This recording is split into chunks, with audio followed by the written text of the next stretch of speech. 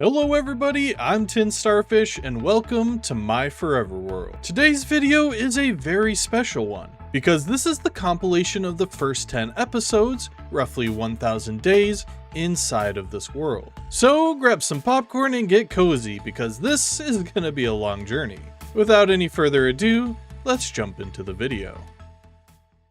Hello everybody and welcome to my Minecraft Forever World. I've been wanting to do something like this for quite a while now, but I just haven't had the time. Currently, I'm still making my way through the All the Mods 10 mod pack. I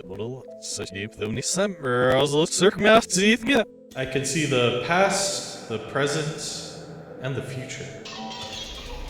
Maybe we should leave these crystals inside the chest for now. However, I wanted to take a step back just a little bit and play some good old-fashioned vanilla Minecraft. I've seen a recent trend of people starting their Minecraft Forever Worlds, and truthfully, I've been wanting to do something similar to that for quite a while now. But yeah, I think it's finally time to start what is gonna be my Forever World. So without any further ado, let's start surviving here. Now we're off to a bit of a pretty rocky start here as we're in the middle of a desert. So I think I just want to sort of start off by finding somewhere that's yeah, inhabitable. I do see some trees over in the distance. By the way, we are using the Distant Horizons mod, which is why some of the blocks and stuff in the distance are a little bit blockier than normal. I'm also seeing two of these pillager outposts, so we should definitely be careful while wandering through the desert. Oh, hello there, Mr. Camel. I forgot that they added these to the game. And the first night is dawning here, and I can see a jungle in the distance, so I think I'm just gonna try to get as close to the jungle as I can, and then I'll probably end up bunkering down for the night. Also, I've been seeing a ton of azalea trees, which means there's probably a large underground, I can never remember, lush cave, I think that's what they called. I'm not entirely sure. But yeah, we should definitely explore that as soon as we can, but I think I'm hearing a spider in the distance, so I should probably maybe just cut down one of these trees and find some shelter for the night. So here's our first crafting table, and with it we'll craft our first pickaxe of the world. Oh, there's a skeleton chasing me. Oh, and there's a creeper. This is not gonna end well. I should definitely drill into this hill here. Alright, and we found our first bits of coal here. Unfortunately, it's gonna be a little bit dark for now, but we should be able to shed some light here pretty soon. Here we go. And now we can light up our little cave that we have here. And I'm seeing a bit of lush cave down here, so I think I want to keep exploring down in this direction. Having access to moss and clay this early is going to be extremely valuable, so I'll definitely pick up as much as we can, but it looks like this cave did not last very long. And I saw some copper in this cave as well, so I'm actually going to need to build a cobblestone pickaxe. Here we go. And hopefully we can find some iron here pretty soon as well. We can now craft our first furnace, and I'll get this first bit of copper smelted. And it has officially rolled over into day 2. So I think I'm gonna try to leave the cave. I heard some skeletons outside here, so hopefully it's safe. Oh, yep, definitely not safe. I needed some more wood, so this is definitely worth the risk. The spider should be friendly because it's daytime. I'm just gonna sneak next to you here, buddy, old pal. Kind of terrifying. I'm seeing a sunken ship in the distance here, so I might go and not fall into this massive hole. I'm gonna go and see if we can find any treasures. If we could find diamonds immediately, that'd be pretty nice. Oh, and this is actually a warm ocean, which means that we actually have coral here. That'll definitely be useful. Alright, and I'm gonna craft a few doors here just so that I don't drown immediately. Let's see. Potatoes will be nice. Pumpkins. Ooh, carrots immediately. That's really good. Yep, there we go. Oh, and we got iron and emeralds and lapis immediately. Oh, that's so good. Nice. Definitely taking all of that with me. Alright, and we got exactly 3 iron ingots, which means we can actually craft a iron pickaxe already. And I think I'm gonna pick up shop and find somewhere else to at least get started in the world. And we've made it to the edge of the jungle now. However, I don't really want to live inside the jungle. I think I'd rather try to find a nice place to live near it. And I think this savanna area next to it might be the perfect place to get started. Oh, and we have armadillos here, nice. Oh, and this is new as well. This is leaf litter. Yeah, that'll be really nice for decoration. I don't remember how you make it. I think you smelt leaves in a furnace, but yeah, we'll have to experiment with that. Oh, I forgot they added new cows too, and new chickens. Awesome. Yeah, we'll definitely get these guys going then. Oh, I really like their horns. Nice. Oh, these chickens are so cool as well. Yeah, this is, I think this is definitely my new home. Yeah, this area is so nice. Yep, this is home.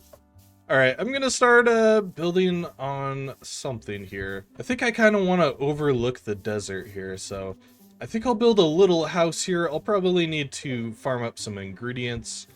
Some building blocks here for sure. And I'm realizing I don't have the replay mod installed, so I'll probably do that really quick. And then, yeah, I'll probably do a little time lapse of building a house. But before I get too deep into doing that, what I want to do really quick is just throw down a chest.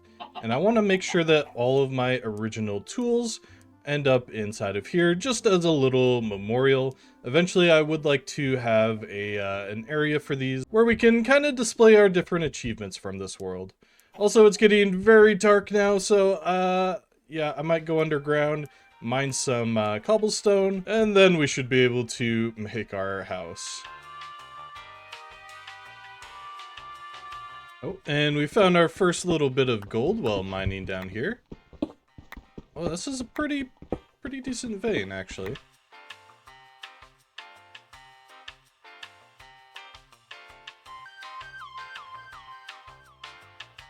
It is now officially day 3. This cobblestone trip ended up being a little bit of a ore exploration trip, as I found quite a lot of coal and iron and gold. It's definitely going to be very useful for us though, so I'm definitely going to take as much as I can.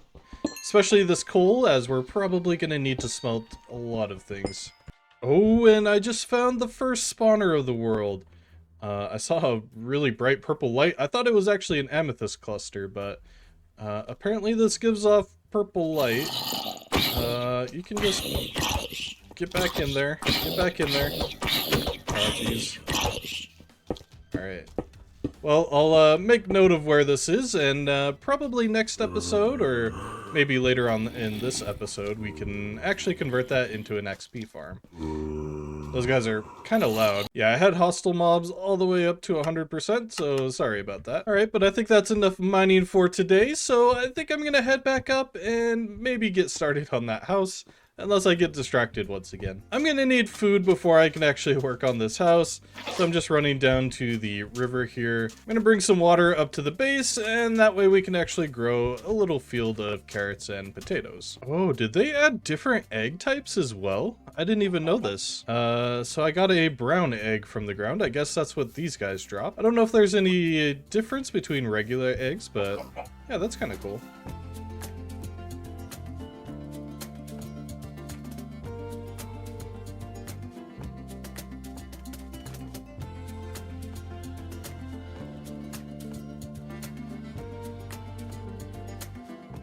I definitely need to get a bed pretty soon because there are monsters spawning absolutely everywhere here.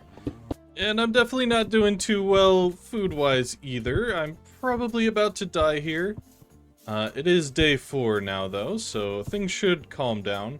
But I'm definitely gonna need to go and find some food pretty fast here. I might end up sacrificing some of these cows because my crops have not grown yet. Although I'm seeing a little bit. Let's see. Yeah, not quite grown quite yet, so sorry, cow. Thank you for your service. And I think this is the first sheep that I've seen as well. I haven't seen too many nearby. If I can find some more brown sheep, I might end up killing this one. If not, I should probably look around for a white sheep or something, because I just need a bed. Okay, I'm seeing a few more brown sheep. There's one there and one there. I'm also seeing horses. Now, I think they added a new saddle recipe, so we can actually craft them now. And we could use a horse as early game transport. That would be pretty nice. We are going to need leather for it, though, and I believe iron. And actually, I forgot that I have 2 iron on me, so I could just make some shears, and we don't have to sacrifice the sheep. Come here, friend. Give me your wool. Nice. Oh, this one has a baby. That's kind of cute. Yeah, for this saddle, we're going to need 3 leather and 1 iron ingot, which shouldn't be too bad. I found this piece of leather in a crater nearby, so I think a creeper blew up and killed something. I'm not entirely sure what. Probably one of the cows that were here. But we have our first fully grown crop, and we will immediately get those replanted. I think I'll carry these around and find some pigs and maybe get them in a pen. But I think we're going to need to finish building this house first before we can even think about getting farm animals going. So let me gather up some more wood and we'll get back to building.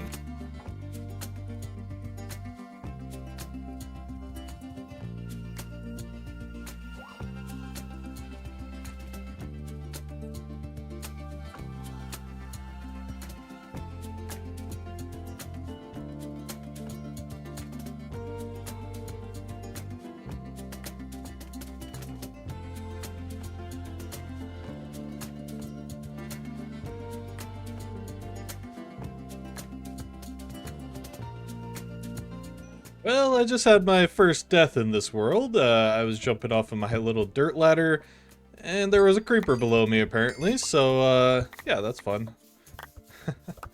House is mostly done, I would say, at this point.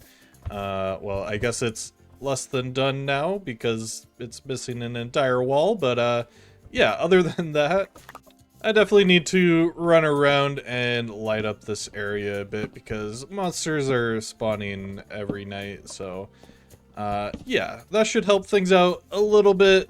Probably not the best solution long term though. By the way, it is day 8 for those of you who are keeping track of that. And yeah, so let's get started with a little bit of a tour of the house. So I went with kind of a generic style for this build, sort of using acacia as a coloring for the build here. We're just using a regular cobblestone roof, and then I added sort of a, I don't even know what to call it, some sort of a roof decoration from that. That camel is very loud. When we go inside, it is very much empty still. I have my bed here, a furnace, and a crafting table. Well, I guess 2 crafting tables. Through this door here is our room. Now this is probably where I'll end up having my bed and some other things set up in here. Out here is where I'll do some of the crafting, and I'll keep our chests, which we still have not crafted any chests except for that first one. If we step out here, this is sort of a little deck area, and I just have leaves and these acacia trapdoors as the ceiling here, and I think it turned out pretty good. There's another creeper right there. Yeah, these creepers are everywhere. I don't know why it's spawning so many of them, but this is actually a pretty decent way of getting rid of them, just killing them through the fence there. Nice. I'm not entirely sure what I want to do with the windows. I'll probably end up using glass, but I do also have trapdoors, which I think something like that could look pretty good, but yeah, we also need to figure out our lighting situation. I think I want to just go with lanterns for this. I know that there are, I think, copper lanterns now, I want to say. I'm not sure if that's in this version or the upcoming version, but until we get enough resources, we're just gonna have to rely on good old-fashioned torches. And it looks like our crops have been growing in quite well now. So I have just been replanting these as I kind of go, and hopefully we can get enough to actually start eating them. But for now, I kind of want to get started on a little bit of storage here. Now I'll probably have to move my bed because I think I want all of the chests over here. Now, I think I want these aligned a little bit like that. So I think instead we'll go 3 sets of 2 and then a crafting table and then 2 more over there. And then we'll just continue that pattern up probably a couple of layers. And I'll get this bed now back inside of this room and set my spawn, which I guess kind of means that this room now has 3 crafting tables. We can probably spread those out a little bit. And while organizing my chests, I did realize that I had sugarcane and regular wheat seeds, so I'm just going to be planting these down in our little field here. And now we actually have an abundance of carrot, which means we can finally run around and grab all of the pigs from the area. So I'll make them their own little pen here. Now this one will probably temporary as just sort of a little holding cell for them. What I'd like to do is have several little farms spread throughout the area, each with their own sort of livestock specialty. So we'll have like cows, pigs, chickens, etc. Alright, and we have our first little candidate here. Welcome to the farm. Alright, and we can get this first little batch breeding up now. Oh wow, there's a lot of enemies that just spawned right there. Good to know that they like that area. So we should definitely stay pretty far away from there. If I can get some wheat, then I should be able to get some cows and sheep going as well. Now, if I kill this skeleton... Oh, nice, we got a bone. Which means we should get 1 wheat at least. Alright, and we've got 2 cows here now, which is just enough to be able to breed them. And by the way, huge shout out to the Distant Horizons mod. It looks so good. And it surprisingly works really well with shaders as well. And it definitely really helps to sort of bring the world together a little bit more. It helps make things look a little bit closer together and more like a connected world as well. Like if I turn this mod off, for example, it just kind of looks like it leads into an ocean, an endless sort of ocean. And even with 32 chunks loaded, you can barely see what's on the other side of the ocean. Plus, it completely tanks your performance. Like I went from 144 FPS to about 70 FPS. And with it enabled once again, you can see just so much further. And I'm getting 100 FPS as it sort of keeps loading things in. And that'll go back up once everything near me is loaded in. And it looks like I found another sunken ship here as well, by the way, while I'm sort of gushing about Distant Horizons. Let's see if there's anything good here. Just got some lapis, iron, and some smithing templates. And we got gunpowder and some more food items here. Not too bad. So on my little journey, I didn't find any more cows, unfortunately. So we'll probably have to just rely on the ones that we've already found. So next up is chickens, which means I actually want to make a hopper really quick. And I'll just place this kind of randomly. I'll put a brown carpet on top, and I'll surround it with fence posts. And on top of the posts, we'll put some acacia logs. We'll probably go up by 2, I think that's reasonable. And we'll go planks on the outside edges. We'll put a trapdoor here on the front, with 1 more plank up here at the top. And actually, I think I want this trapdoor facing the inside. That way the chickens on the inside will stay on top of the hopper. And I think I'll just place a slab here on the front just to connect the staircase up to it. So now we have our own little chicken coop here. Obviously it still needs a roof, but I'll finish that here in a bit. And temporarily I'll just build a little staircase here at the back. That way we can actually lead the chickens up to the inside. And I do have a couple of eggs. Let's see if we can actually get a chicken from either of these. And unfortunately we don't. But we do have a couple of chickens here that we can lead up the staircase that we just made. And hopefully they'll fall in. If not, we should be able to push them. There you go. In the hole. And the second one, here we go. Nice. See if we get any more. Unfortunately we don't, but we can go ahead and close that up. And I think a simple cobblestone roof like this should do for this build. I'll put 1 cobblestone in the middle and then maybe a slab on top, just to bring that color back in. It's very simple, but I think it'll do. And I think I just want to place a double chest down here. That way any eggs that we get will just end up right here. And by the way, the seed of this world is on screen now. So if you feel like playing alongside me, it's, let me bring it back up. Here we go. There it is. I don't want any spoilers for this world though. Obviously we already found our first spawner, but you know, I don't want to see where things like the strongholds are or anything, so please don't post anything like that in the comments of this video. So I think what I want to do now is to start making the sort of the area around my base and leading over there look a little bit better. So I think I'm going to start by building a path and kind of figuring out exactly where I want the road to go. And I think that'll do pretty good for a little path that goes just kind of in front of the farm here. So I'll go ahead and widen this up. And because I imagine there would be like carts and carriages traveling along a lot of these paths here, I think I'm going to go for a pretty smooth transition over each of the blocks. So I'll be using quite a lot of oak slabs to kind of help fill that gap in.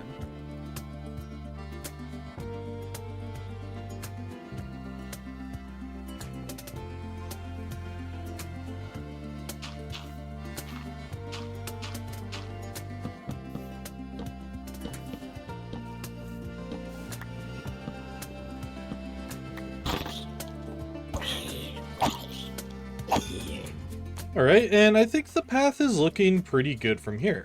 It's still a little bit simple, but that's alright. As we kind of go on, we'll sort of add some more decorations. However, the thing I'm kind of curious about right now is where the path is actually going to lead. Because currently it's just going between this house that's up on the hill and goes over to the farm and just kind of ends. So using the FreeCam mod, we can actually use it to kind of scout out the area nearby. And using this mixed with the Distant Horizons mod is kind of crazy actually, because we can see so far away now. So what I want to do is kind of figure out exactly where I want to set a town up. And I might go and explore this little island right there because I think that would make for a pretty good spot for a fishing village. And I think I want this area out here, all of this savanna, to basically be converted into fields. So I think I'm going to head off. I think it was in this direction where that small little island was. And yeah, I think I see it in the distance there. It still hasn't loaded in yet. Now, one of the ideas that I have for this world is to basically build everything in sort of an interconnected sort of method, I suppose. I want everything linked up by paths. I want to be able to, you know, like walk to each place or, you know, ride a horse, I think is the most important part. And I want just a bunch of different villages and different cities that kind of specialize in their own thing. Oh, these horses are really cool. I've never seen them with like that kind of weird spot design before. It almost looks like they have like little metal scales. That's kind of cool. So here's the little island that I was talking about before, and actually it's a lot bigger than I thought it was. Breaking out the free cam, we can see pretty, yeah, it's got a pretty decent size to it. All of the beaches are stony, which we would have to kind of replace. And I definitely saw this ruined portal over here, so I'm gonna check this out. Oh, is there no chest on this one? Oh, that hurts. I think there's no chest on this one. Huh. Okay. And of course, night is falling now, so I'm gonna head back home. And I'm gonna think about this area, but yeah, it's definitely on my to build list for now. Oh, I have a baby zombie chasing after me. Oh, jeez. Yep, I should have brought a bed with me. I think one of the first things that I want to do is build a mob switch so that I don't have to deal with all the mobs all the time. But we've made it back safely. So I think the plan will be to eventually build a path that leads down over to that island. And along the path, we'll add different farms for different creatures.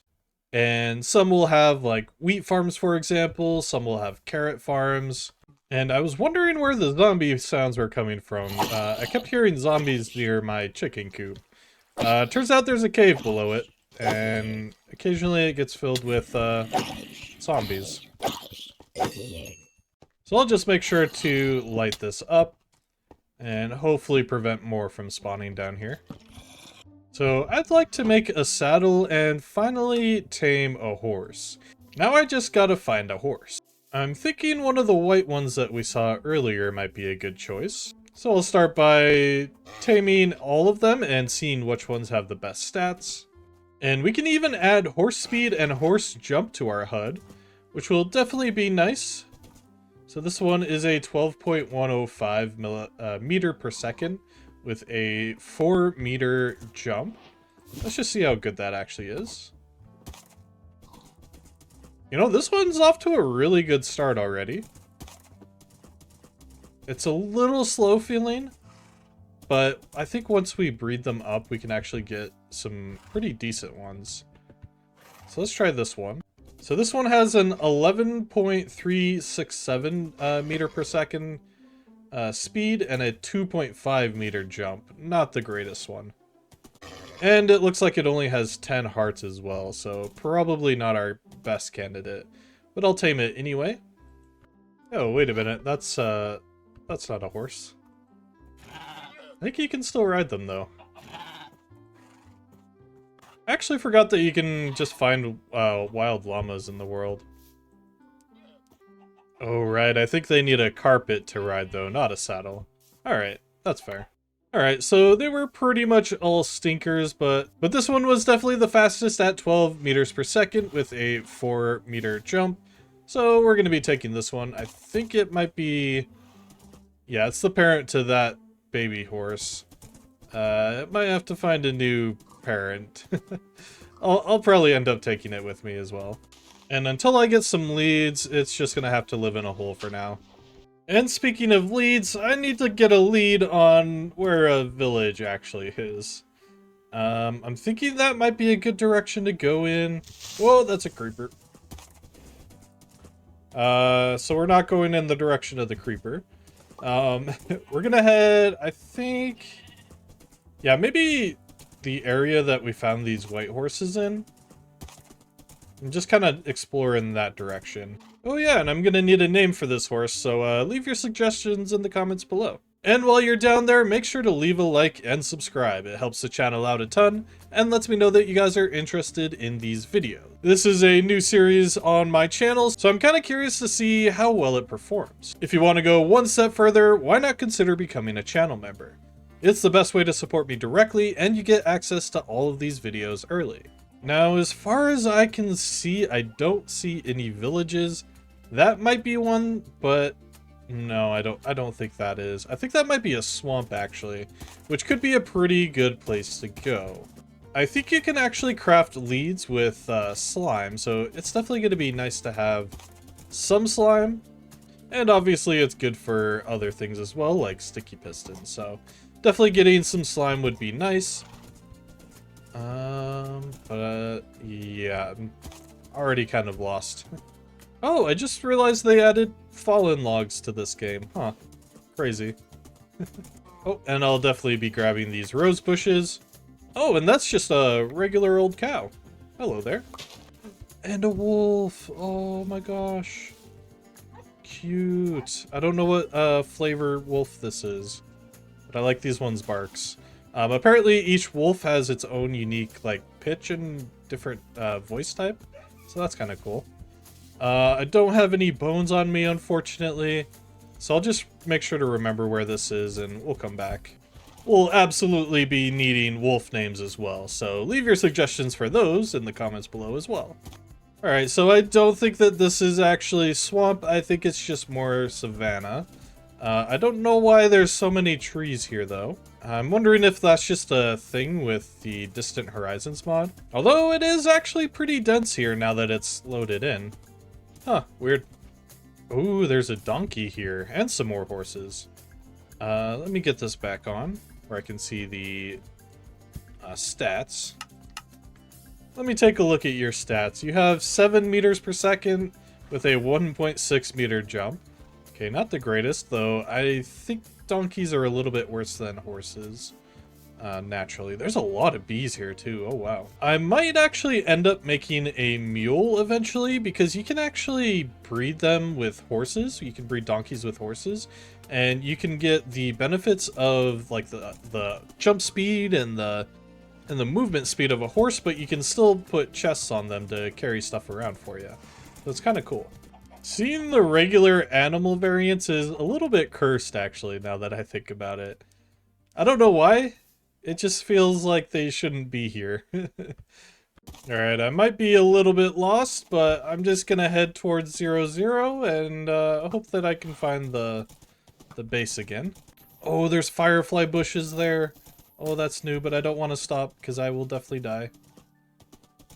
Okay, I think I found the path back. I saw the same rose bushes as well as that fallen log. So I think I'm going the right direction now. Yeah, I think it's just over this hill. Alright, I found the base. And I think that same creeper is just stalking right in front of the base. But we should be good to go back to sleep now. It feels nice to be home. There's some monsters nearby. Oh, and I just died to a zombie. Oh, man. I didn't think that he would get me, but he ended up getting me. Alright, and I think before it becomes light again, I think what I want to do is kill some more skeletons. That way we can actually tame some of those wolves that we found before. And hopefully not get our horse killed. I should definitely make some armor. I am so weak. Oh, but we do have a zombie villager here. We could make him a little home. Hopefully we can do this before the light comes. Oh, and I think I got too far away from it because I'm not seeing it anymore. Oh, man. Well, that's alright. Alright, so I know that we got some changes to boats recently, but I was curious to see, can horses go in boats now? It's not looking good. Still no. Really? Alright. I was hoping to make my journey a little bit easier, but that's how it goes sometimes. Oh, I just fell in the biggest hole. Ouch. Horse is fine. I don't know if we're going to be able to get out, though. I think we can make it. Yeah, there we go. So I'm currently on my way to find those wolves once again. Hopefully we can find them. I have 3 bones on me, so we should be able to tame at least one. Hopefully. I think they were around here somewhere. Oh, and I was mentioning these earlier, but these are actually firefly bushes. You don't need any shears or anything to pick these up. These will basically just emit particles at night that kind of look like fireflies. They're definitely really good for decoration. Hey, there's one of the dogs here. Ooh, I don't know if I like that one's bark. We might look at some other options. Oh, jeez. It sounds like a chicken, like a rooster. All right, here's some more. Let's hear your guys' barks. Come here, guys. Come here. Okay, that one has kind of a lighter bark. Let's get this one. Oh, one shot. Nice. Okay. Let's try this other one. Come here. Hey, we got 2 of them. Nice. Oh, they're so cute. Hopefully they can keep up with us on the horse. I'll try to go as slow as possible, but yeah, I'm definitely gonna try to get back home as soon as I can. Oh no, one of the ones that we got actually does sound like a rooster. I think it's that one. I don't... Okay. That's gonna be annoying, but that's alright. Alright, welcome home, doggos. This is probably where you'll stay for the rest of your lives, so... You know, I think this one is probably gonna end up next to the chickens. That way it sounds like there's a rooster there. Come on. Ooh, I'm hearing more zombies beneath here as well. And I think to round out this episode, what I want to do is overhaul our little farm that we have going on.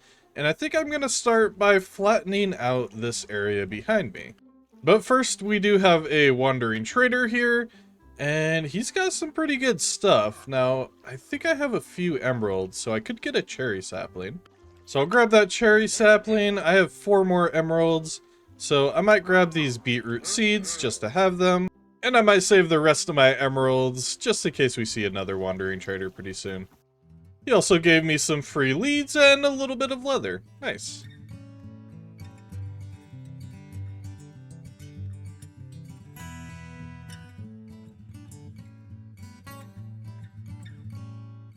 I flattened out this hill, which means we should have enough dirt to now start our next project. Like I said, I'm going to be filling in this area here, probably up to about where these two hills sort of meet here. So this area will all be flattened out and be turned into a field. So let's get started and roll that time lapse.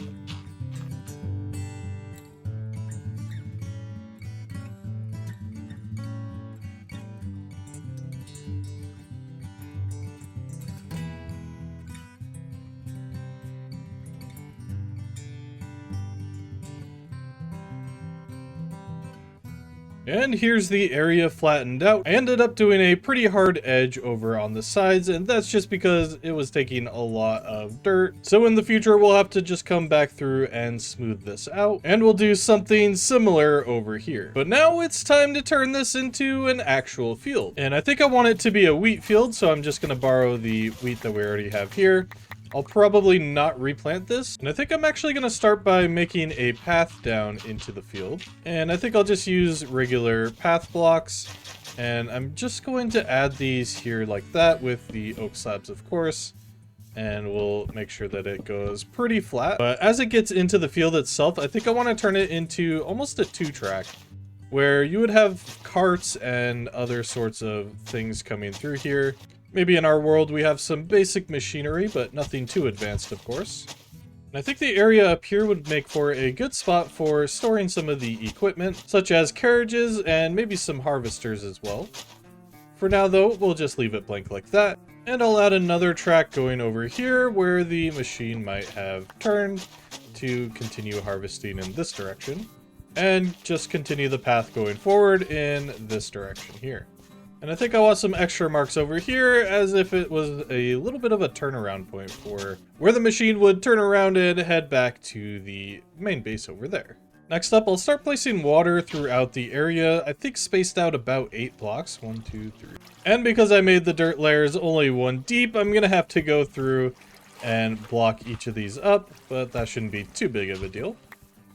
And so now I'll just start grabbing some water and placing it inside of our newly formed holes here. Alright, and I think that's all of them, so now I'm just going to go ahead and cover each of them with an oak slab, and that way we can hide it just a little bit. And now I think I'm just going to go through very intentionally with my hoe and kind of figure out exactly where each of the plants are planted. As it gets closer to the sort of desert area on the side here, I want it to be a little more sparse, and that's just because crops don't grow as well in the desert, fun fact. So I think we can replicate that just a little bit here. So we'll just spread out some of them a little bit, something like that as it gets over there.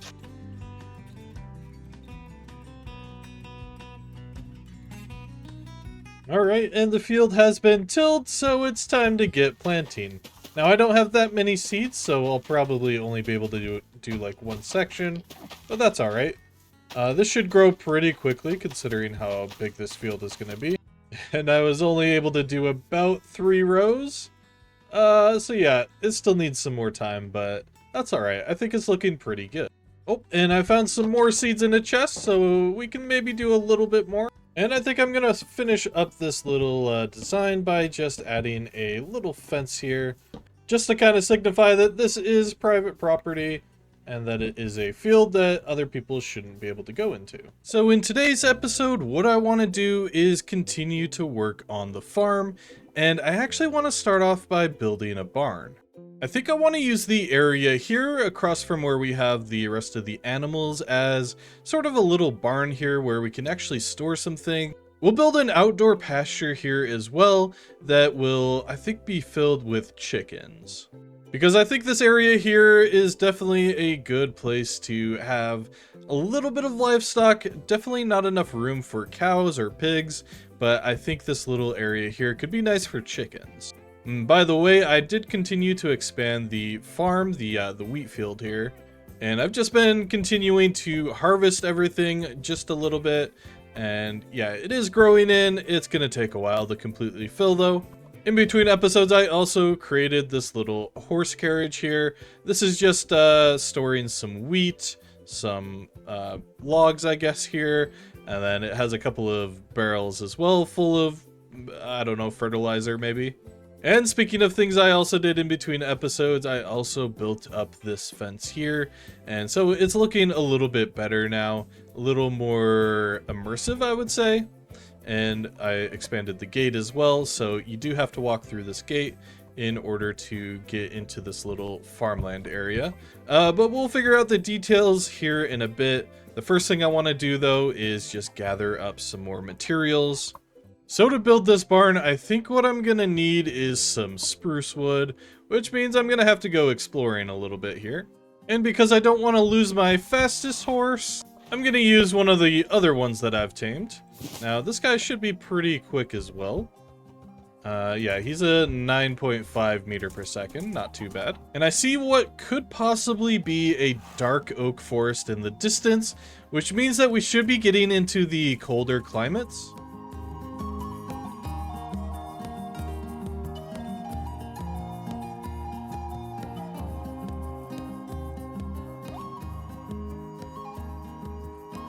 And it looks like to continue, I'm gonna have to cross an entire ocean, so I'll probably just leave my horse here.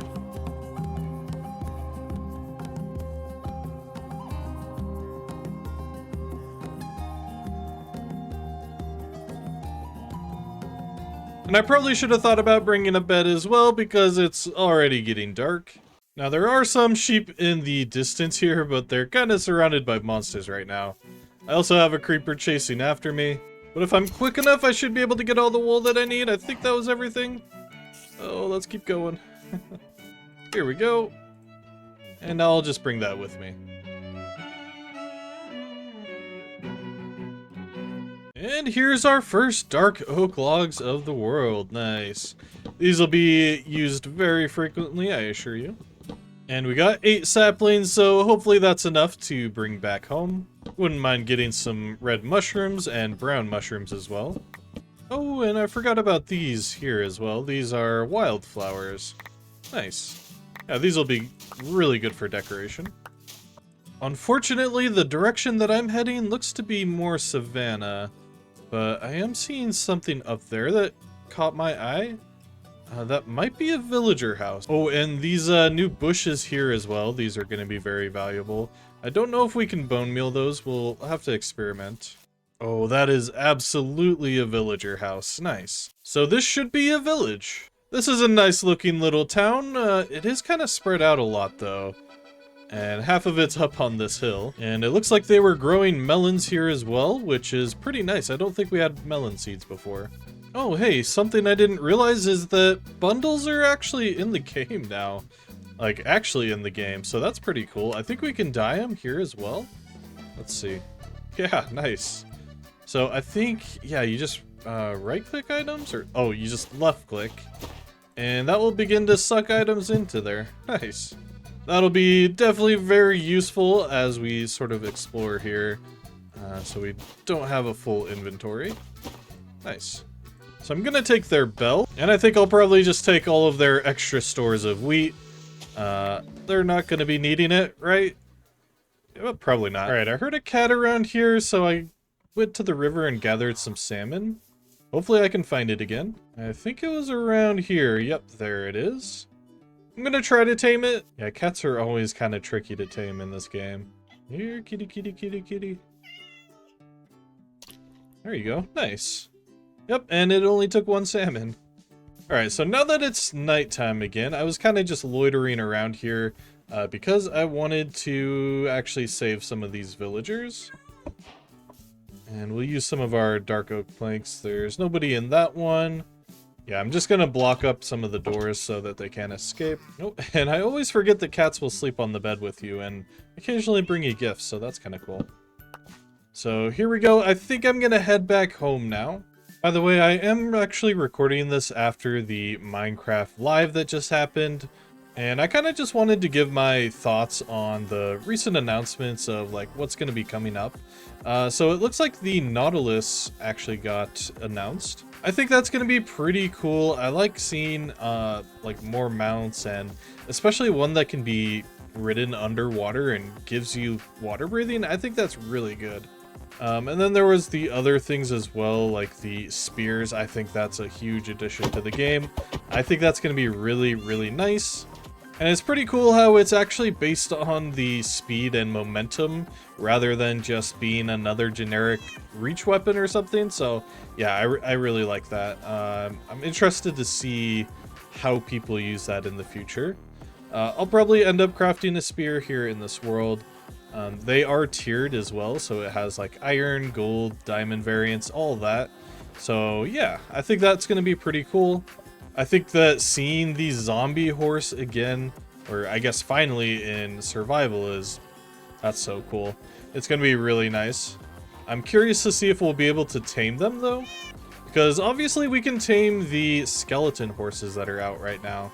So yeah, I wonder if we can tame the zombie horse as well. Yeah, that's kind of my thoughts on everything. I was a little bit disappointed to see that it wasn't an end update, but I honestly don't think that Mojang are gonna update the end probably ever, to be honest. But yeah, one can hope for an end update.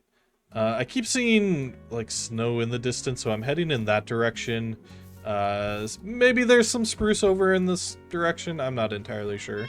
Let me know your thoughts on the recent announcement. Are you guys excited? Is there any particular feature that you guys are looking forward to? Let me know in the comments below. And while you're down there, make sure to leave a like and subscribe. It helps the channel out a ton and lets me know that you guys are interested in these videos. If you want to go one step further, why not consider becoming a channel member? It's the best way to support me directly, and you get access to all of these videos early. Wow, these mountains are so much further in the distance than I thought they were. But I'm seeing what might be spruce trees. That might just be more, yeah, that, oh, that's interesting. That is a pale oak biome. I believe that's the newest biome that's actually been added. Yeah, the one downside about using distant horizons is that everything feels like it's in a obtainable distance, but then you try to walk over there and it takes you like an entire day. But we're almost at this pale oak biome. I am curious to see what's over there. All right, and we've reached the outskirts of this biome. I did sleep, and that's just because I know what lies here, and I know that it's going to be extremely dangerous for us, especially since we're still only wearing 2 pieces of leather armor. But I mostly just want to grab a few items here. Mostly, though, I just want a sapling from this. And I don't quite remember if the pale oak saplings require 4 like the dark oak saplings. They probably do, so I'll just make sure to grab a few of these. Wow, the view from up here is crazy. Oh, that's so cool. Oh, that's I think that's a cherry grove too.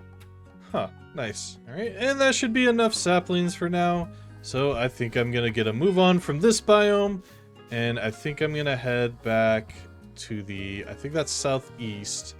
I think I'm heading in this direction.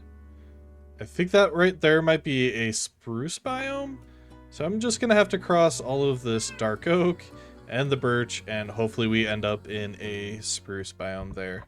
Okay, I think that might be the biggest cherry biome that I've ever seen, actually. It doesn't look that big, but usually they generated like such a small little area, so yeah, that's very cool looking. It's still very far away, and I think I've even gotten off of the beaten path here a little bit. All right, I've made it to the base of the mountain, and I just need to climb up just a little bit here, and we will find our spruce trees finally. This was definitely a bit of a journey getting all the way out here, but yeah, it's definitely worth the view. I think our home is over there somewhere. Yeah, we've traveled a very long distance. Okay, and I don't think I've seen the cold pigs before. Oh my gosh. They have so much fur. You guys are so fuzzy. Oh, that's cool. Oh, and the cold cow. It kind of looks like the other cow as well. But I am finding so many cool places that we could build in the future. Oh, look at this area. Yeah, I could see a kingdom right there. Wow. Oh, with the swamp across the way. That's so cool. Oh, and I think that's a mangrove swamp. Wow, this area right here was just like all new biomes, pretty much. And I know this is probably very basic of me to say, but I think the cherry grove is probably my favorite biome. It's just so atmospheric. Especially with these like little pink petals on the ground. Yeah, this area is so cool.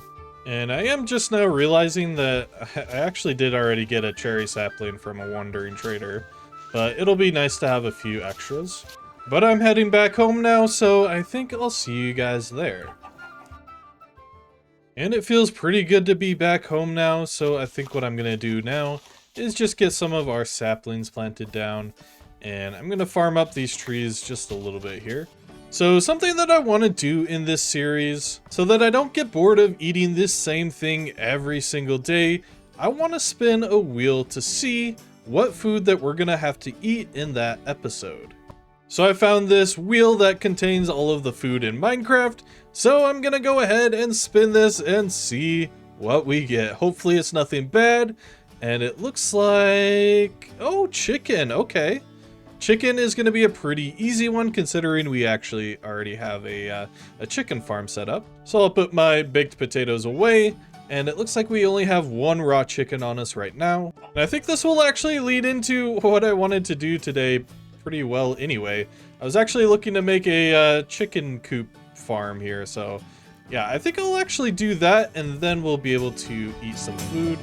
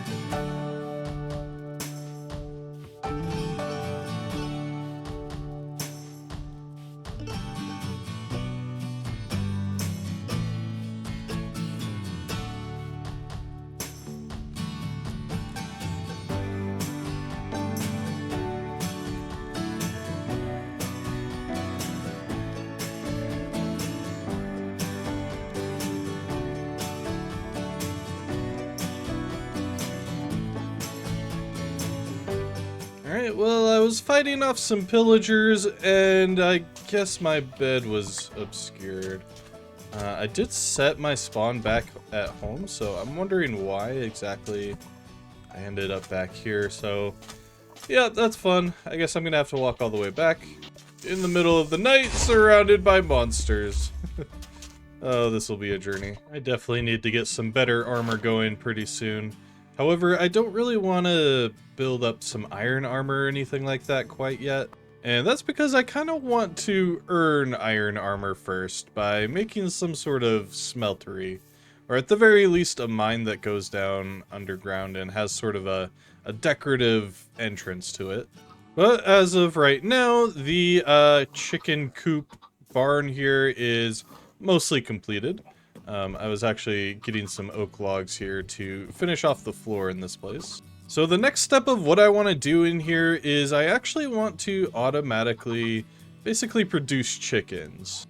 So I think what I'll do here in the corner is I'll have some chickens set up on top of a hopper, and the hopper will point into a dispenser. The dispenser will have some observers facing each other to actually automatically output, and all of the chickens will end up in one place and eventually entity cram, and then we can get some more chickens from that. I think that'll be a pretty good source of food for now.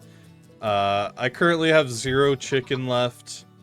These guys are still growing, so it'll be a little bit of a struggle here for a bit. Oh, and that was kind of lucky. Hold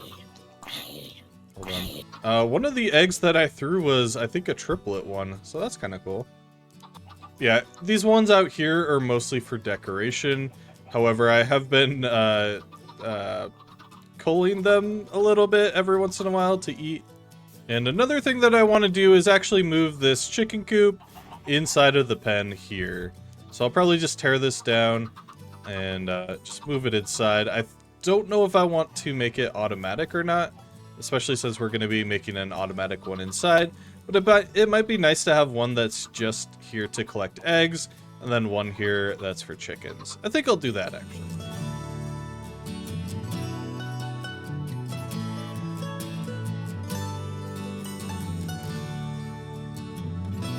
And it looks like a couple chickens ended up... Oh, 3 chickens ended up behind the fence. I think I'm honestly just going to let them roam free. Unless they want to stay here, but... Yeah, those guys can go. And then I'll just get the fence back down here. Go on. Here we go. Wait, this was oak fence here. So there's about 6 chickens inside of the thing here. Obviously, we need to wait for them to grow up. But each chicken can lay an egg about every 5 to 10 minutes. We have 6 chickens in there, so probably about an average of 1 egg per minute. So we should be seeing about 20 eggs per day, which is not too bad. So to make a dispenser, I am going to need to make an iron pickaxe because I need to go and find some redstone. So I'm going to scout around a little bit here and look for a decent place where I can actually start building an actual mine. I think in these lower lands over here could be pretty nice, although it is pretty close to the ocean. So if this were a little bit more realistic, we would risk flooding if we were too close to water. So, I mean, this area here could be pretty good. Let's see if this leads anywhere. It's a little cave. Oh, and I see a cave down over here. That could be pretty cool. The entrance is pretty low down here though, so it would risk flooding, but I think it's in a pretty decent position actually. Looks like one part goes down that way and one part goes through here. Alright, this could work. Yeah, this it has plenty of open space because we would want to actually build sort of a mining operation base here. So I think we could do that right inside the cave entrance. And this other branch, I think this might actually lead basically right to the other one. I think it was like right up here. But yeah, anyway, this one doesn't lead too far down, so this could be a good place for storage or even just continuing down. And this part here could be pretty good for a base of operations.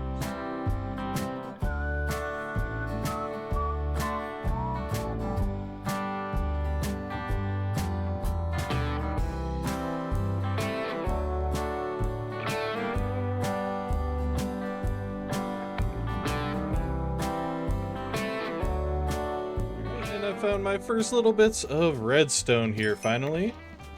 We got all the way down into deep slate, but here we go. We've also found a pretty decent cave down here as well. It's pretty full of iron. We got some lapis here, and I even see some diamonds in the distance, but this area down here is a ravine and it looks a little bit dangerous. But we should be able to get these ones maybe. That's a decent cluster of them. Hey, the first diamonds of the world. Not too bad. Now I'm probably gonna wait to use these until I have like an actual blacksmith building set up. I'll probably end up waiting to build a blacksmith shop just to make things feel a little more immersive.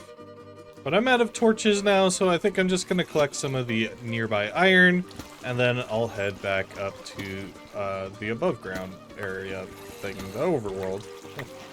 And I'm getting the sense that there might be a zombie spawner down this way, because I'm hearing a lot of zombies coming from this direction. Let's go see. Yep, that's a spawner room for sure. Let's see if we can read these chests. Okay, not too bad. Grab that coal. That way I can actually light this place up. We got our first name tag here, which, by the way, if you haven't already, please leave a suggestion for some names for animals. We have 2 dogs, a few horses, and a cat now. So if you have any suggestions, leave those in the comments below. I'll take a look and figure out which ones are, you know, appropriate for our world here. But yeah, this would be a pretty good area to build a spawn room. We do have one that's a bit closer to the house, but it might be too close to the house. So this one could be a pretty good one. It's pretty close to our stairway down, so it wouldn't be too bad to get over here. But in any case, I've spent too much time underground now. I think it's time to head back up. Unfortunately, it looks like our home was not loaded in at all because this is the amount of eggs that I left in here, so yeah, that's a little bit unfortunate, but that's how it goes sometimes. We do have a decent stock of them now, but probably not enough to get started on the farm quite yet. And to make a dispenser, I'm gonna need to craft a bow first. Oh, look at that. Oh, leads are actually literally just string. Okay, that's good to know. Here we go, a dispenser. I'm just now remembering that in order to make observers, you actually need to go to the nether to get nether quartz. But I think we can still make something work here, so I'm gonna get a setup going anyway. So I'll place down a chest here. We'll go with a hopper on top. I think I'll place a dispenser here, and that will dispense chickens or eggs out into this hopper here. And then we'll just simply have a hopper here pointing into the dispenser, and we'll have our chickens up here hatching and laying eggs. And we'll probably want this one completely full of chickens, but at least for now, we'll just go ahead and get as many as we can. Looks like we got about 4 of them, not too bad. And because right now we have no way of actually automatically dispensing the eggs, we're just gonna place a button down, and I think I want to go... I think this should work. If I place a block down and then some redstone dust on top, that should still give that the signal. If we place our button right here, for example.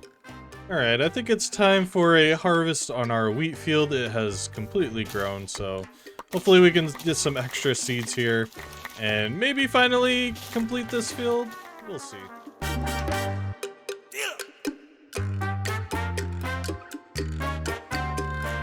So the total wheat from that just one harvest was 9 stacks. Almost 10 stacks, which is pretty crazy. And that was only 2 of these fields complete. We also have filled in that last one there, so yeah, this is a pretty big field.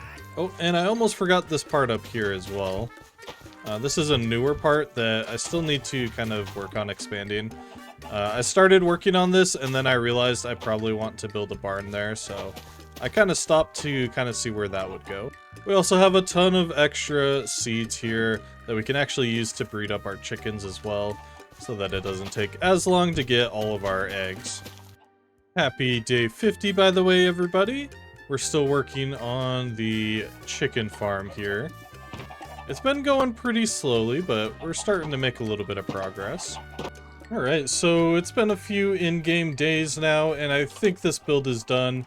Just a warning, it does get pretty loud in here, because there's 2 stacks of chickens, so I think there's about 48 chickens in this little area right here. So they're going to be working pretty hard getting us some eggs here, as well as some raw chicken. I've kind of decorated this as a chicken coop here, as you can kind of see, like, these would be like little stalls where the chickens would be. Obviously there are no chickens there right now. But yeah, I would say that that is a mostly completed chicken coop, and now we have plenty of chicken to enjoy. Now, something that I've been meaning to do since the first episode is to actually get some armor for our dogs. I think that was actually the entire point of me getting these dogs, and then I just kind of completely forgot. So we should be able to go do that. And it looks like I have exactly enough to build 2 sets of wolf armor, so that's pretty lucky. And I think we just right-click this onto the dog. Here we go. As well as there. Nice. And actually, I want to use some shears on these to get the armor back. Here we go. And that's because these are actually dyeable, so I actually want to set these up. I think I want one of my dogs to have a yellow collar, and one of them to have a magenta collar. Here we go. So then we'll dye one with yellow armor and one with magenta armor. And we'll give the one with the magenta collar the magenta armor, and the one with the yellow collar the yellow armor. Nice. Oh, that looks so cool. Now, with this armor, these guys are actually way tougher than I am, so I might actually keep them around. They look hungry for my chicken. I'm sorry, I don't have much chicken right now. I'll get you guys some chicken here soon. Oh yeah, and I might have also accidentally opened up the chicken coop that's on the outside here. So all of our chickens are everywhere, but that's alright. This one should be pretty decent at getting us eggs anyway, so I'm not too worried about it. And another small thing that I want to do just to keep things cleaned up in my world is I actually want to go and grab that horse that I left behind over at the stony beach. So I'm going to go do that. I also got some extra leads, so what I might do is grab some more horses as well. All right, dogs, go get the zombie. Get the zombie. Oh, ow. Kill. Yeah, there we go. Nice. It took them a minute to get started in combat, but they took down that zombie pretty quickly. Hello, horse. Don't worry, I didn't forget about you. I came back eventually. Alright, so I have the horses here that I tamed before that were not that great. I'm pretty sure they were very slow. So I'll grab these guys anyway. We need some for decoration as well, just to have around the farm and around the other places as well. Here we go. So for now, we'll just put these guys in here next to the rest of the animals. And eventually we'll be making farms for each of these guys. And we'll probably even make a horse ranch as well. And I also completely forgot about this other herd of horses that are basically right next to my base as well. So I should probably check these guys out and see how good they are. Alright, this one's actually pretty fast. It's an 11.5 and a 3-meter jump. I think that's just as fast as my main horse, but it just has a little bit of a worse jump distance. So this one's pretty good. This one is an 8 meter per second, but I do really like its pattern. Oh, this one's an 11.8. I think that's the fastest that I've found so far. It only has a 2.9 meter jump though, but I think that's alright. This is definitely a good candidate for breeding at least. Oh, another zombie villager. I might be able to save this one this time. I'm currently just running around lighting things up anyway. Might get that one. Don't kill the zombie villager though. Okay, let's see if we can get it in the boat. Nice. Oh, didn't want the second guy. I do have a bow though, so I can just shoot him out of there. Oh, and I forgot that hurts. Oh no, no, no. Oh man. Yeah, that's one downside about the dogs, is they don't know when to not kill things. And one more horse over here. It's, ooh, an 11.7. Not too bad, actually. So now I just want to expand the road and make it move over towards where our mine is. And as I go, I want to make sure that everything stays decorated. I also want to make sure that we're not ruining any of the farmlands. I think I want to keep expanding the farmlands out this way just a little bit. So I think I'm going to move the path along the road here. So I'm going to figure out exactly where I want it, and then we'll come back.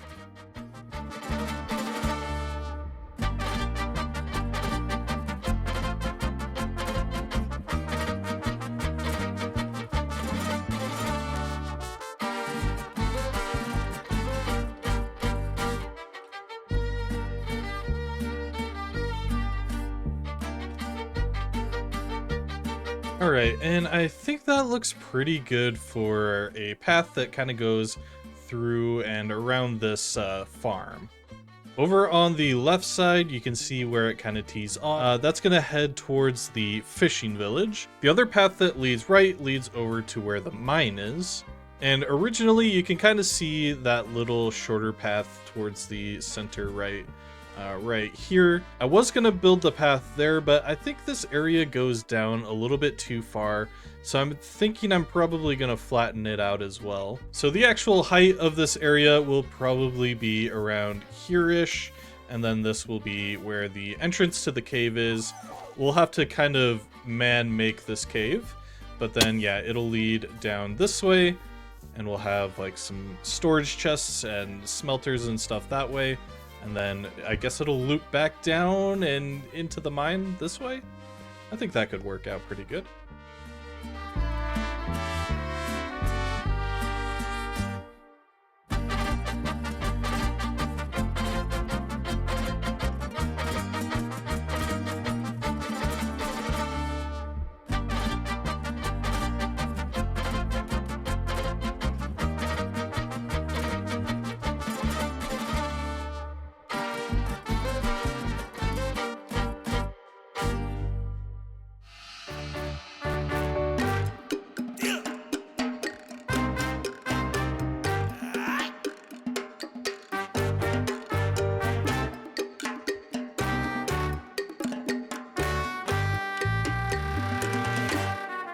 Alright, and here's the reveal of our brand new mine. Obviously it isn't completely finished yet, as I still need to flatten out this entire area out here. However, in terms of the mine itself, it is pretty much done. I've gone pretty simple on the design on the interior here. We just have some chunks of, I guess this would be copper, or I guess it is copper, but we have piles of copper here on the side that would just be ready to be shipped off or ready to be put inside of the smelters that are here on this side.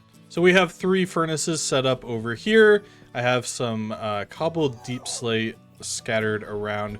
I guess that would just kind of look like, it's meant to look like there's maybe some smoke or leftover coal that has like sort of dyed almost the cobblestone surrounding the furnaces here. That's why it's a little bit darker here.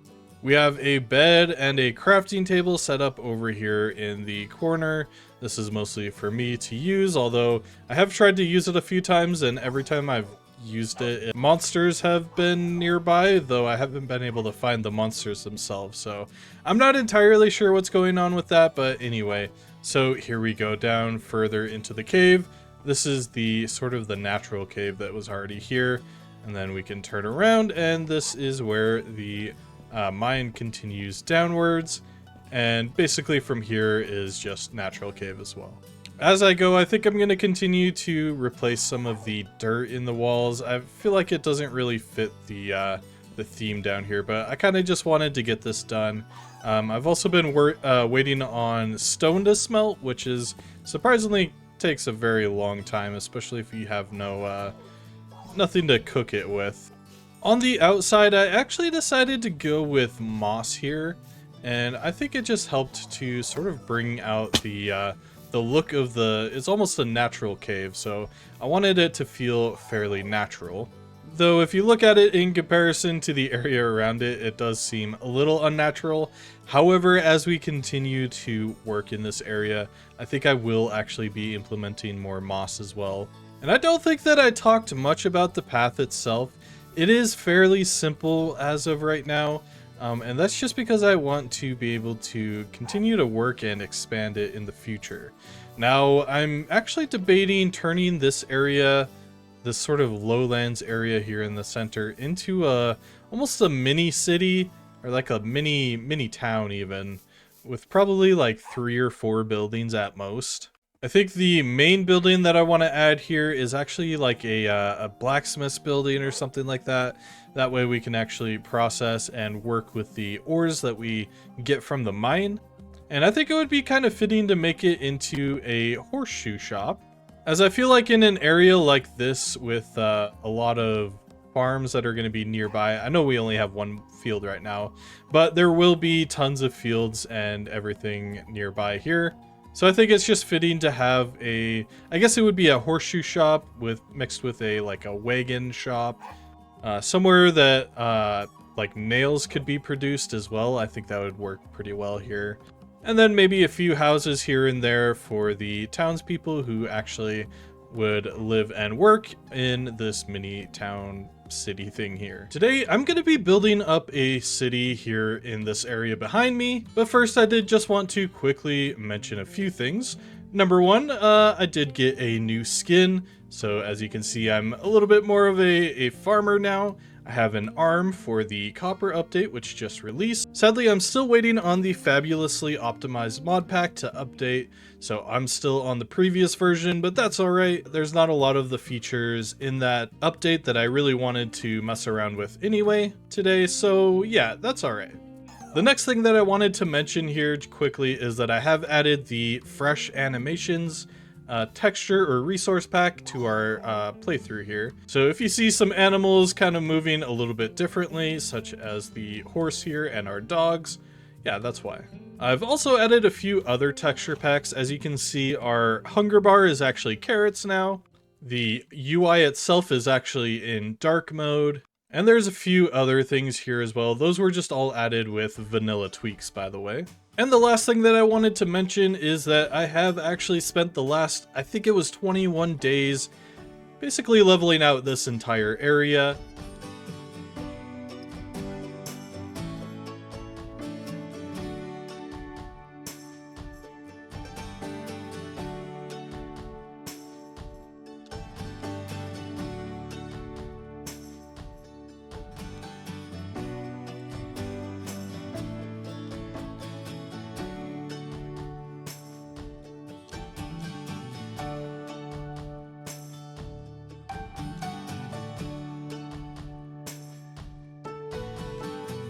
Went underground and dug out a ton of dirt. As you can see down below the platform that we have right here, yeah, it's a lot of dirt, but now it's all up here, and this area is now ready for a town to be placed here. So if you're excited to get started on our first town here in the world, make sure to hit the like button and subscribe. It helps the channel out a ton and lets me know that you guys are interested in these videos.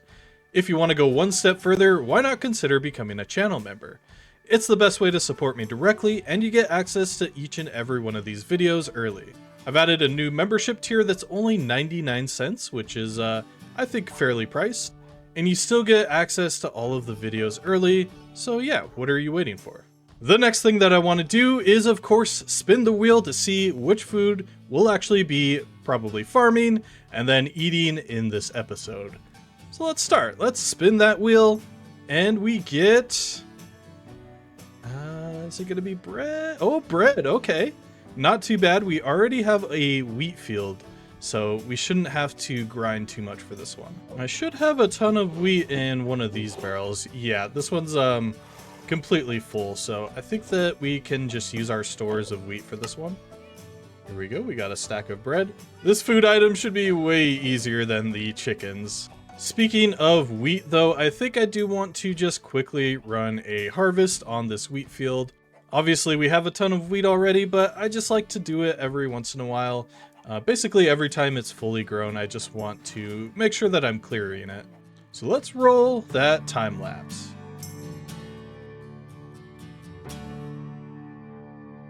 Alright, and not a too bad of a harvest either. We have this barrel full of wheat, and this one mostly full as well. So another thing that I did in between episodes was I actually went back through on this path here, and I just added a few more details. Mostly I just went through and added these firefly bushes and these, I can never remember what these ones are called. These are wildflowers. So I went and added these. I think you add them like that. And I think it adds a pretty decent amount of detail here. I added some of the dried leaves as well here and there. And some peonies, and I think these are even cactus flowers, which add a pretty nice bit of like detail as like another flower type. And I've also been kind of working on this fence area here. So this is basically the property line of this farm. So I've just added a few trees here. Unfortunately, they didn't quite grow right. A few of them did, but some of them are still pretty short. I'm not entirely sure why. What I did basically was I added these pillars of dirt next to the saplings and let them grow. But some of them didn't quite turn out right. So I'm not entirely sure. I'll have to just replant those. But yeah, that leaves us with this little area here. And I think back in the spot here, I want to add either more wheat or more like a different crop, something like that. I'm not entirely sure. But up front here, I want to add an animal pen. I think I want to do cows here, so I'll probably need a barn as well, or at least a lean-to of some kind. And we won't do like an auto farm with the chickens or anything like that. We'll just have probably like less than 10 cows here. So down the path from our farm, we have our brand new city area. Now, I kind of want to take a comparison shot here. This is what it looks like now, and after we're done, we'll compare and see how it looks. Kill that guy. So yeah, like I said earlier, I've flattened this area out completely. It took, I guess I missed a little spot there. It took a pretty long time, I think about 20 in-game days. And yeah, it's looking pretty good. It's still not perfect, as there's still mob spawning every once in a while. But it is a good canvas for us to get started with building our next build, which is going to be a blacksmith shop. And I think I want to put it like right above my head behind me here. Let's see if I can point it out, like right here. That way we have a little space in front where we can decorate a little bit more. And then at the like outer edge here, I'm going to have some more houses and stuff. I need to sleep here pretty soon. And once we've built up the blacksmith shop, we can actually finally craft some armor. I've been waiting for this moment just to make things feel a little more like realistic and honestly just a little bit more earned as well. So I think I'm gonna start today off by actually gathering some materials. I have a pretty specific, I guess not specific, but I have kind of a general idea of the build style that I want to go with. So I am going to need some diorite here. I'll also need some granite as well. Ooh, and there's a ruined portal here. I'm going to go investigate that. And we have a few different armor pieces and tools here. Not too bad. This will definitely be nice because, yeah, I have nothing on right now. Also, one of the packs that I installed from Vanilla Tweaks is a rainbow enchantment pack, so yeah, I think it looks pretty cool. I'm not entirely sure if I'm going to keep it. Probably long term, I'm going to turn off enchantment glitch just because I don't really like it. Oh, and it's raining in the desert. That's kind of scary. And the thing I'm actually going to need the most of is actually sandstone. So this looks like a pretty decent place to get some. If I would have brought some extra wood with me, that is. And I just had another idea. I think I'm going to craft another saddle. And I'm going to head back and see if I can find that area that the donkeys were in. Which I'm just now realizing might be a little bit further than is worth. But I'm still going to try it anyway. Oh, found a new sunken ship. Let's see if we can find anything in here. Nothing really of value. And I think that might be the only chest on this type. Okay, and I think I headed in the wrong direction, actually. I thought that we saw the donkeys in episode 2, but I think it was actually when we were exploring in episode 1. So I think they're actually off in this direction. Ooh, I really like how this horse looks. Can I ride you? It's very bad though, an 8 meter per second with a 2.5 meter jump. Yeah, not great. That one's not too bad. Oh, got a little baby one here that's not great. That one's not too bad. Only a 2.7 meter jump though. But horses are not what we're looking for right now. Ah, there we go. There's a donkey. I actually had to look at the old episode, so I cheated a little bit to find him. But yeah, here we go. Its speed's pretty bad, and its jump is terrible, but it should work. So I think if we right-click these guys with a chest, yeah, there we go. We can actually get some extra storage on these guys, which was the entire point of me getting this guy. And I'm seeing a village in the distance, so I might go and visit that one. I think it's a different one than the one I found before, but I could be wrong.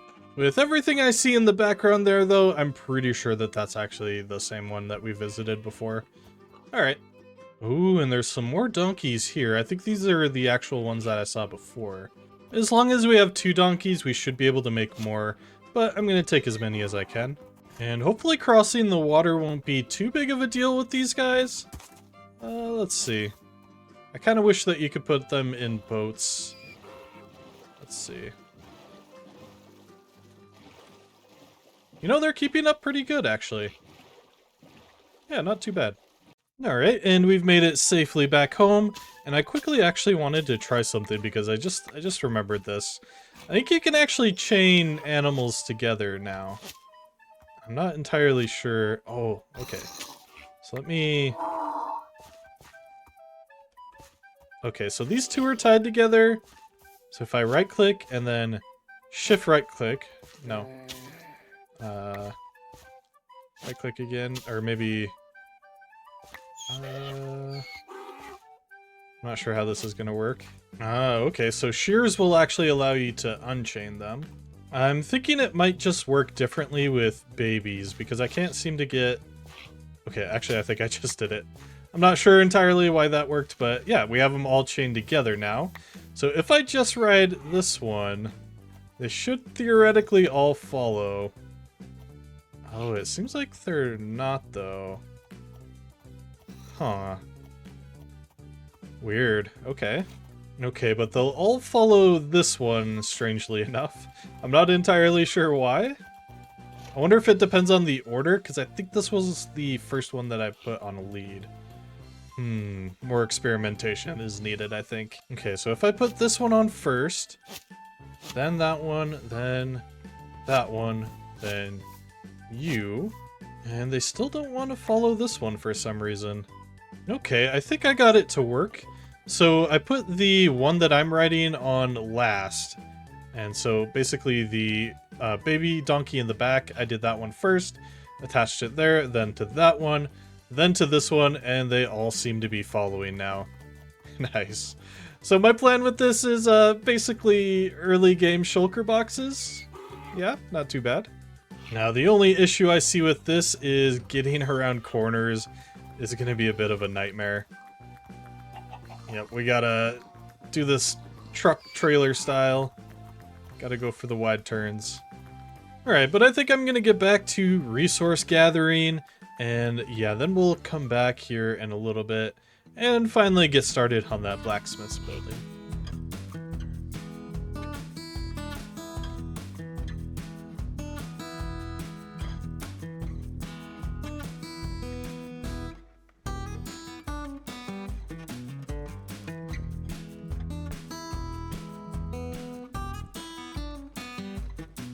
I've gathered up all of my materials, now I think I'm ready to begin working on the blacksmith shop. Let's roll that time lapse.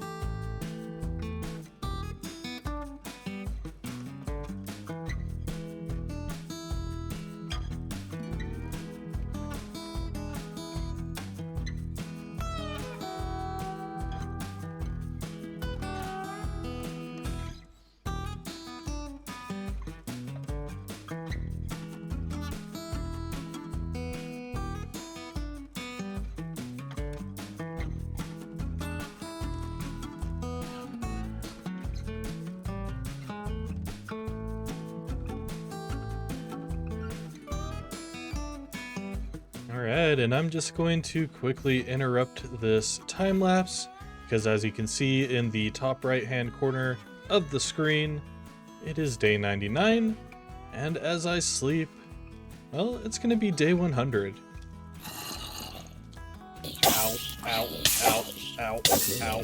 And to celebrate this milestone, I think I want to do something kind of special. I'm going to grab some wheat, some eggs, and some milk.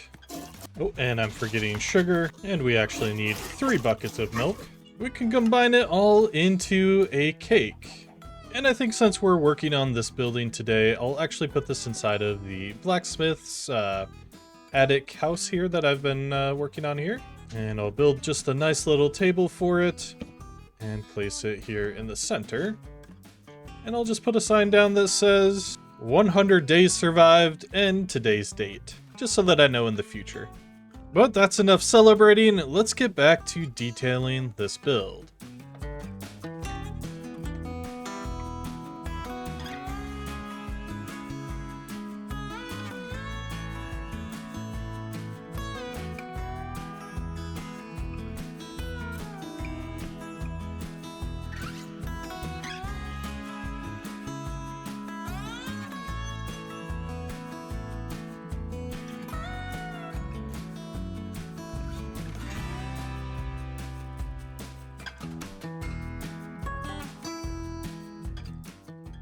Alright, and here we are with a zombie making some noise in the background here. Here is the finished result of our brand new blacksmith building.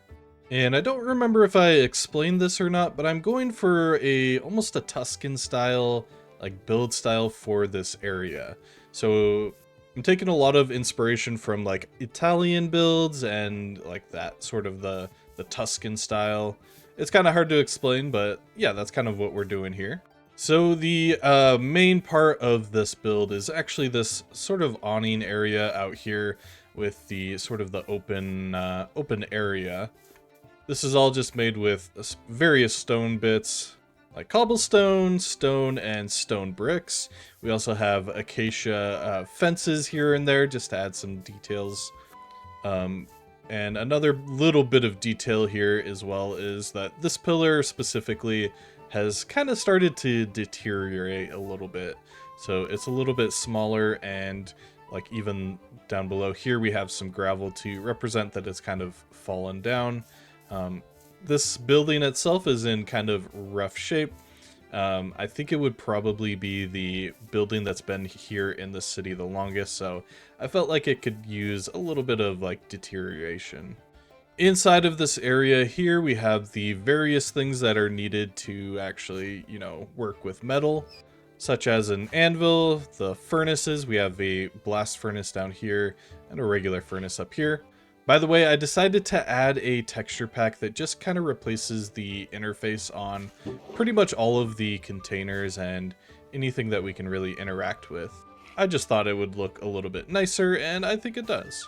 We have a cauldron here that we can quench our metal in, a chain that's hanging above the anvil that I guess you would probably like hook something up to, like, I don't know, if you needed to hang a sword upside down for some reason, I don't know.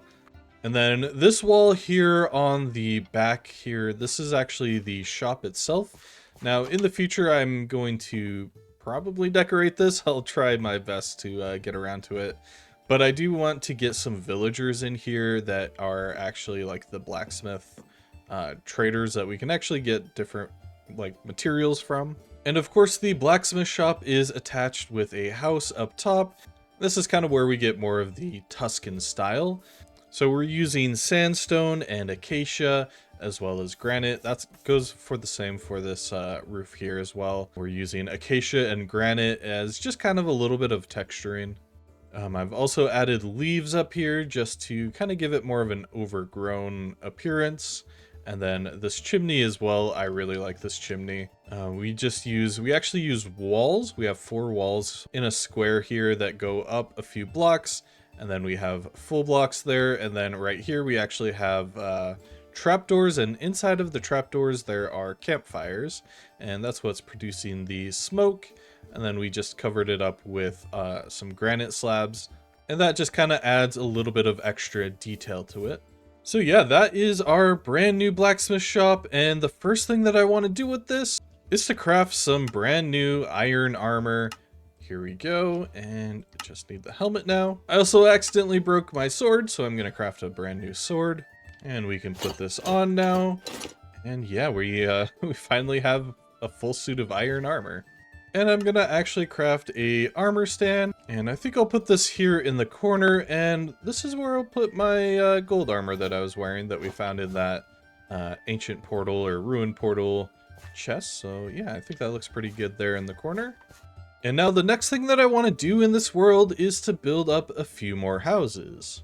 I'm gonna do almost a row home style, so we'll have probably 4 or 5 houses lined up right behind where my head is. And I'm going to do them at a little bit of an angle, not completely, but I think I want each one to be offset by a block. So kind of how the path is lined up here as well. So I'm going to gather up some more materials and get started with the row homes. So one of the biggest materials that I'm going to need is actually clay. Now, when I first started this world, there was a ton of azalea trees up above the surface of the desert, so I'm thinking that there's probably a lush cave beneath here, so I'm actually going to just start digging down here. And the benefit of doing this as well is that I'm actually going to get a ton of rooted dirt while doing this.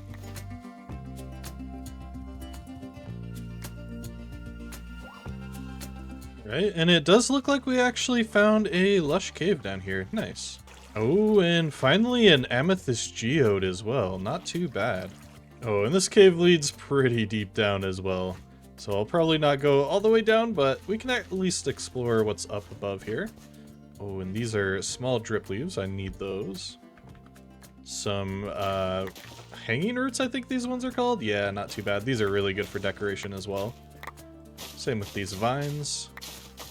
Oh, right. I forgot that you don't actually get those from the vines themselves. You actually need to grab the glow berries.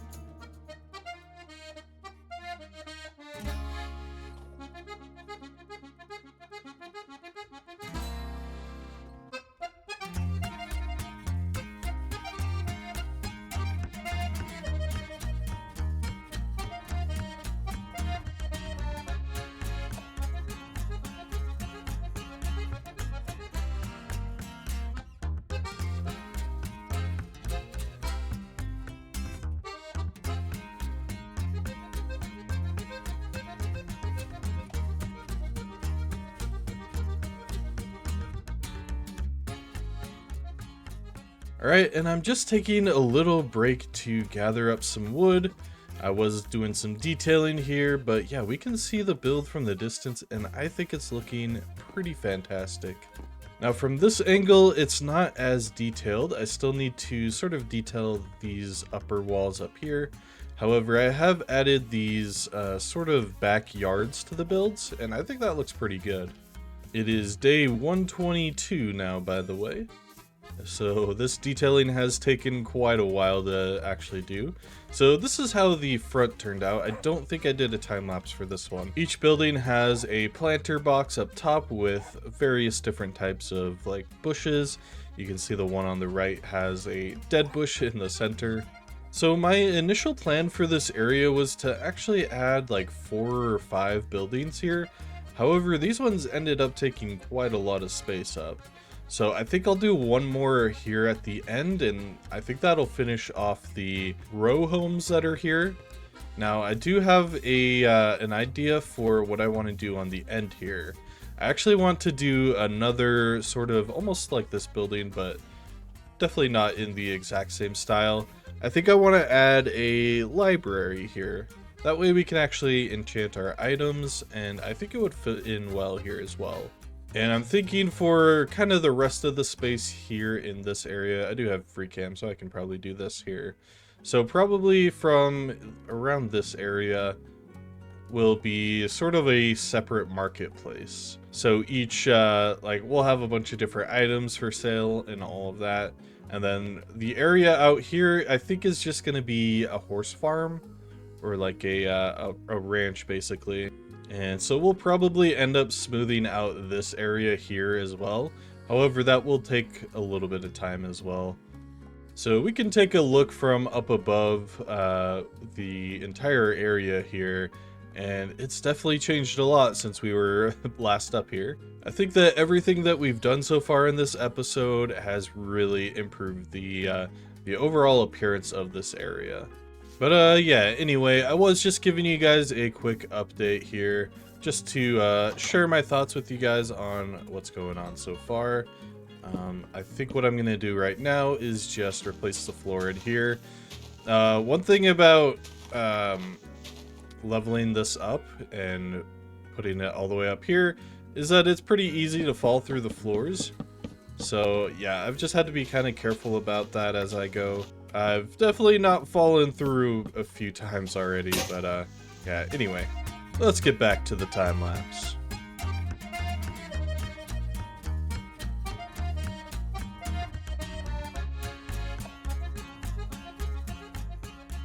And here are the back of the houses, fully decorated now.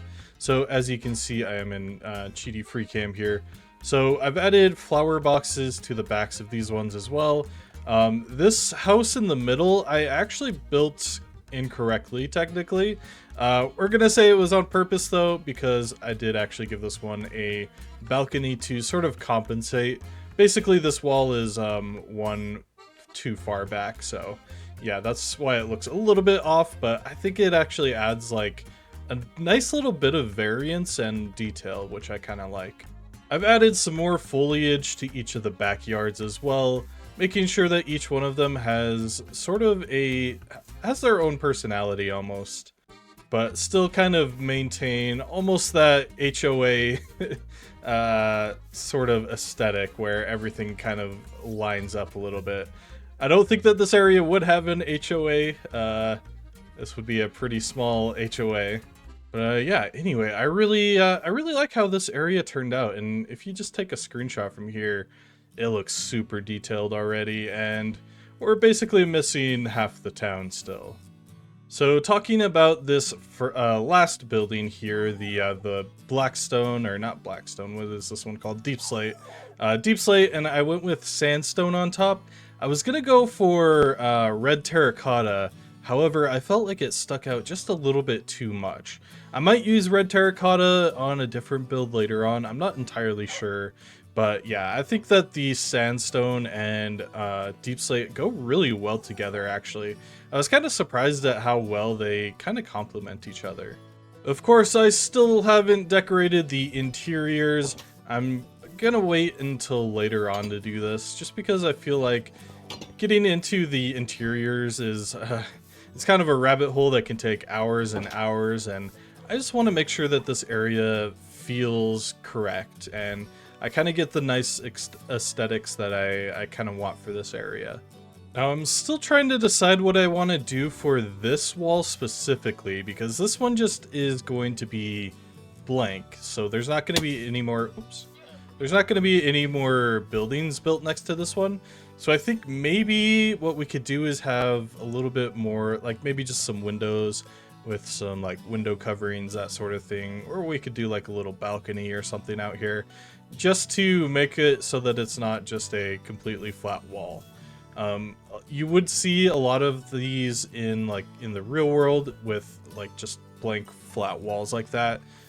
And that would be either because the old buildings around it got torn down, or they would be anticipating building more near it, or simply because the build plans themselves just don't have any details for the sides there.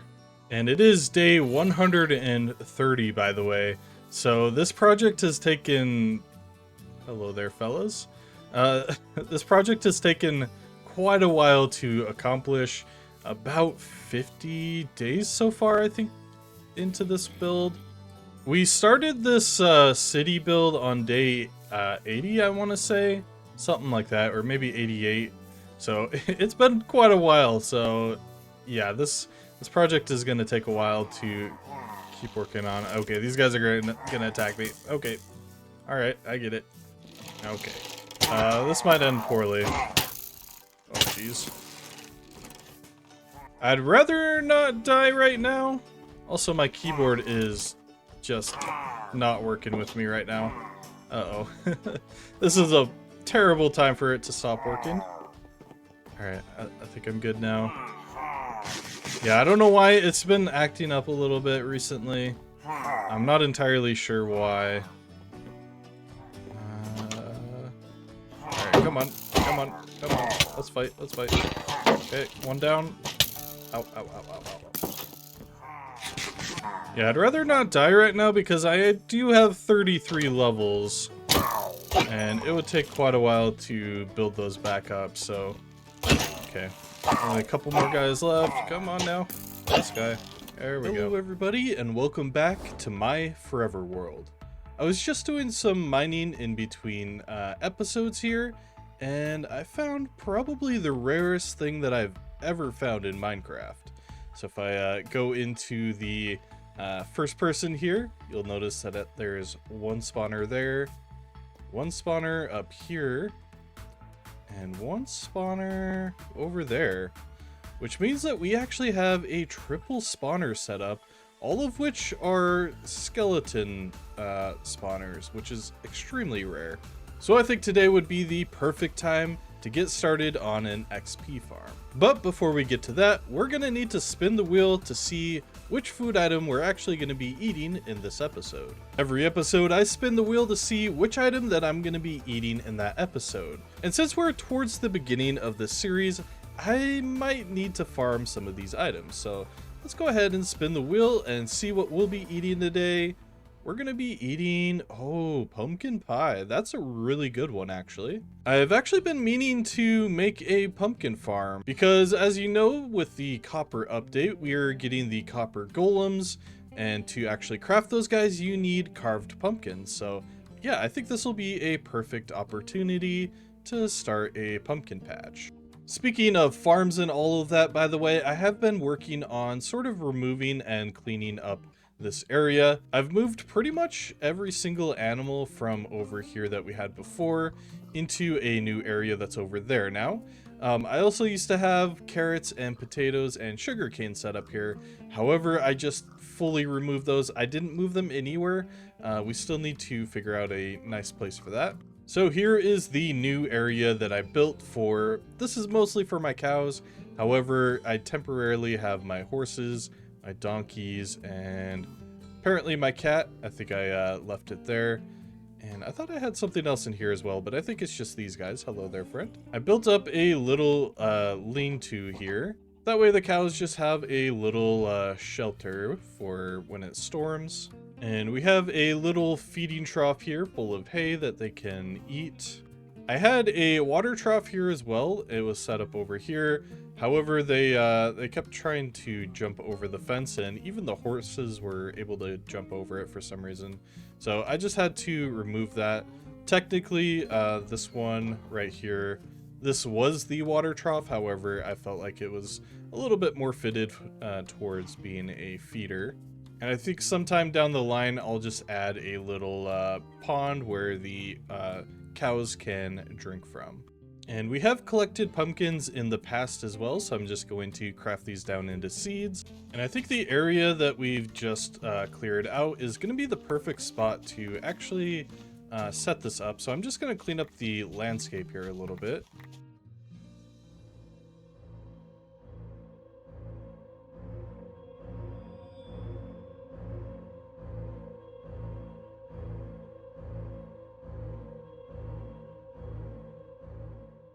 Don't think I've ever actually made pumpkin pie in this game, so I'm kind of curious to see what the requirements are for it. Let's see. Looks like we just need pumpkin, sugar, and eggs, which we have all of already, so yeah, that shouldn't be too bad. And here we are, we have our first couple of pumpkin pies. And those fill 4 carrots, which is really not too bad. Here's the pumpkin patch, by the way. You probably saw it in the time lapse. I went for kind of a leafy hedge on the outside, mixed with some oak fences, and then the leaves on the inside are supposed to look almost like an overgrown pumpkin patch. I think when we get more pumpkins throughout here, I think it'll look a little bit better. Right now, it just kind of looks a little messy, but I think it'll solve itself when these guys actually start growing a little bit here. And now that we have a reliable source of food, what I want to do now is to actually go to the Nether. I'm basically just going to need a little bit of soul sand for this XP farm, so yeah, it shouldn't take too long, but I am going to need to craft our first diamond pickaxe. And I'll grab some of this obsidian that we found in a ruined portal chest. And now I just need to go out and explore and try to find a pool of lava. And I think this ruined portal over here on this island will probably be the best place to find some. So we'll just go ahead and place that down. And now to spend the next hour mining obsidian. And while we're here, make sure to hit the like button and subscribe. It helps the channel out a ton and lets me know that you guys are interested in these videos. If you want to go one step further, why not consider becoming a channel member? It's the best way to support me directly, and you get access to all of these videos early. I've added a new membership tier that's only 99 cents, so yeah, what are you waiting for? And I think probably the best place to build a nether portal is just going to be right here in our, sort of our mining cave here. I think over in this wall, probably be the best place. We don't need it to be too specific. And here we go, and we can go ahead and light it. Ooh, it looks really good with these shaders. And I think I'm prepared. I think I want to have my cobble deep slate on my hotbar, just in case we're inside of a soul valley. Yeah, let's go.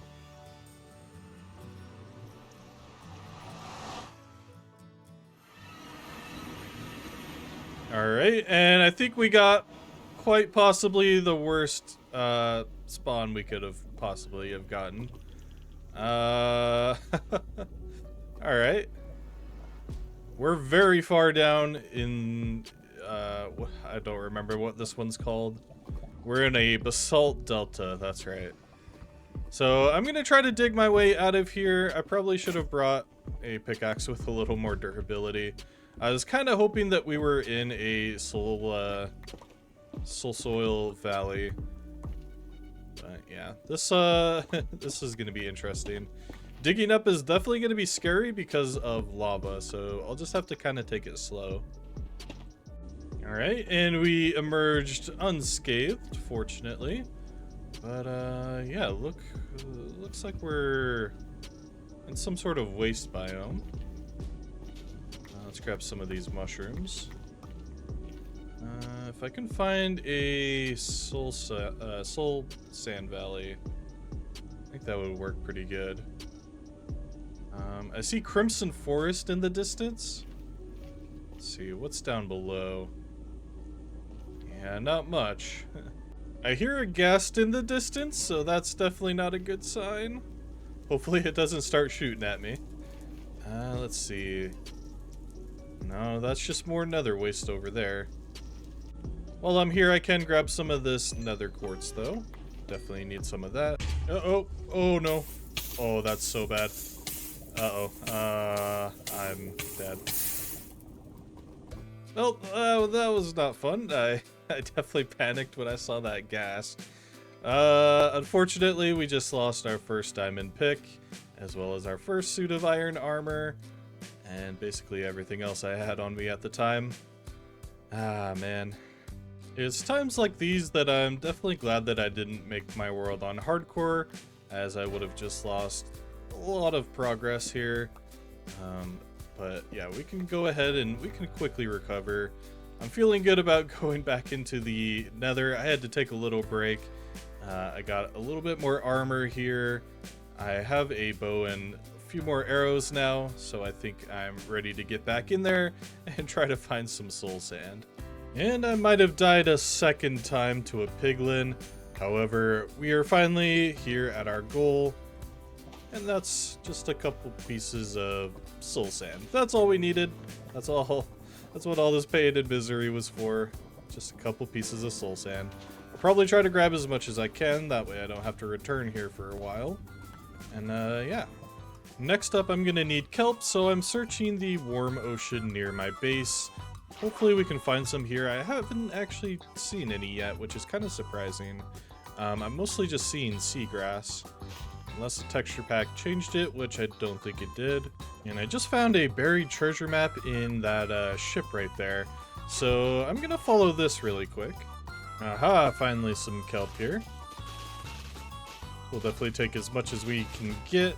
We're definitely gonna need a lot of kelp for this next project. And there's also one of these sunken ruins here as well. Unfortunately, I don't have a brush on me. Otherwise, we would be able to get some of this suspicious sand that's right there. And yeah, I don't see any chests in this one. And let's see if we can find this treasure chest. I think it's going to be right here. Not on this one. Maybe over a little bit further. Nope. Another try here. I know I could just cheat and go into, if you go into F3, you can look at the block, and in the brackets on the right, there it is. If you look for 999, that's exactly where your treasure will be. Nice. And we found another buried treasure map in this one. Unfortunately, it's the exact same one that we just got. And I'm just going to make sure to replant some of this. That way I have some extra whenever we need it next. But I think that's enough distractions. I think it's time to get started on our brand new skeleton spawner farm. Alright, so I've just set up some shapes here with mini HUD. These are the spawn radiuses of the spawners. So each spawner can spawn in a radius of 16 blocks, which means that we're going to have to be in an area where all three of them are going to be activated at the same time. So basically, any of the areas where all three overlap are probably going to be the most ideal areas. I think right here in the center is probably going to be our best bet. So this will be probably where the AFK chamber will be, where we basically kill the entities. So I think I'm going to start by actually clearing out each of these little spawner rooms and basically deciding exactly where all of the mobs are going to be moved to. We need at least a 4x4x4 area. I should say 4 out in each direction, so it's actually a 9x9 by 9 area around each of the spawners cleared out. All right, so I've finished digging out the walls of this area here. Now I'm just sort of replacing some of the walls with cooked deep slate, just to help make things look a little bit better. And I've also found the exact spot that I'm going to be standing. This is where the AFK chamber will be. So we'll have a view of this spawner, and then we'll probably have a window into this one as well. And maybe continue it over to see that one as well. Otherwise, we might be able to just completely replace this wall here with tinted glass so that we can see inside. And speaking of tinted glass, there is actually an amethyst geode right next to our spawners here, so this should be a pretty decent place to get amethyst. Now, I'm not entirely sure if these ones are fully grown. It looks like they are. I have a resource pack that makes them a little bit bigger and 3D, so yeah, I'm not entirely sure which ones are grown. It looks like they all are, actually. And we can just go ahead and combine some of our amethyst shards with some glass to get tinted glass. We're going to need a lot more than that, though. So I think because we're going to need a ton of amethyst shards in this playthrough anyway, I think I'm going to convert this into not an automatic farm, but at least clear it out and just leave the buds. That way we can get amethyst as we sort of AFK at our mob spawner.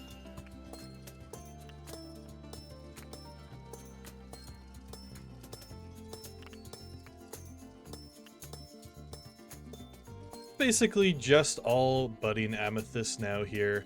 I left a little bit of calcite. I'll probably come back later and harvest all of it as well.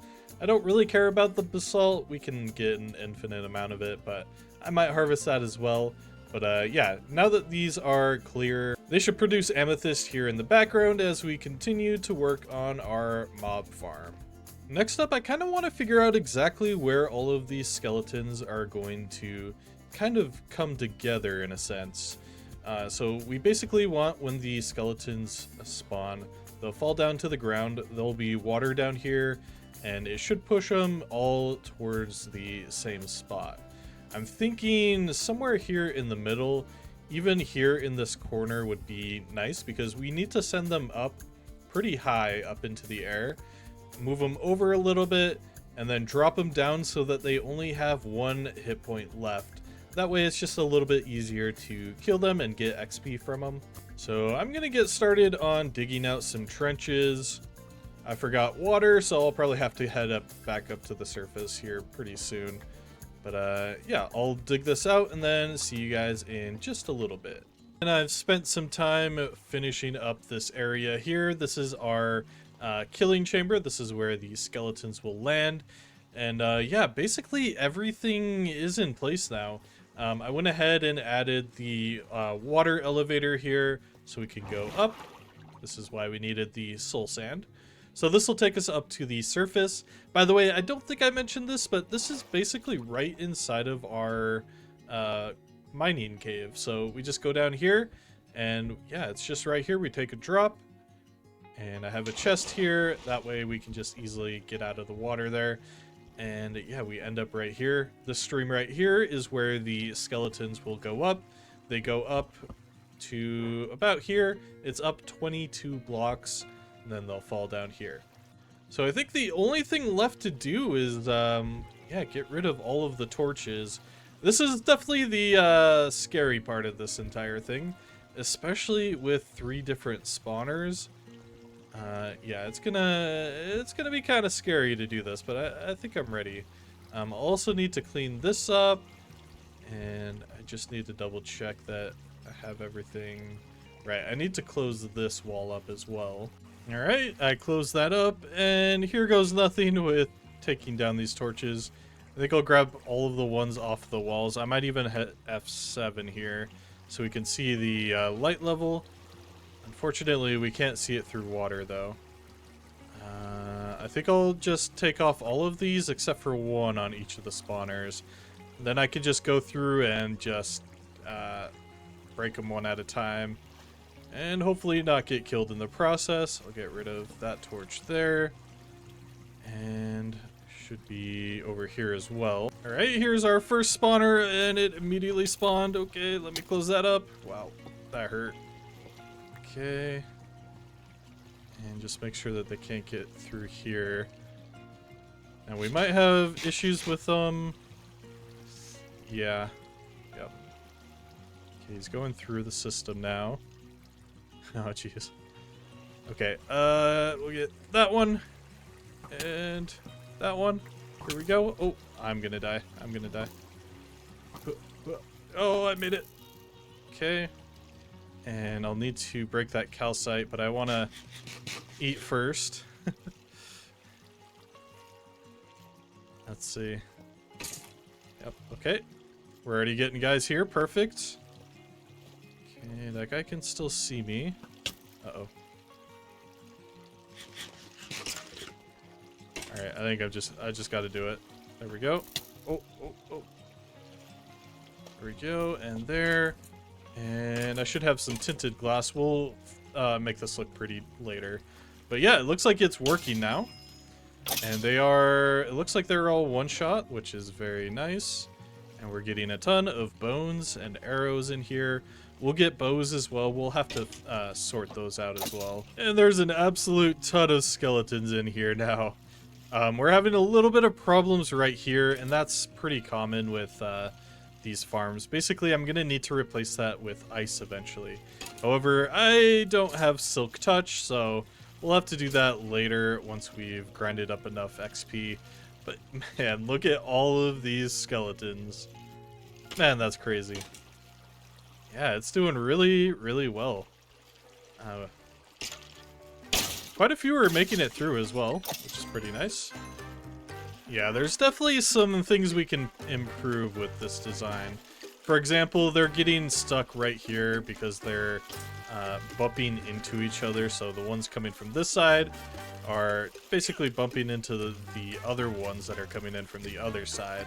What I should have done with this is move this block down just by... It's really hard to see, sorry about that. I should have moved this down all the way onto the same level as this one. That way they just fall in line and don't bump into each other. But it's still working really good. Like, we already have a ton of skeletons here. And yeah, we're getting so much experience now. And now what I want to do is just quickly figure out a way to actually sort out our items. I did turn the volume down here, so give me one moment. And I think for now, because we don't have sticky pistons, all I'm going to do is just move the items over to a series of chests over here that should be pretty easy to sort through. This would also probably be a good place for some copper golems as well. What we could do once we update to the next version, we could just replace this with a copper chest and then just have some copper golems just moving back and forth and sorting our items automatically. Speaking of which, I am currently just waiting on, I think it was just the replay mod. And I was also thinking about replacing it with the flashback mod because we do have Axiom in this mod pack, and I know that it's pretty similar to Axiom in terms of its controls and everything. Also, one benefit of the flashback mod is that it actually records sound if you want it to, so I think that would be pretty cool. Alright, and I found another amethyst geode pretty close to our spawner, so I'm just going to be working on getting this one cleared out as well. For context, it's, yeah, right here. Basically right next to our spawner. The other one is quite a ways away. It should still be loaded as we're killing mobs in the farm, but yeah, this one is definitely nice. It's definitely going to be nice to have two of them really close nearby as well. So yep, gonna clear this one out as well. I'm still working on, I'm currently smelting some iron to make some hoppers, and I'll get the storage system worked out for our farm. And I might have just discovered a flaw in using dispensers for this. That one should definitely be a dropper. It's just shooting the arrows into the water, which is kind of funny actually. Alright, so I've spent some time working on decorating our mob farm here, and here's how it's looking now. So I went with a deep slate design. I'm using, I don't remember which ones those are called. I think they're polished deep slate, and then we have deep slate bricks in the corners there. I'm using polished tough slabs for the ceiling. Of course, we went with tinted glass for the windows into each of the different spawn rooms, and the line down here where the items actually come out of. I did end up replacing that dispenser with a dropper, so yeah, it shouldn't be spitting arrows out anymore. This area back here is still kind of a work in progress. What I'd like to do with this is to have our full enchanting setup up here. Of course, I still plan on making a library upstairs, but this one would just be for convenience sake, because it's kind of annoying having to like go all the way up and then back down and all the way up and back down just to enchant a single item. So yeah, having the convenience of that down here would be a huge boon. We also have this path that leads around this spawner. I'd like to decorate this as well. I'd probably add a tinted glass window along the line there just so that we can see in from that side as well. But yeah, this is fully set up basically. We have all of our chests here. I've just been cleaning these out because I've been using them as temporary storage. So yeah, we have these all cleaned up now, and I pulled all of the bones out and put them in our regular system. That way we have the bones ready to be turned into bone meal. So what I'd like to do now is pay a little visit to the village that we found before. And I think I'm gonna bring some friends over here to the village. I would also like to see if they had any bookshelves there and just bring their bookshelves over here basically so that we can actually enchant some things here. And I'm thinking there might be a way for my animals to escape the pen, because I'm not seeing a lot of them, and I'm seeing quite a few of them outside of the pen. So I'm missing a ton of horses. I was gonna grab my horse, but I don't know where it went, so probably have to look around for it for a bit. And of course it was in some random hole. I don't even know how it got over here. Anyway though, so I'm gonna head out to the village and hopefully bring back some friends.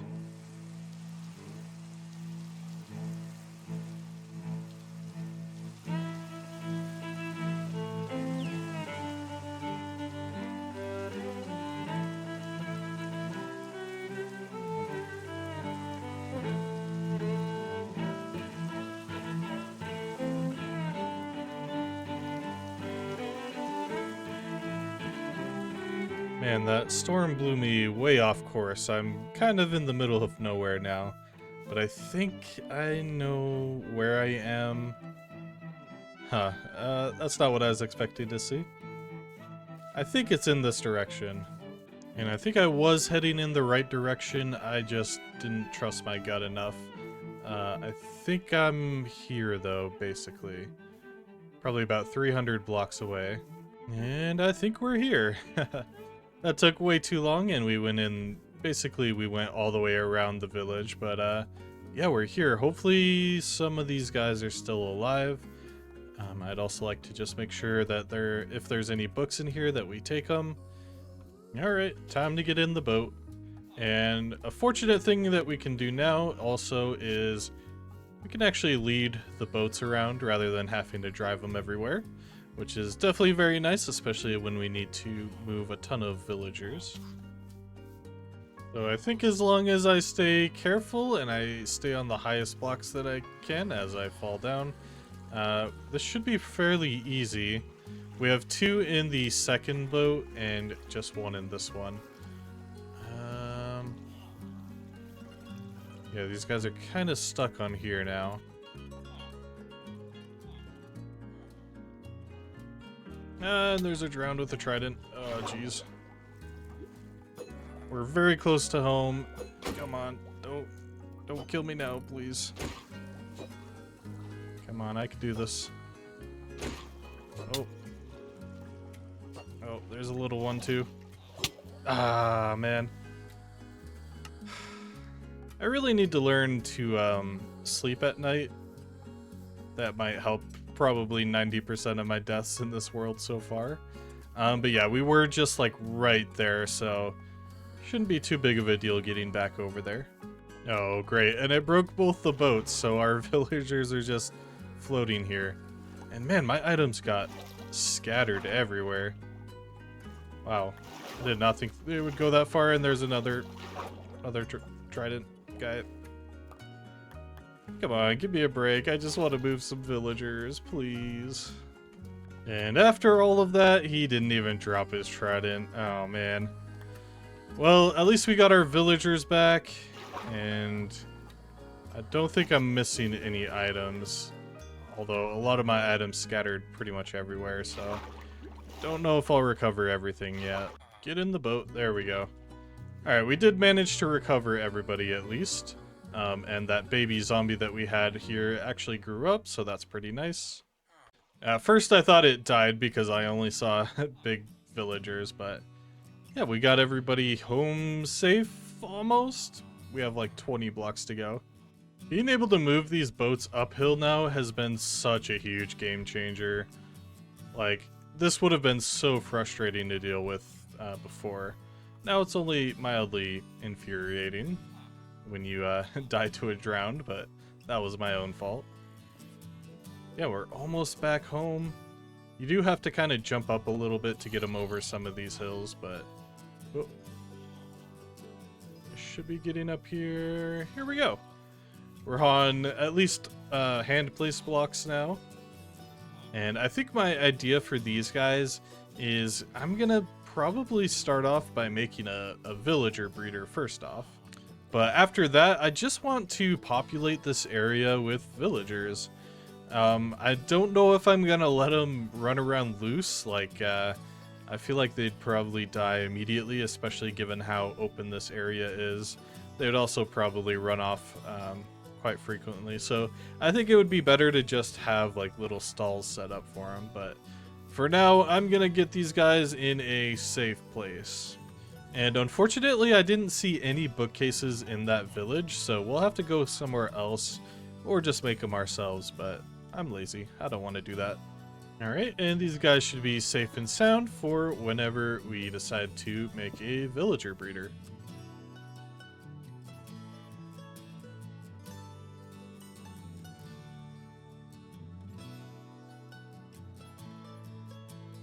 Alright, and I've just collected the last couple of bookshelves that I needed to finish off our enchanting setup, which means that we can actually enchant some items now. Unfortunately, I'm only level 21, so I will have to spend some time killing some skeletons. I've just added a chest over here to the side that's full of lapis. That way it's just a little bit more convenient and we can have access to it at all times. So I did break my sword. However, these guys should be, I think they're actually 2-shot. I think I miscalculated just a little bit. But yeah, if we just punch him with our fist, we still get experience from it and everything. So yeah. And I've gotten really lucky actually with some of these diamond picks that I've been enchanting.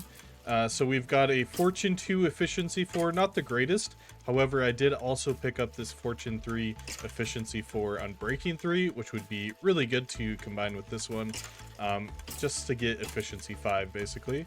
And then I also got a Silk Touch, which I was not expecting to get yet, and we can combine that with that one. So yeah, I think I'll go ahead and do that.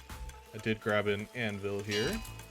But after doing all of that enchanting and crafting new pickaxes, I finally updated my Forever World to 1.21.10, which means that the copper update is here. So in today's episode, we'll go over some of the new features, as well as continue to work on our Tuscan village. But before we do that, it is day 199. And after I sleep, it is now officially day 200. To celebrate, I'll grab some wheat, 3 buckets of milk, and a little bit of sugar, and that's everything we need to craft a cake. And inside of one of these random houses, I will just build a quick table, just like that, and place our cake down in the center, and we'll write a sign here.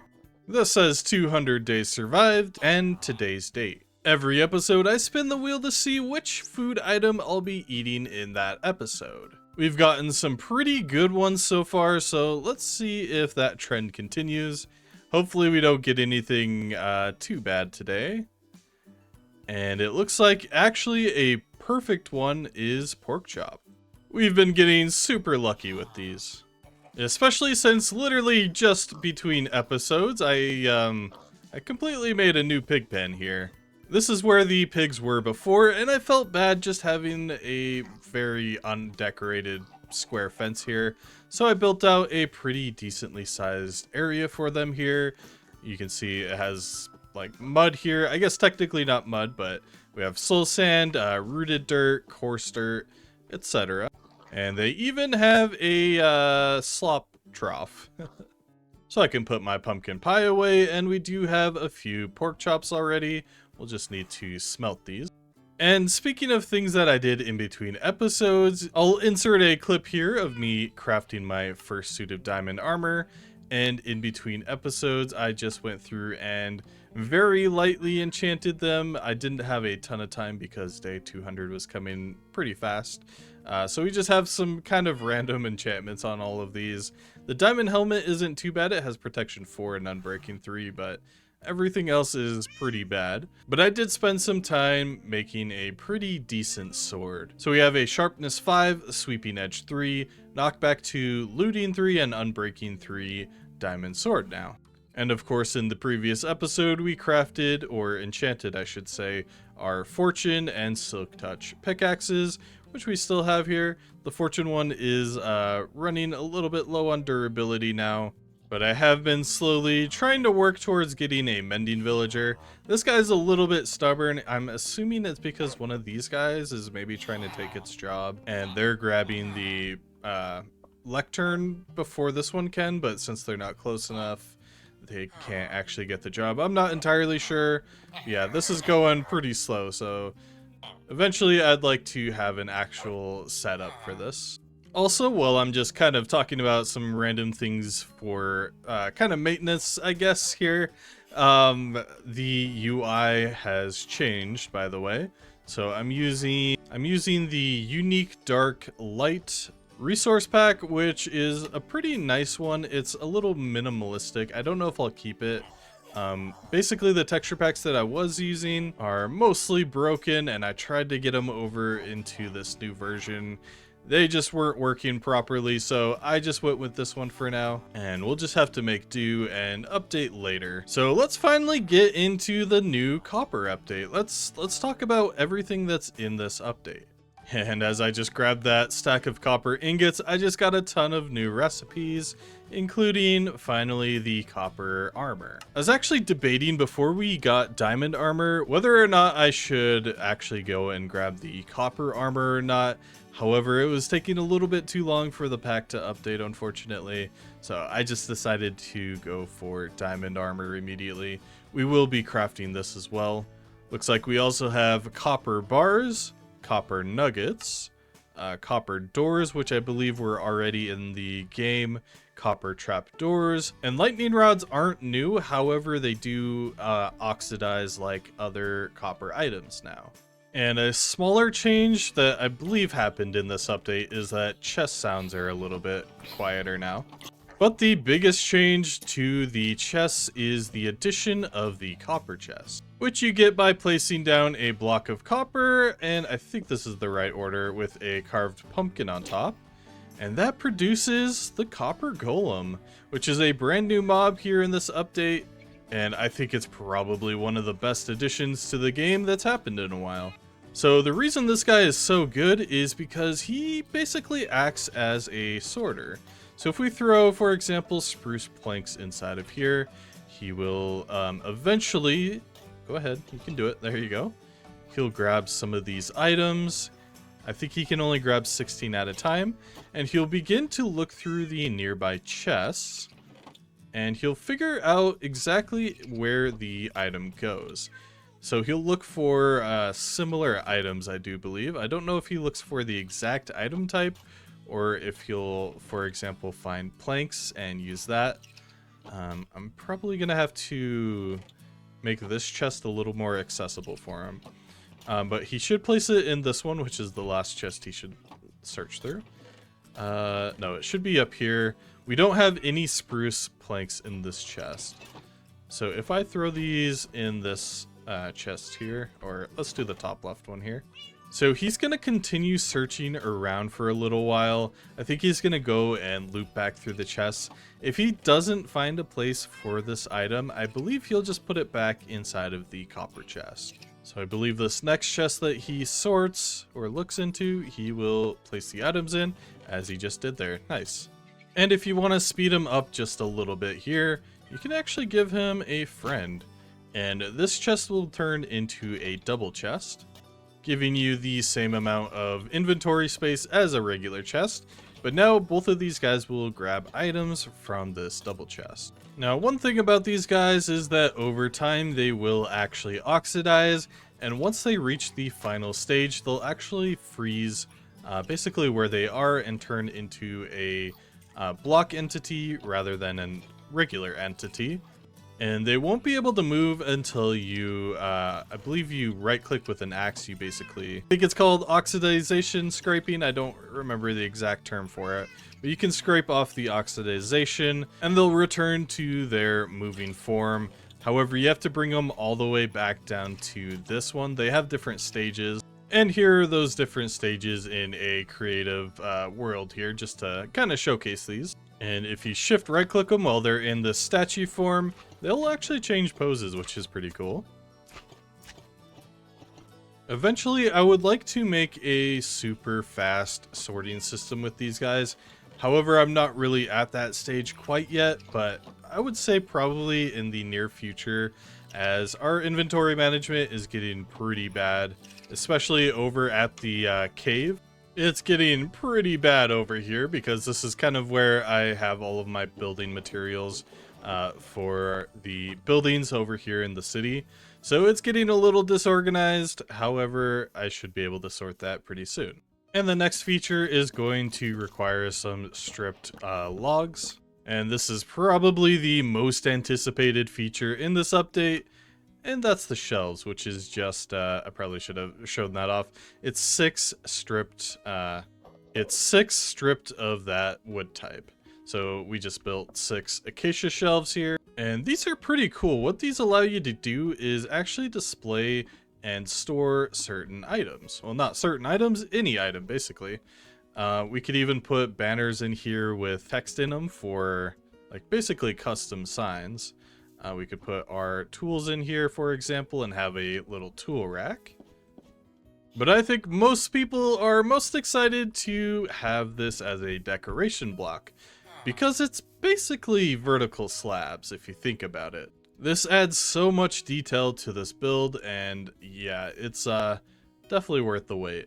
And you technically even get 2 different textures with this, because you can use the backside as well. However, it's not going to be as useful because it's, of course, a block away, but I'm sure it could be used for something. And another cool thing that you can do with these, if I place down 3 of these, You'll notice that that's 9 slots. If we put a block of redstone behind these, it actually converts into a different style. Now, when I right click with my sword, for example, it'll actually take my entire hotbar and place it inside of the shelves. And if we just right click again, it'll put them back in the exact same slot that they were in before. Meaning this is actually hot swappable action bars in vanilla survival Minecraft, which is pretty cool, I think. Yeah, just like that. So now I just want to take a step back again and take a look at some of the new copper items that we can craft.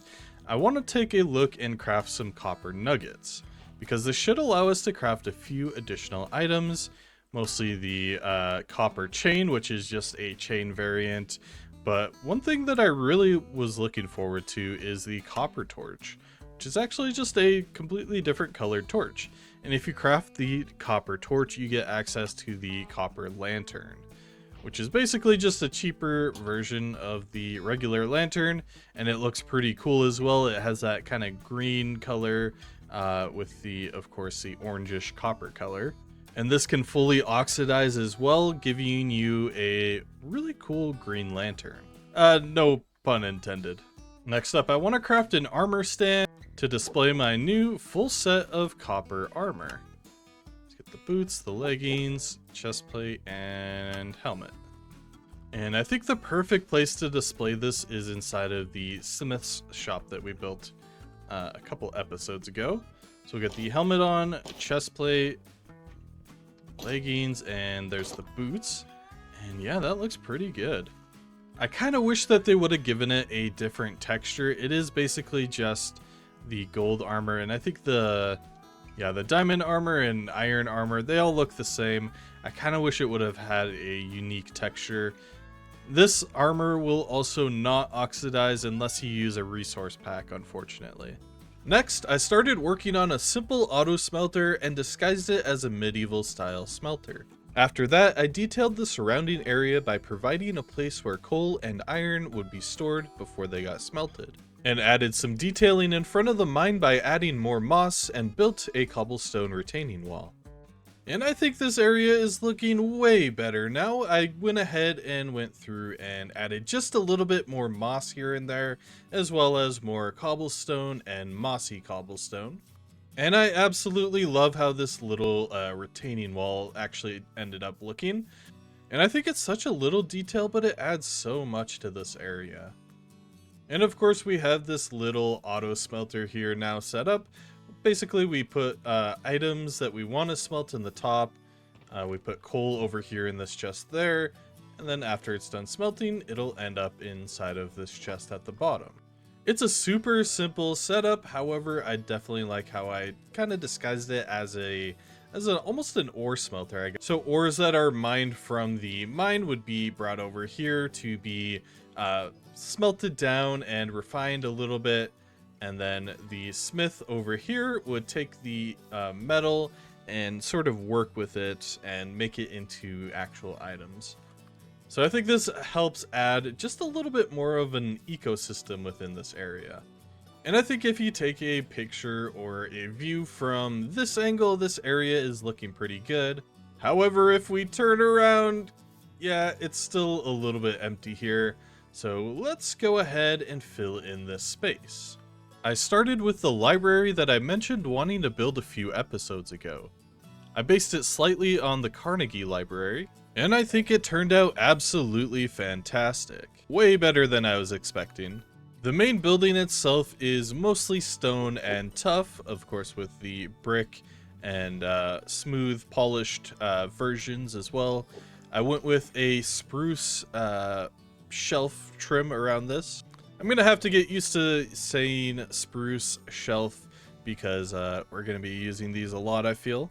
And then we just went with the same style of roof as basically all of the other buildings in this area. So here's how it looks from the front. I did add a few more details here and there. For example, the copper doors and copper lanterns.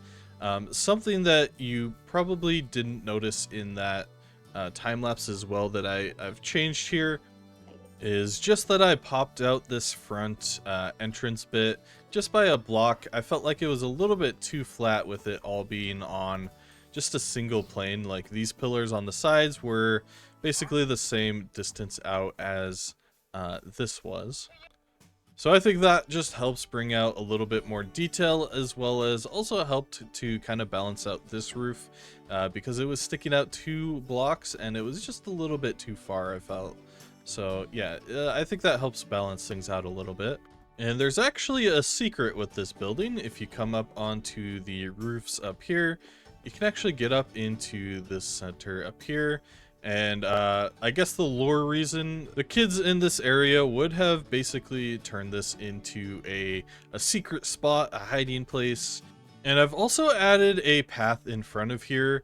I think I've decided though that I'm going to be replacing most of, or if not all of the paths in this area with proper stone or brick or whatever sidewalks, and then maybe have almost a Western style street where it's like dirt in the middle where carriages could have driven down. I'm not entirely sure, but I'm just using these path blocks as a way to sort of mark out where we can go. By the way, I did add and extend the path going in this direction. So this direction over here, the one that we had before, this will mostly be sort of the old mine road. So this would have led directly to the mine that was first here, and it's probably not used as much. We'll probably add some more overgrowth to it, just like this. But I do want to add like a few farms, especially over in this area. This is probably where we'll have our carrot and potato farms, and we'll just have like a little bit smaller farmsteads than the farm that we have built over there. And as we continue to expand the city, I just want to decrease the density of it. So I do want to add a few more houses here. However, they'll be smaller and a little bit further spread out. And I think over in this area here, we'll add a small market district. So I think the first thing that I want to do though is expand on the houses that are gonna go over here. So let's go ahead and start with that. I started this lower density area with a red terracotta house with an orange glazed terracotta trim. I made sure to give these houses fairly large yards to help spread them out from the rest of the town. Next up, I built an orange terracotta house with a brown terracotta trim. I built a smaller turret section on this one to add to the diversity and bring in some of the colors from the other areas in the town, such as the library. After that, I built a brown terracotta house at the end of the road to close out the street. And the final house I built for this block was actually this duplex area with 2 houses connected together with a yard. And I think this area turned out so well. I'm actually, I'm kind of impressed with myself that I was able to get this level of detail on some of these builds. It took me a while to get some of these things figured out, but I think it was definitely worth it. By the way, I did go through and add a few additional resource packs, such as adding back the bushier leaves resource pack from Vanilla Tweaks. I feel like that just brings in so much life to these builds as well. So yeah, that's the red house there. Here's the orange house with this. I really liked this turret tower design. It almost looks like it was built here first and then the house was added onto it. Yeah, I really like how this house turned out. This little brown one at the end looks so good. Now this one has a pretty small yard. I'm thinking about expanding it, but I also want to add another building here as well. And by the way, this path here, I don't remember if this was in the time lapses or not. We'll talk about these buildings in a second. This is what's gonna lead down and basically over to the fishing village in the future. So I think this path will actually loop back down over into this direction, and then we'll build sort of a docks down here as well. Yeah, I think that would look pretty good. I don't know what to do about this stony beach up here. I might just leave it as vanilla, or I might do some other things with it. I'm not entirely sure. But yeah, that would give us access to the fishing village over there. I'd also like to add a path, I think I mentioned this before, that kind of goes over the hills and then maybe add a bridge there. However, we're definitely not there yet. We're still working on the Tuscan village, and I think my next goal is actually going to be, I kind of want to step away from doing houses right now. I'm not getting burnt out, but I don't want to get burnt out on it. So I think what I'm going to do is flatten out this area here a little bit. Now, I think my plan is up in this corner is where we'll do our stables for the city. And I think flattening out this area will just give me a little bit of a better glimpse of how this area is going to look in the future and where exactly I can build. Because right now it's a little bit of a mess. This is mostly natural terrain generation. So yeah, we'll figure that out.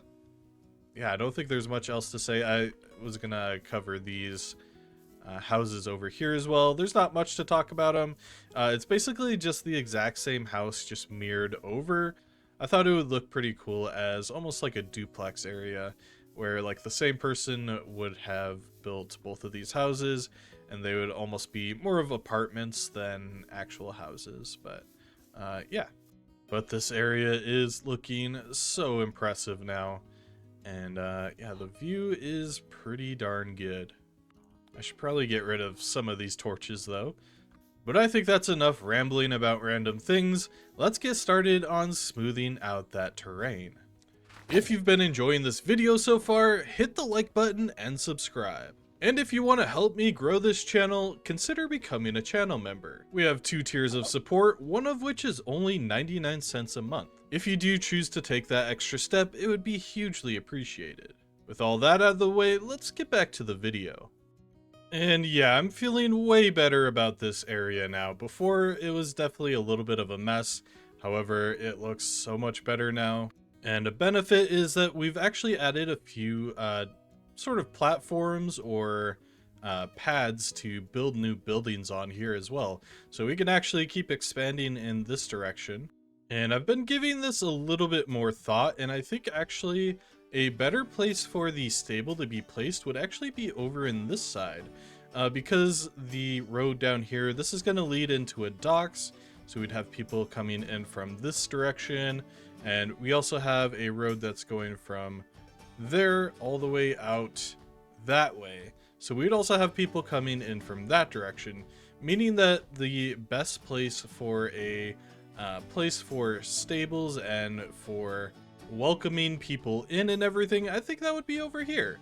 So I think what I'll do is add a road first off, just kind of digging through this area. And I'll probably actually flatten out this pad here a little bit more and add a stable. It won't have as much room for horses to run around in, like a little pasture or anything like that. But I think it'll be just a better place for travelers to leave their horses or pick up a horse.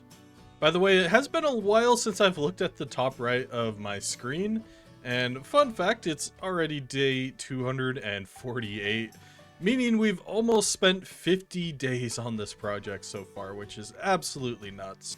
I'm thinking I'm probably just gonna go the full 100 days and, you know, kind of make a video out of it.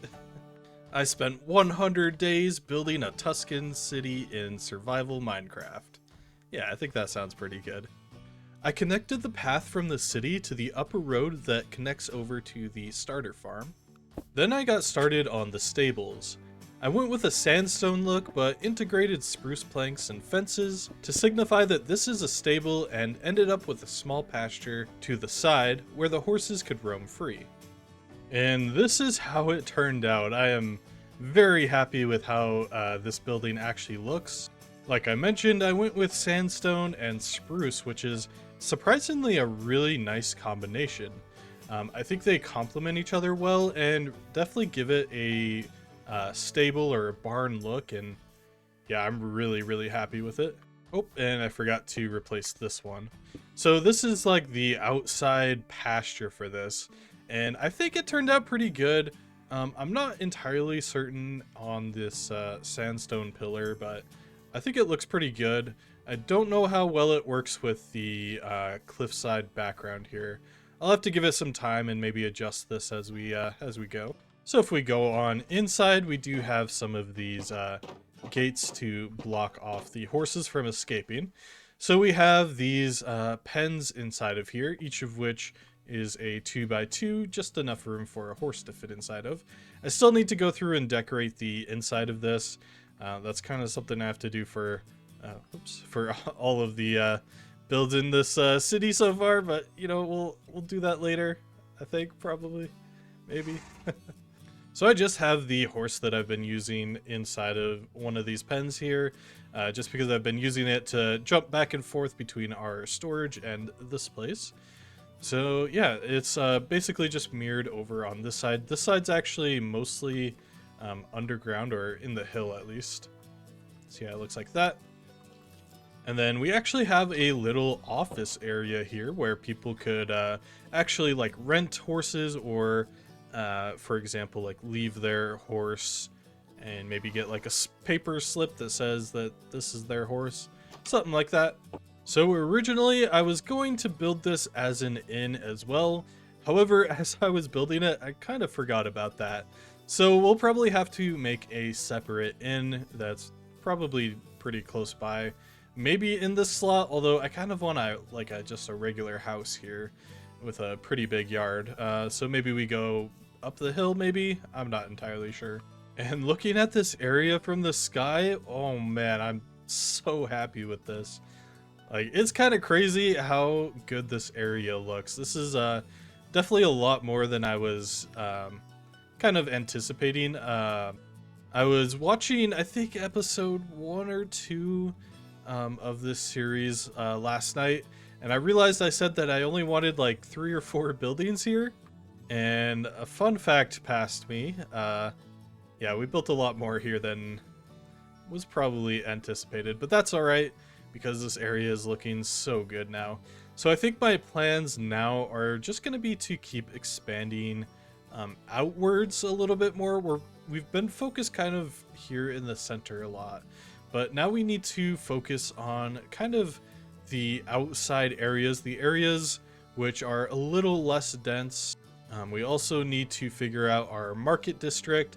I was thinking at first to just have market stalls, but I think because we have like stone buildings here and a pretty well-established city, I might just make a block of shops here. But I feel like I've been building a lot recently, so I think I want to take a break from that and actually do a little bit of redstone. One of the materials that I've been severely lacking so far is wool, and so what I want to do is build a little wool farm that hopefully contains all of the colors. So what I'll have to do is run around and try to find some sheep.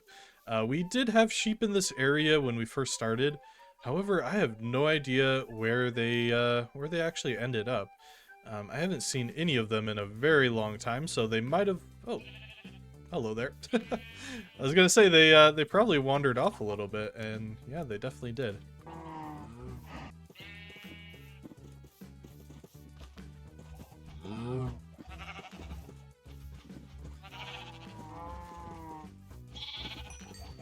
So now that we have a few sheep, what I want to do is collect all of the different types of dye. There's 16 different colors, so it's going to take a minute to collect everything, and there's a few that are a little bit rarer than others. However, I think we should be able to do it. I think the rarest one, or the hardest one to find, would be brown, I do believe, but we actually already have brown sheep here, so yeah, shouldn't be too hard. Alright, we got some magenta dye in a chest, some pink dye in a chest, as well as green. Probably need 2 of those. And now we have white as well as lime dye. We can get red dye from rose bushes, just like that.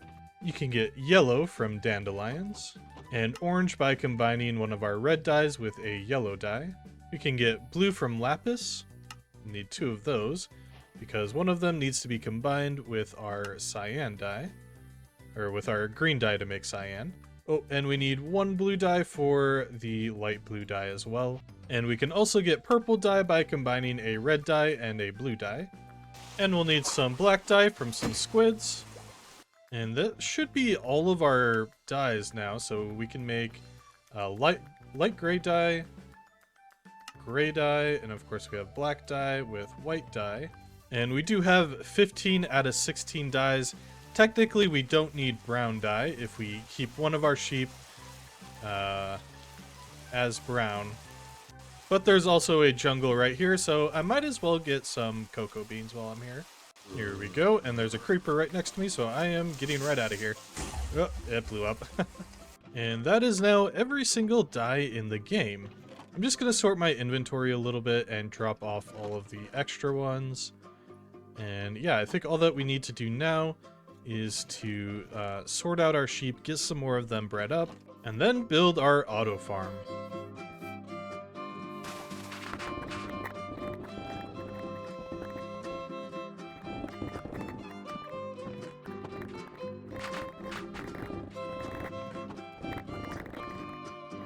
So we now have a nice little area that we can actually build this farm. Now I need to gather the materials to actually build the components for the farm.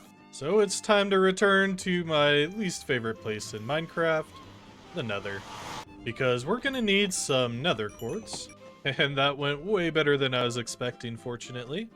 Next up, I'm just going to grab some bows from our skeleton farm. And we'll also need a decent amount of redstone and probably a ton of iron as well. And now we just need to make 16 dispensers, which is kind of a pain, but it shouldn't be too bad. And we'll need to make 16 observers. And now I just want to replace the entire floor in this area with grass.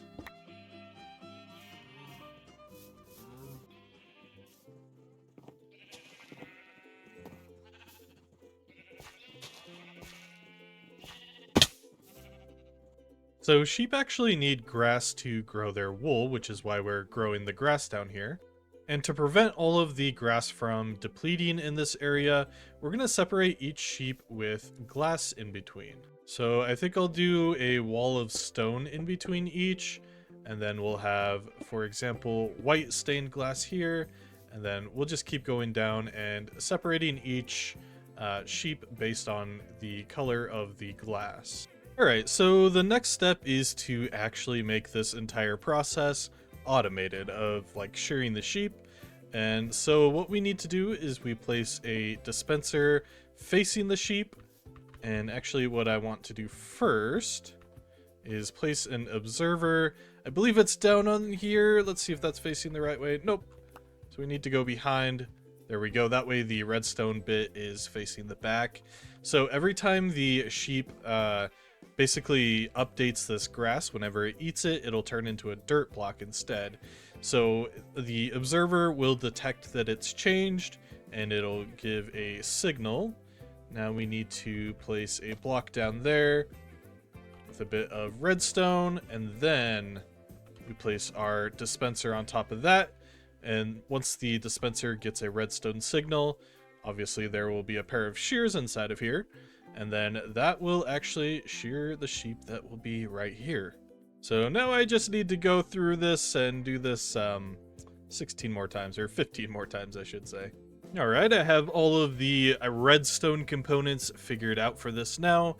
So I think the next step, well, there's two different ways we could go. I think the easier way to do this will actually be to grab the sheep and bring them in, because it's gonna take a while. So I think I'll do that next, and then we have one more redstone thing to do for the collection system, and then yeah, this will be done.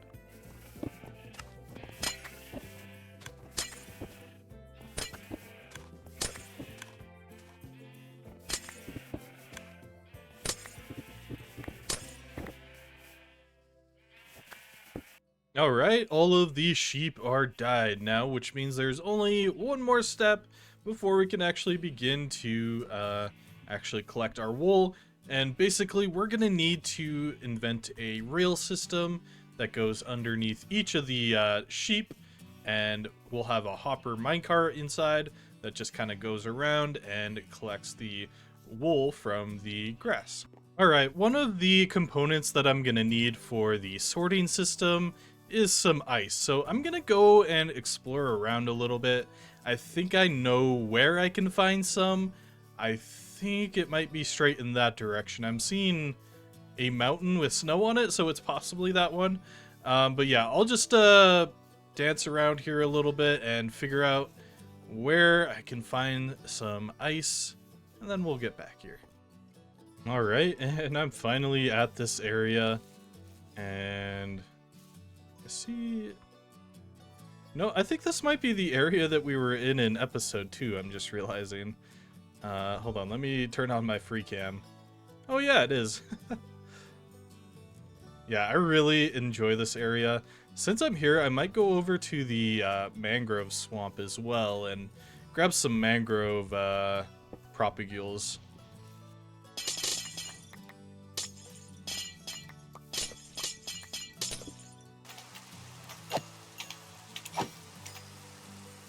Alright, and I'm finally back home. That was a pretty long trip.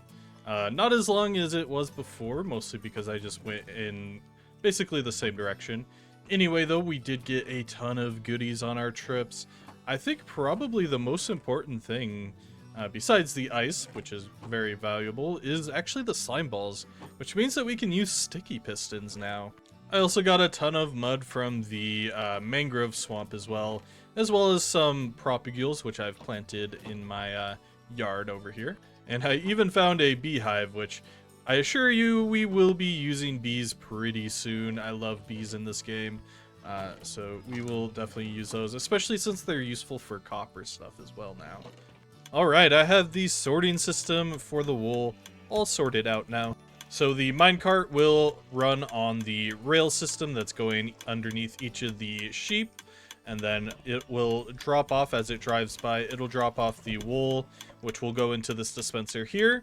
The dispenser will shoot out the items across the ice up a bubble column, and that will get sorted up here into all of the various different chests. I need to add a few more hoppers here. I'm realizing I forgot to add 3 of them, but yeah, it should be theoretically working now. All that's left to do is to add our minecart, as well as craft a bunch of shears. And of course, we just place these shears inside of each of the dispensers, and we should see items begin to appear inside of our chests, which it looks like they are. Now, right now, there's no actual sorting system for this. So, for example, we're just going to get basically all of the different wool types in all of the various chests. But yeah, this should fill up with every single type as they sort of eat the grass, and that's basically this entire wool system done. To wrap up the wool farm, I built a farmhouse on top of it with a large fenced-in area at the back that we can fill up with sheep. This area is pretty close to the desert, and I do actually want to do something about this area in the future. However, I don't think we'll get to it today, but I am just going to build up the land up about to here, I would think. And what I'm going to do with this area, by the way, since the wool farm is right down here, I'm actually going to turn this into a little sheep farm. So everything up on this hill will be a little sheep farm. We'll have a herd of sheep here, and yeah, I think it'll look pretty cool. Alright, and this area is looking so much better now as well. And I did go through and expand this part of the fence just out a little bit, almost towards the desert area. In the future, I do have plans for this area. I'm not sure if I have mentioned that already, but I think this is as far as the actual farmlands themselves actually will go out. Oh, and it looks like our sheep just grew up, so let's get over there. I just took a couple of sheep from the pen downstairs and bred them. And why can't I get you? Hello? What? Oh, that's weird. Huh. I can't breed that sheep. I just reloaded the game and I still can't do it. Huh. That's kind of weird. I wonder if it's because I used wheat to grow it up faster? I'm not entirely sure. And by the way, this front yard is now a little carrot farm. I decided to go with carrots here just because we don't have carrots planted down yet. We also need a potato farm, which we'll do, I think, over here maybe. I'm not 100% certain on where all of the farms and stuff are going to go yet. And we have 11 days before day 300, which means that I'm probably gonna spend a little more time probably building another house or two. I don't know if we're gonna get to the market district today or not. And I want to just spend some time cleaning up some of the areas surrounding our builds here. Also, check out my back. We finally have the copper capes now. I just checked. I've been checking probably every single day, and yeah, it's finally in the game, which is pretty cool. It matches my arm pretty well as well, which is pretty nice. And I don't know if I'll ever take this cape off because it is absolutely fantastic. So yeah, anyway, let's keep working on stuff.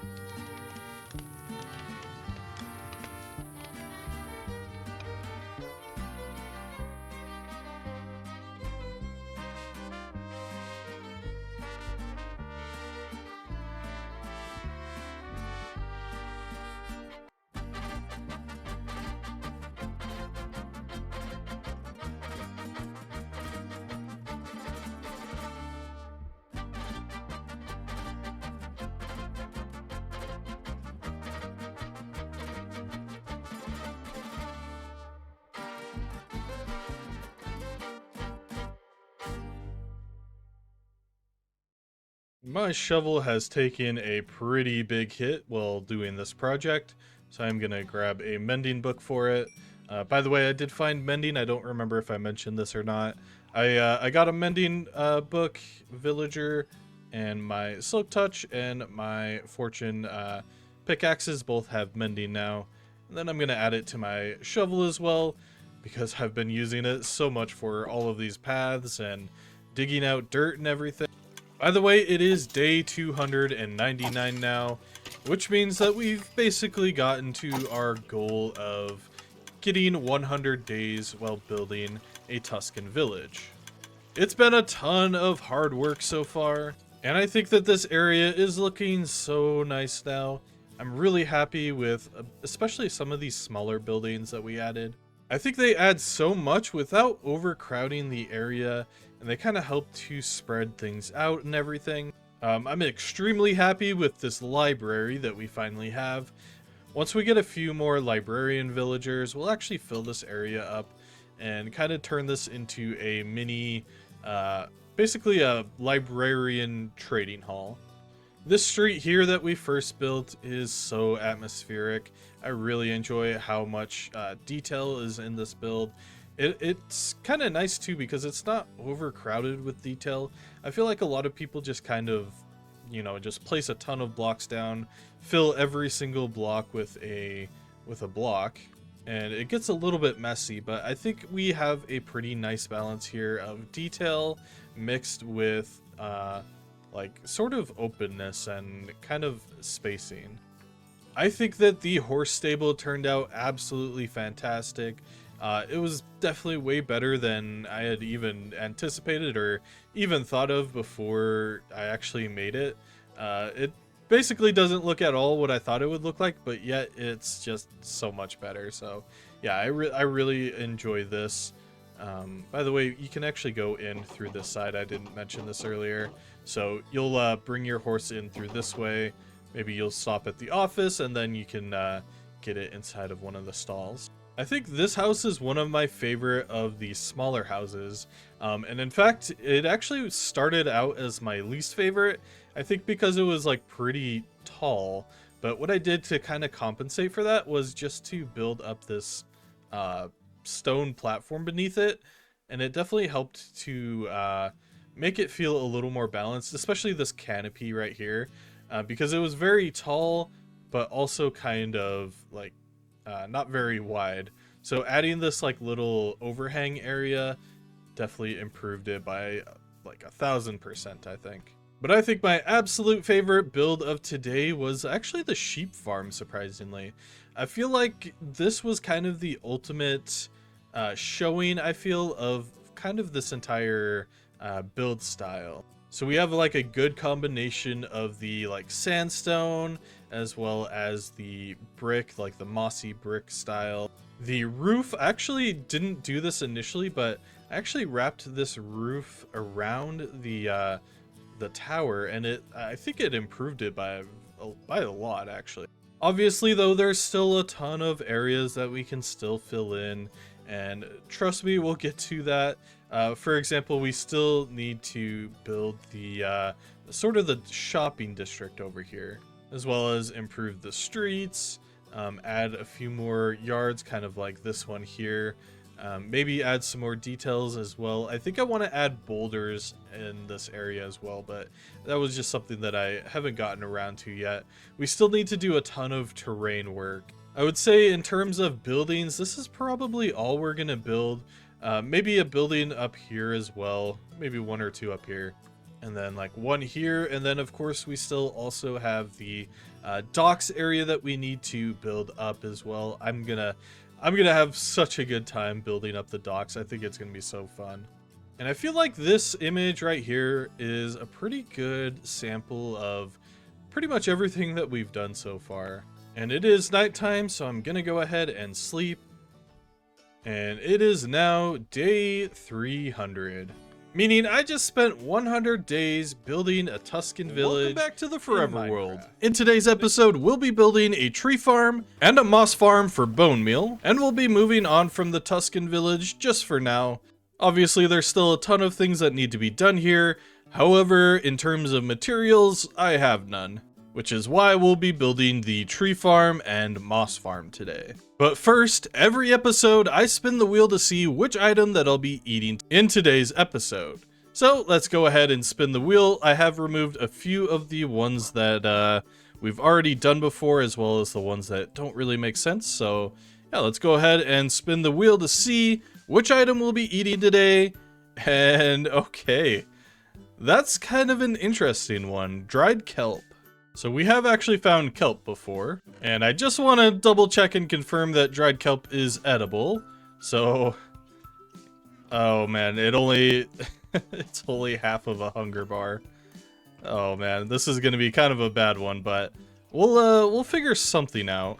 Oh yeah, and I forgot to mention that I added a armor trim to my armor. I'm just using, I believe it was the Coast armor trim, and we're using copper as the material. That way it just kind of matches with our arm and our brand new cape, which is finally in the game. I was waiting for this for so long, and I think it looks really good. So I'm going to make an auto farm for our kelp. So I'm going to craft a few pistons here. Let's go with 7 for now. We'll also need some observers and some hoppers. So we already have some kelp down here. I'm actually going to break these and move these over into the farm as well. Technically, we're only going to need about 7 kelp for this, but I'd rather just have this ready to be eaten, because just from walking back from the mine, I'm already down to 3 hunger haunches. So yeah, I'll probably have to make sure not to run around too much in today's episode. I also don't just like having temporary farms around, so if I'm gonna build a farm for something, I'd rather have everything as centralized as possible. Now, I kind of want to find a place to actually build this kelp farm. And I'm thinking, because we have a ton of empty buildings now, it might be good to just build it beneath one of the buildings. I think this red building here could be pretty good for it. If we just dug right here. Yeah, there's nothing really underground here, so yeah, I think we'll do that.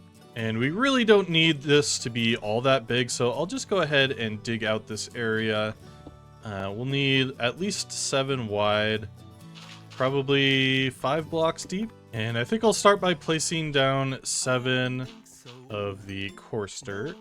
I'll get some stone bricks down in front of here because we're actually going to need to surround this in glass, which will contain some water. So glass will go here, but we'll wait to do that. Instead, what I want to do is put some stone bricks on the back as well here. And actually, I'm going to move this down by a block. Then we'll put our observers here on this level facing this direction towards where the kelp will go. I need to grab a few more observers and we'll get those placed down here. And on top of the observers, we just wanted to place our pistons. These will actually break the kelp whenever the observers detect that the kelp has grown. So if I place, for example, a dirt block right here, it shouldn't go off yet because we haven't put any redstone down. So we'll place some stone bricks on the backs of the observers here, and we'll just place down a redstone line just going across like that. And now when we get an update, it should do it. I guess because this line is now facing this way instead of into there. Yeah, I didn't think about that. If it's individually though, it should update. Okay, so we'll have to figure that out. And I think the easiest way of doing that is to just add another redstone line down below. Will that work? I know that redstone kind of changed recently, so I'm wondering if that'll work or not. Let's test it out. Okay. It won't. Yeah, there we go. We got it working now. I just had the observers and the pistons on the wrong levels, so I just swapped them around. And we just have a row of redstone up here leading into each of the observers. And after placing down a couple of chests here, our little system here is now done. Hopefully it's working. Basically, I placed a water up there, and that will sort of bring the items this way, and eventually they will fall onto this hopper here. So once they break, yeah, it'll go over there. So now that we have a steady supply of food, let's get on to the main topic of today's video, the tree farm. Now, first things first, we need to find a location. And as I mentioned before, we're actually going to be not building it inside of the city, mostly because it can get a little bit loud and explosion-y, but also because I just want to make sure that I'm kind of staying fairly spread out in this world.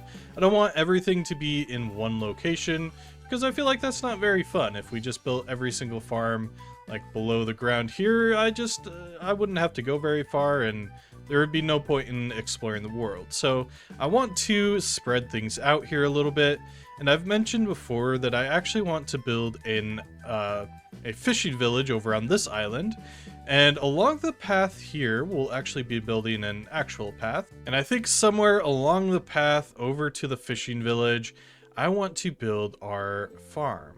And it's actually going to be underground, however there will be a visible aspect to it. So I think right here is going to be a pretty good place for it. It doesn't look like it, but yeah, if we flatten this out a little bit, I have a thing that I've been working on in creative that I want to build and bring over into this world. So yeah, I think we'll place it down there, and then underground we'll just need to dig out a pretty large area where we can have our tree farm as well as a ton of storage for the tree farm. So I think the best way to begin is actually going to be to hook up that path and figure out exactly how we'll be getting over to the farm, because we will be needing to run back and forth quite often. So I think it'll be very valuable to have a way to actually get back and forth pretty easily. And now we have a pretty good path of going back and forth from the city over to our new area that I'm gonna build right about here. Now I actually have a schematic, so I think I can pull that up really quick. Here we go. And I built this in creative. It's hard to tell what it is right now, but I actually don't want to ruin the surprise anyway. But yeah, we'll go ahead and build this. We're gonna need quite a few materials for it, but really overall it's not too bad. We're gonna need some moss, some mossy cobblestone, and a few other things as well. But yeah, so this is actually, you know what, I'll leave it till after I build it. So I'm gonna go ahead and build this thing, and then we'll come back in a little bit.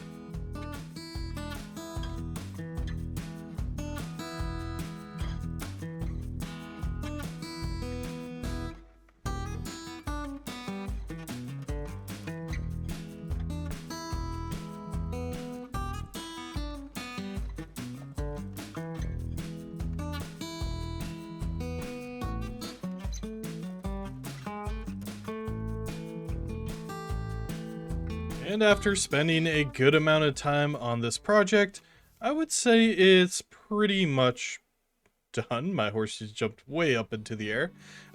Yeah, so I've spent a little more time from the last time lapse, just working on some things here and there to kind of help integrate it into the environment.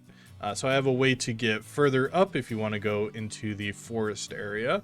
And then I've just sort of redecorated this wall in the same style as I did with that wall over there. And of course we can now go inside. By the way, I don't think I mentioned this before. This is actually a fallen tree. It doesn't quite look like it because it's mostly made out of moss and mossy cobblestone. But yeah, it is a fallen over tree, as you can tell from the interior. We'll get to that in a second. It has a few like branches that are coming off of it, but this would have fallen, you know, hundreds of years ago.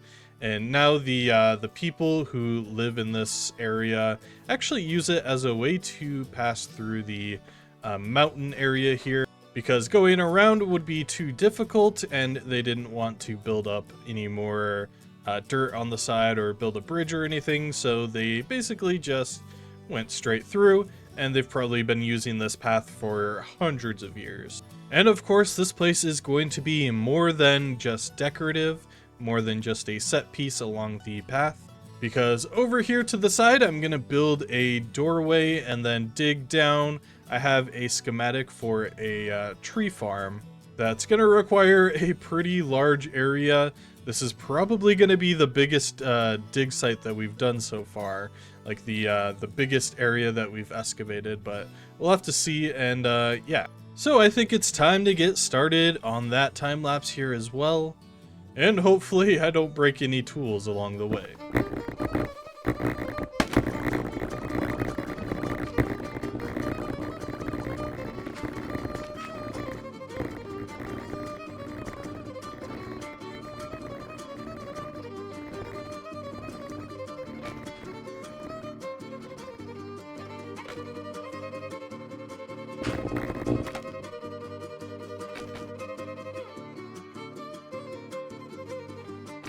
Alright, and that took quite a while to dig out, but we now finally have this giant hole that we can finally fill with our tree farm. So what I want to do now is to gather up some of the materials that we're going to need. By the way, we are using ENXO4's tree farm for this. It's a super simple one. It can be used with pretty much every single tree type. So we're not going to need a whole lot of materials. We can ignore, I believe, the dirt and the grass blocks. Smooth stone will actually be using just bricks for. We can use any building material for that. Scaffolding we should have plenty of. Redstone dust we have plenty of. Everything else here seems pretty simple. Yeah, I don't think there's actually anything here that we can't get.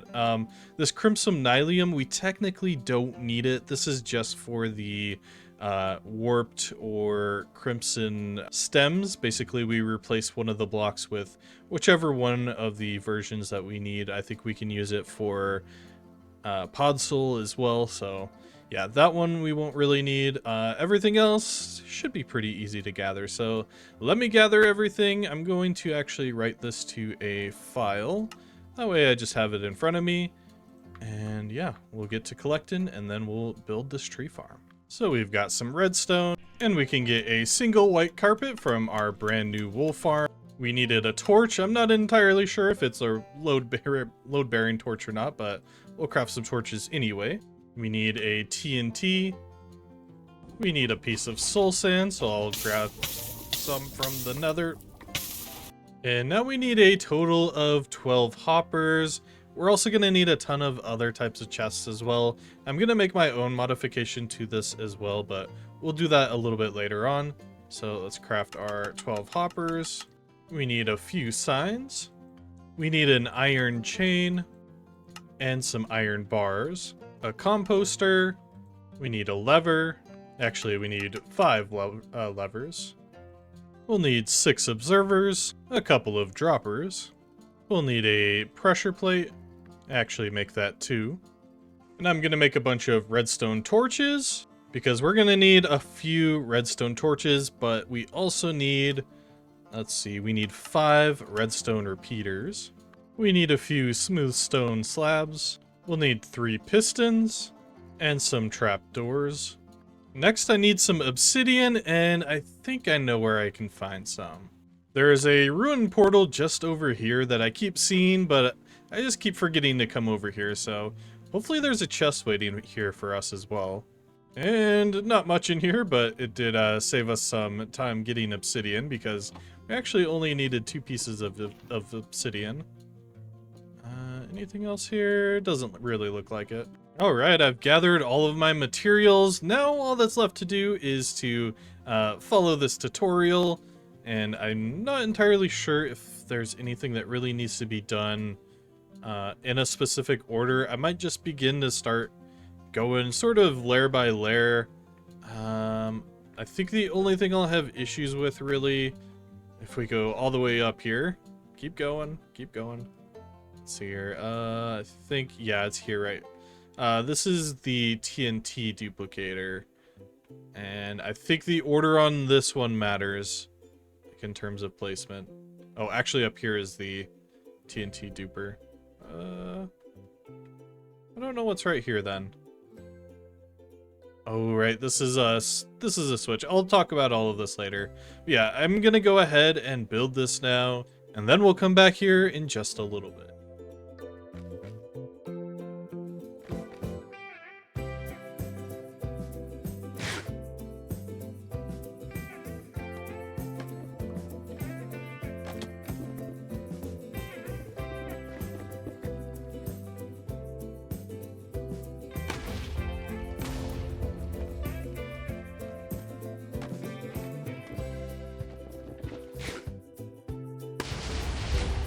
Alright, and I think I'm ready to start the farm.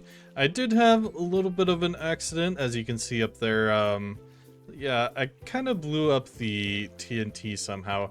I'm not entirely sure how. I think I messed up the clock down here. So we can go ahead. We're just going to do regular oak saplings for now.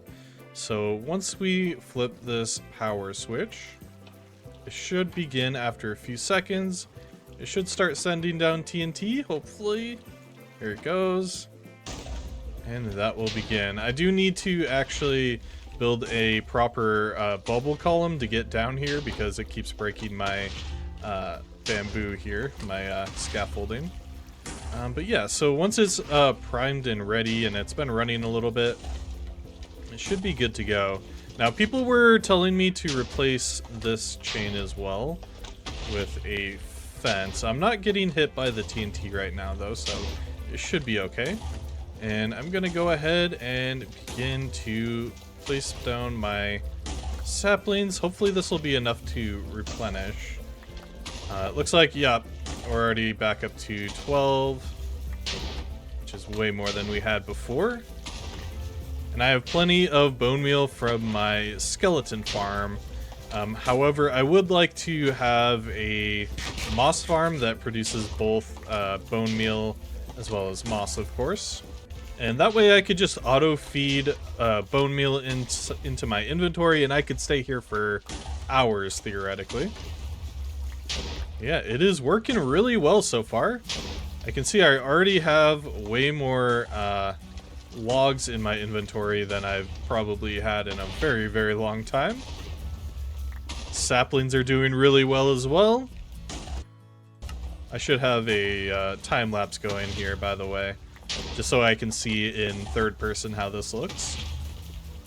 But yeah, if I want to stay AFKing, I can hit, I believe it was F3 and T. That will reload my... it should reload textures and keep your mouse buttons held down, but oops, I should probably have my mouse buttons held down. So it should just be right click. Oh, and that's one bad part about it, is that sometimes your inventory can get super full and you'll just start placing down logs. But if we take a look and see how many logs we've gotten already, it's quite a bit already. I would have expected a little bit more. However, we haven't been at it for that long. And after finishing up the tree farm, I decided to do a quick 4-hour stream of basically going around through the town and redecorating some of the interiors of the buildings that we've built so far. So I would say a majority of the houses now actually have interiors, which is pretty good because I'm always kind of worried about doing the interiors of builds. I definitely want to do that as much as I can, but sometimes it's hard to actually do that. So yeah, just going through, I guess doing it on live stream was actually a really nice idea too, because we just got to relax. It was Halloween, so we put up, let's see if I can find any. We put some pumpkins up around the place. There was a few here. Here we go. So yeah, we got some jack-o'-lanterns, I should say. We got some jack-o'-lanterns built around the place. We got all of the interiors decorated. And if you want to check out that live stream, the VOD should be available on my YouTube channel.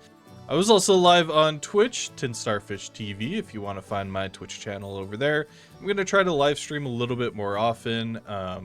Generally, I think I'm better at doing like video content, but I do think that live streaming is a lot of fun as well. And by the way, if you are enjoying this video so far, make sure to hit the like button and subscribe. And if you want to support this channel and me more directly, why not consider becoming a channel member?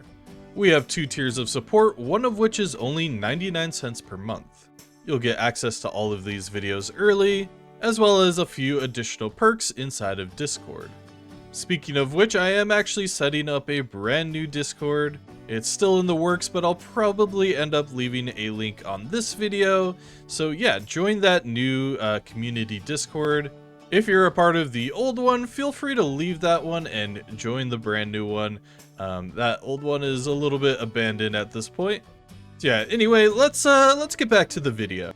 So now that we have the tree farm completed, what I want to do is have basically an unlimited amount of bone meal for it. We're currently getting a pretty decent amount of bone meal from our skeleton farm, however, I don't think it's quite enough.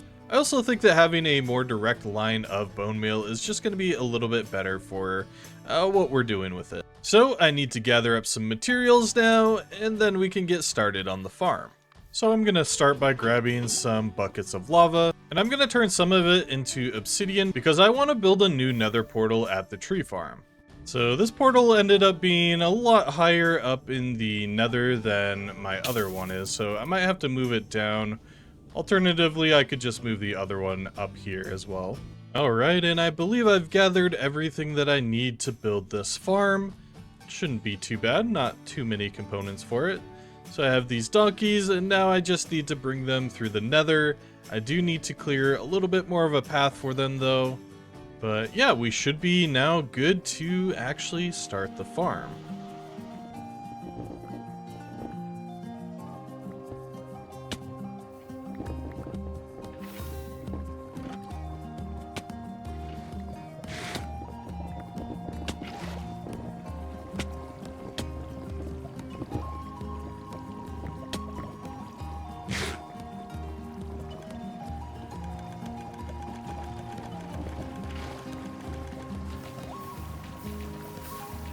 And the moss farm is finally done. This was a pretty easy build actually. It did take a little bit of time to get everything configured, but it is running super smooth now. So you can't really see it in the time lapse, but there is a clock down here, and basically it powers a dispenser, which is basically bone mealing the moss up top. And there are pistons on either side which push the stone into the moss, and it'll break the moss, and it produces more stone that can be converted into moss.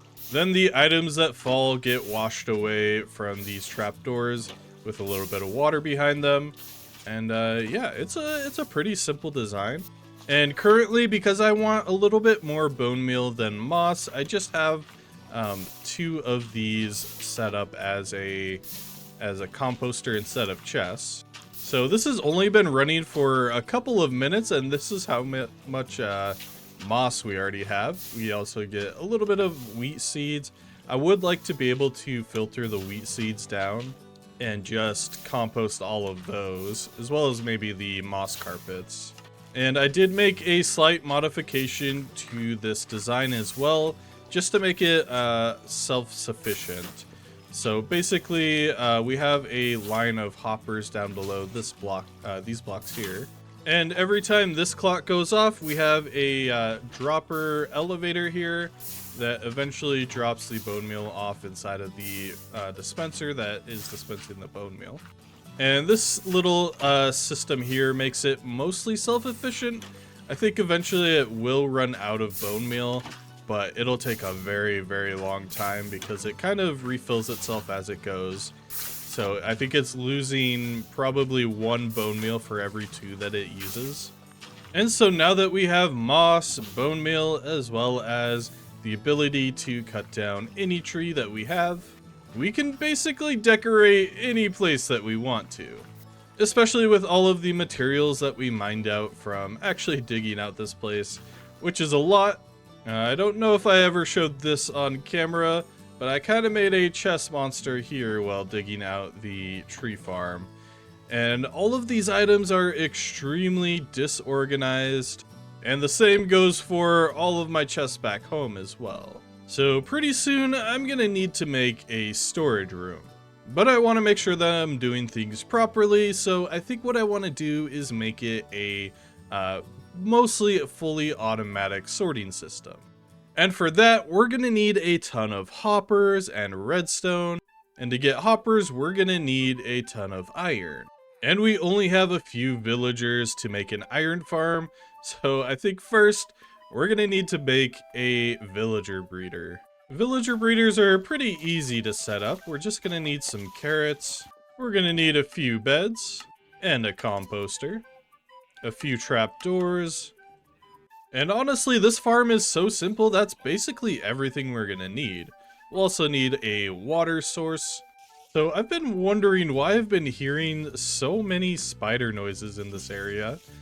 And it turns out there's a spider spawner here. And this cave is completely full of spiders. Like, you see all of their beady eyes right there. That might be a little bit of a problem, especially since what I'm doing right now is digging a tunnel in that direction. And I'm right on top of the spiders now. Hopefully I can get a torch or something in here just to light it up. One benefit of this is that we're gonna get a ton of string while we do this. Light it up, light it up, light it up.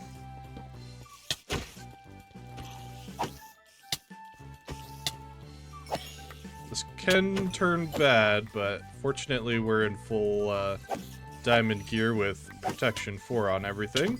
Nice. Alright. Let's see what's in the chest. Pretty decent loot.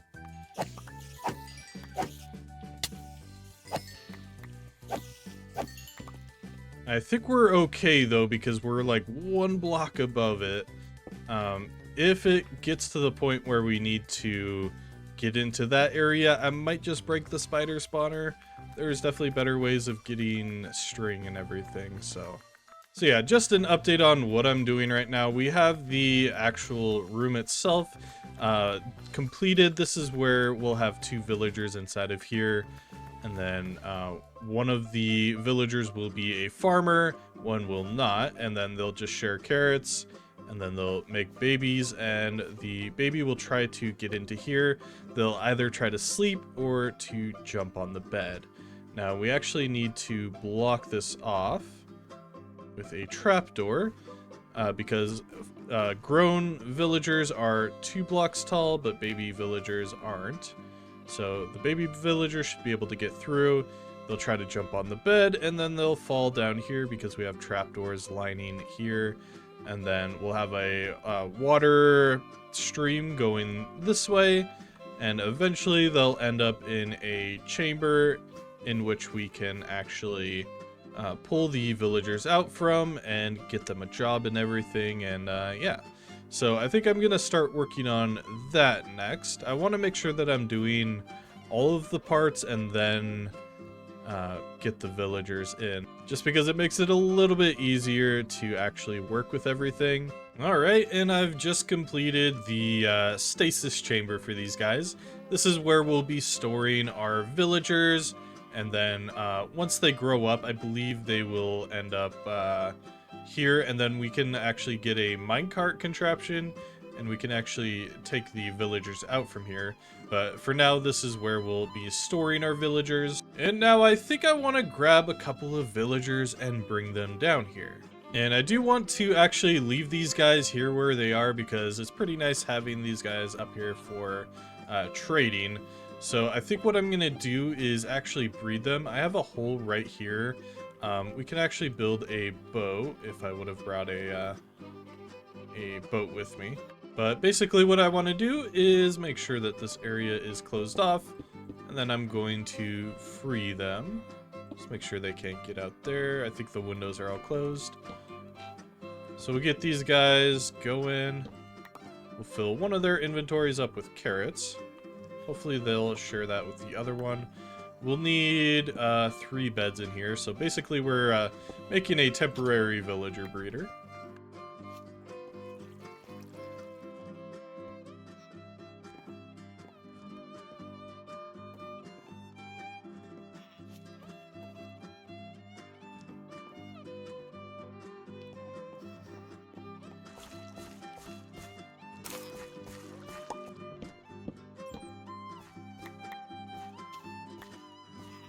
And after AFKing here for a few in-game days, we now have a pretty decent stockpile of villagers.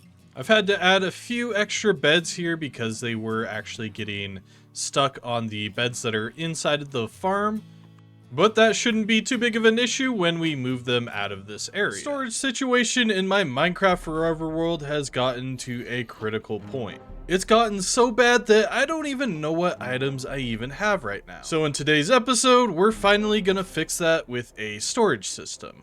But because this is the copper update, we're actually gonna be implementing copper golems into our sorting system. But in order to build our storage system, I'm gonna need to build an iron farm, a honey farm, raid a trial chamber, and dig an absolutely massive hole underground. So let's get started with the first item, which is gonna be the iron farm. But before we can do that, of course, we need to spin the wheel to see which food item we'll be eating in today's episode. And I've just gone ahead and got rid of all of the items that we've already done and a few of the ones that don't really make sense. Because, for example, milk is on this list. You can't eat milk. So let's spin the wheel and see what we get. Oh, okay. Cookies.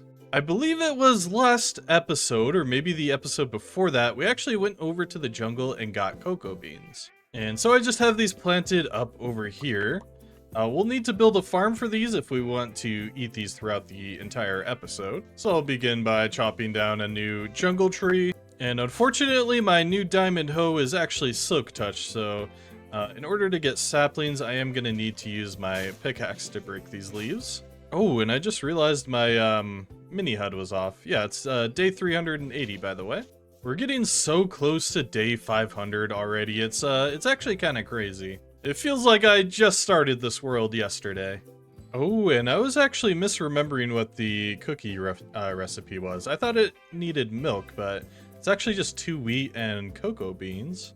And it only restores 1 haunch, but that's alright. Especially since we get 8 cookies per crafting recipe. Now the next question, are cocoa beans affected by bone meal? They are. Okay, that's really good to know. Alright, so I'm gonna craft a few dispensers. And I'll need to go into the nether to grab some of this nether quartz. To craft a couple of observers. And I'll also need a lever. And I already had a sticky piston in my storage, so that's all we really need for this mini farm here. Now I need to find a place to actually build this, and I'm thinking I'm going to build it near the villagers here. And I think that this one is actually going to be temporary. I don't really like building temporary farms. However, I do have plans for these, for this area very, very soon, like in this episode soon, so I'm not entirely sure what's going to stick around, but yeah, we'll go ahead and begin building this farm. Now, I did make some cookies here. And unfortunately, I used all of my cocoa beans, so I'm gonna have to go to the jungle and actually get that again. But for now, we can just begin to build the farm. We'll have our 3 dispensers pointing in towards the same block here in the center. This is where the cocoa beans will go. We can have either a solid block or a hopper down below. I think I'm gonna go with a solid block for now. And then we'll also build up the parts behind here. Then we'll just run redstone all along up here, and I think we'll need one on there as well. I'm not entirely sure if that's exactly how this is going to go. I think I want my power switch to go right here, which means that when I flick that lever down, the sticky piston will point out, and we'll go ahead and break these blocks. And I'm thinking... I think I'll actually have this be reversed, so when the lever is powered, the farm will be off. So that should work like that, and then this one points in that way. We'll have stone there, and redstone dust right there, and that should be everything. So we'll get a power surge just like that. It is powering it on and off. It shouldn't do that. And I think it's because this one right here is bud powering it, so I think that should help. Here we go. And is this one still dispensing? It's hard to tell with nothing inside. I'm thinking probably not though, so let's break that, go there. I think that should work. So now if I grab some more cocoa beans, we can get some bone meal in each of the dispensers. And now when we place our cocoa bean on the wall, we can flick our lever, and that will basically instantly grow this. So what we need to do is I don't know if fortune affects cocoa beans. I should really look into that. But yeah, you just hold down right click and left click. And there we go. We have infinite cocoa beans now. First farm of the episode already done. So at the end of the previous video, we set up this villager breeder, and this is going to be the key part in our iron farm because you actually need villagers in order to spawn iron golems. So I'm going to spend some time researching our iron farm, figure out which one exactly is the best suited for our needs. We're still pretty early game, but we're a little bit further into the game, so we can probably build something more advanced. I also need to find a location for the farm. And I do actually want it in this area pretty close here because I really want it to be loaded in while we're in this area. So scouting out the nearby area, we have some pretty good choices. So I have a specific design I have in mind for the build surrounding it. I guess it's a little less specific, but basically I want it to be an abandoned castle. That's sort of been here for longer than probably everything else. So I'm looking around, we have this area here with the tree. I don't want it to be too close to the tree farm. Because we are trying to fill out the entire world, I don't want it to be too close to the village either. So I think I want it to be maybe halfway between the two. So maybe right here would be a pretty good place for it. Maybe fill that area in. Yeah, I think that could work. Yeah, and looking at this place further, I think it's going to be the perfect place. I think we'll try to build it a little bit further up on the hill, but we'll definitely cover up this hole here because it's kind of random. I've been down there before, I believe. Yeah, it just kind of leads into a little cave down there, but nothing too unique or special. So I think this will be the perfect place to build our iron farm. Now let's just get all of the pieces that we need to build it, and then yeah, we can go ahead and get started. So to get started with this farm, we're gonna need 4 stacks of building blocks. We'll need 24 stairs. I'm just gonna make a couple stacks of those. We'll need 9 fence gates. We'll need 9 beds as well, but I'll just keep this in wool form for now.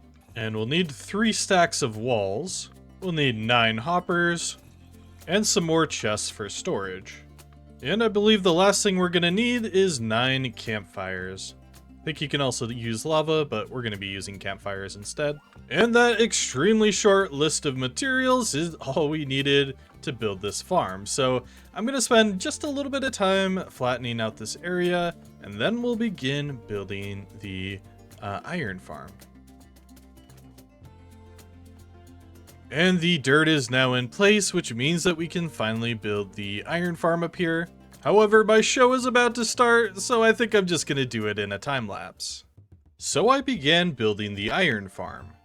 I'm using Joza's easy iron farm tutorial, and something I didn't realize / forgot was that the area nearby would actually need to be spawn proofed, which meant that the location I chose probably wasn't the best, but it did the job. Next, I needed to gather some villagers for the iron farm. It was difficult and time consuming, especially since I had to move them from my base all the way over to the iron farm, which was pretty far away. I moved them in by breaking the boats and letting them pathfind to their beds. After the villagers were in place, I gathered up some name tags and led some zombies into the farm. The zombies scare the villagers, and in response the villagers create iron golems. Alright, and that was pretty good timing. My show just ended, so this took about 4 hours. I just finished getting these zombies in place. I've name tagged them all, so we are getting iron inside of the farm now, which is pretty nice. Yeah, so... Oh. I do need to run around and clean this up really quick. Otherwise, we're gonna get iron golem spawning everywhere. I'll have to take this guy out. Yeah, it is pretty much done. I kind of forgot that I needed to make the area around it non-spawnable, so that was probably a majority of what I did with this build, honestly. It was just trying to make this look good. It's still a work in progress. I need to go through and actually decorate it, but I have the plan for how the tower is going to look, at least, or the old watch guard. And it probably wasn't the best idea to build this right over a hole, I'm realizing, but I did go through and button this cave, and there was another cave over here. I've added a few buttons here. This area probably still needs buttoning, but we'll just see where everything kind of spawns and if we actually end up needing to put buttons down there. Oh, looks like we got a cat here. And I'm gonna do something really stupid here. I kind of want to test my skill, so I'm gonna just 1v1 this iron golem. We are in full diamond protection 4, but man, he is putting in some work. Oh, he's coming right for me. Oh, if I can let my health recover a little bit, I might be able to get him. Oh, he's stuck there. Ha, you can't get through. Ah, there we go. Nice. So we've got 31 iron in here, now 36. So I'm going to let this run for just a little bit, just so that I can test to see if everything's working, as well as just to accrue a little bit of iron, because I did use, I think, all of my iron, or a good majority of it, just building this farm, so, yeah.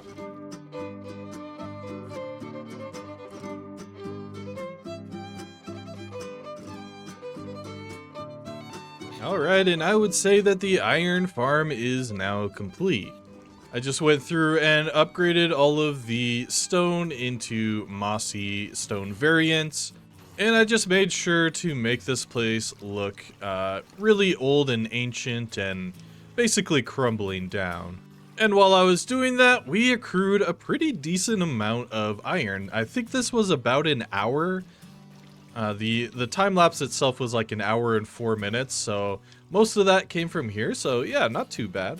This is going to be way more iron than we actually need for our storage room, but it's definitely going to be nice to have a ton of iron in the future. And by the way, we did end up passing through day 400. I'm not going to celebrate the smaller 100 days sections. I think the next time we'll build a cake will be for day 500, I think. So like I mentioned at the beginning of this episode, I need to actually take on a trial chamber today. So I'm going to make a shield just to help things out a little bit. Now, I've never actually done a trial chamber, so hopefully it goes alright. I'm not sure if I'm going to need netherite for that or not, but I think we should be fine with full diamond. And we actually do have a trial chamber relatively close by. If we go down in our mine here, I think we should see it over that direction, I think. I found it on stream, so hopefully I can remember where I actually found it. I think it was this way. And actually, before I get too far there, I'm actually gonna break down some of this coal and bring some torches with me as well. I think we're gonna need to light up a pretty significant area, so we might as well get as many torches as we can bring. Alright, I couldn't find the exact spot, but I do have the coordinates written down from that stream, so if we continue in this direction, yeah, once we get to 380 is where we should find it.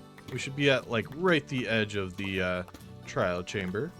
And yep, I see a wall right here. There's a skeleton down here that's going to chase me down. Oh, there's even a iron vein here. Alright, I'm going to light up the area nearby. And let's break into this place. Okay, so we get right into it. I'm gonna make sure that I know the exact exit here. Don't want to get lost in here. So far, so good. Nothing spawned yet. There is one of those spawners right there. I don't remember exactly how these work. I think once you get close to them, they'll begin spawning things in. So we have pots here. Let's silk touch these. Oh, and they actually have loot inside of them. There's also candles here, which is kind of surprising. Oh, and you can get shirred ones here as well. Yeah, not too bad. So I'm gonna try to get close to that spawner that we saw before and kind of see what happens.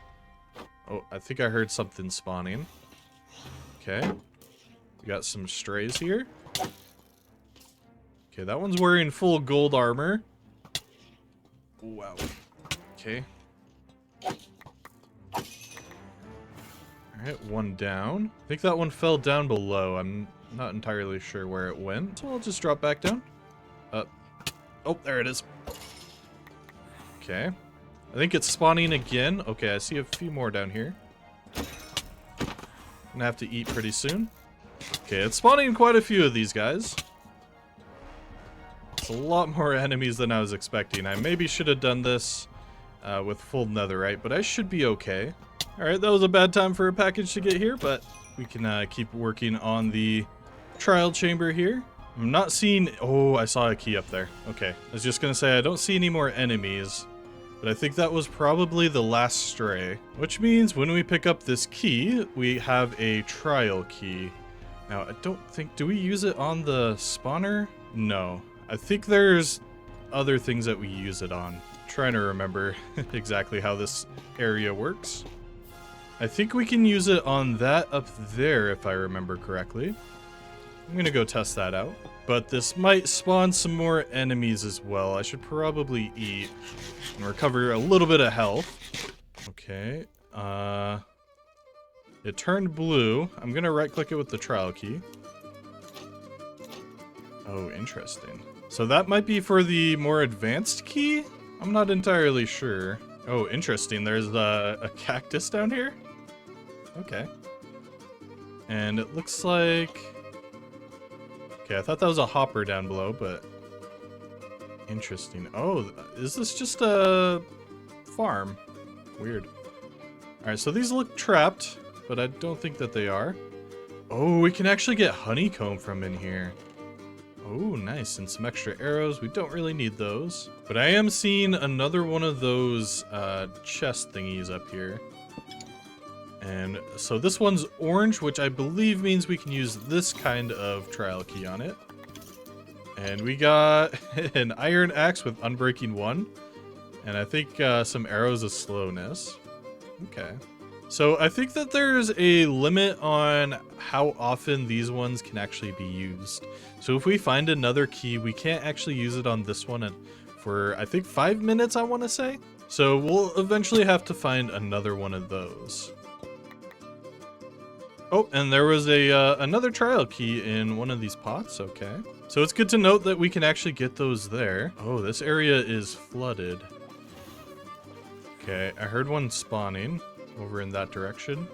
I want to try to avoid breaking blocks in this area because I think that it's meant to be sort of taken on in a certain way. So I think maybe if we come up here, we can get over onto that side. Yeah, okay, so this was a husk area. Do I have a bow on me? I do. So this one should be fairly easy because we're not fighting off skeletons. There's 1, 2, 3, 4.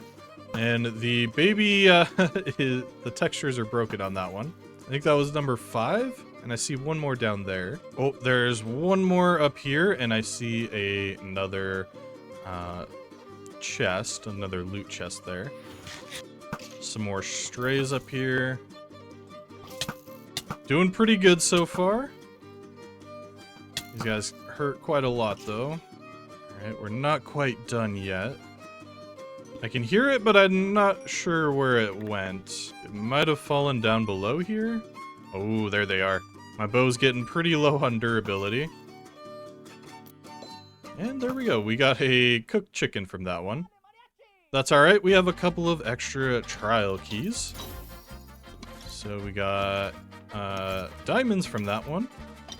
Arrows and a shield. The shield isn't enchanted though, so I don't think we really need it. So if I try to use another trial key, yeah, it won't work. Oh, and I found another room here, and it looks like there's quite a few spawners in here. So this might be the end one. Oh, I'm all out of arrows now. So I'm gonna have to go in for a melee. Oh, I'm getting hit by... Oh no, I got knocked down to the ground. Uh-oh. Okay, there's one of these new guys, Blitz? Is that what they're called? I can't quite remember. They don't do a lot of damage, but they will knock you around. I do want to grab his, breeze is what they're called. I want to grab the breeze rods. Okay, I think that one in the middle is spawning these guys.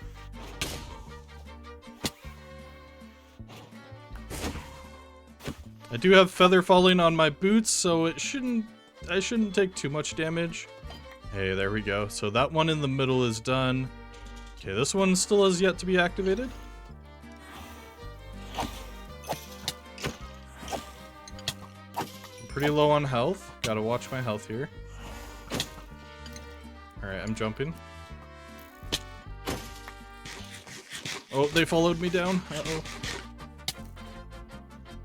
Cookies are really not the best food source because they don't provide a lot of saturation. So I'm gonna be constantly eating here. Alright, it does look like we completed this one, though. So I think that was all of the ones in this room, I want to say. Yep, and this one completed up here as well. So we can use this key on this spawner. But I think I've explored pretty much all of this, at least that I could see. So what I'm going to do now is head back home and drop off some of my things. I don't think I can access that one, unfortunately. I'm going to drop off some of my things. And then I'm gonna come back and harvest this place.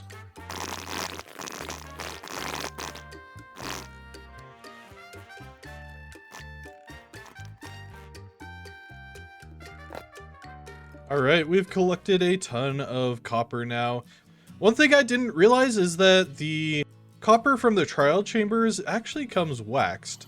So technically we won't need to make a honey farm. At least for the decorative blocks, but I'm still gonna need honey for the sorting system itself. So I'm gonna repair my Silk Touch pickaxe really quick, because it's definitely taken a little bit of a beating here. And now that my pickaxe is repaired, I'm gonna run around a little bit and try to find some beehives. Hopefully we can find some that are actually full of bees, so we can finally start our bee farm. Oh shoot, I was hoping to find a beehive here in this little forest that's nearby the base, but I'm not seeing any beehives here, so I'm probably gonna have to go a little bit further out.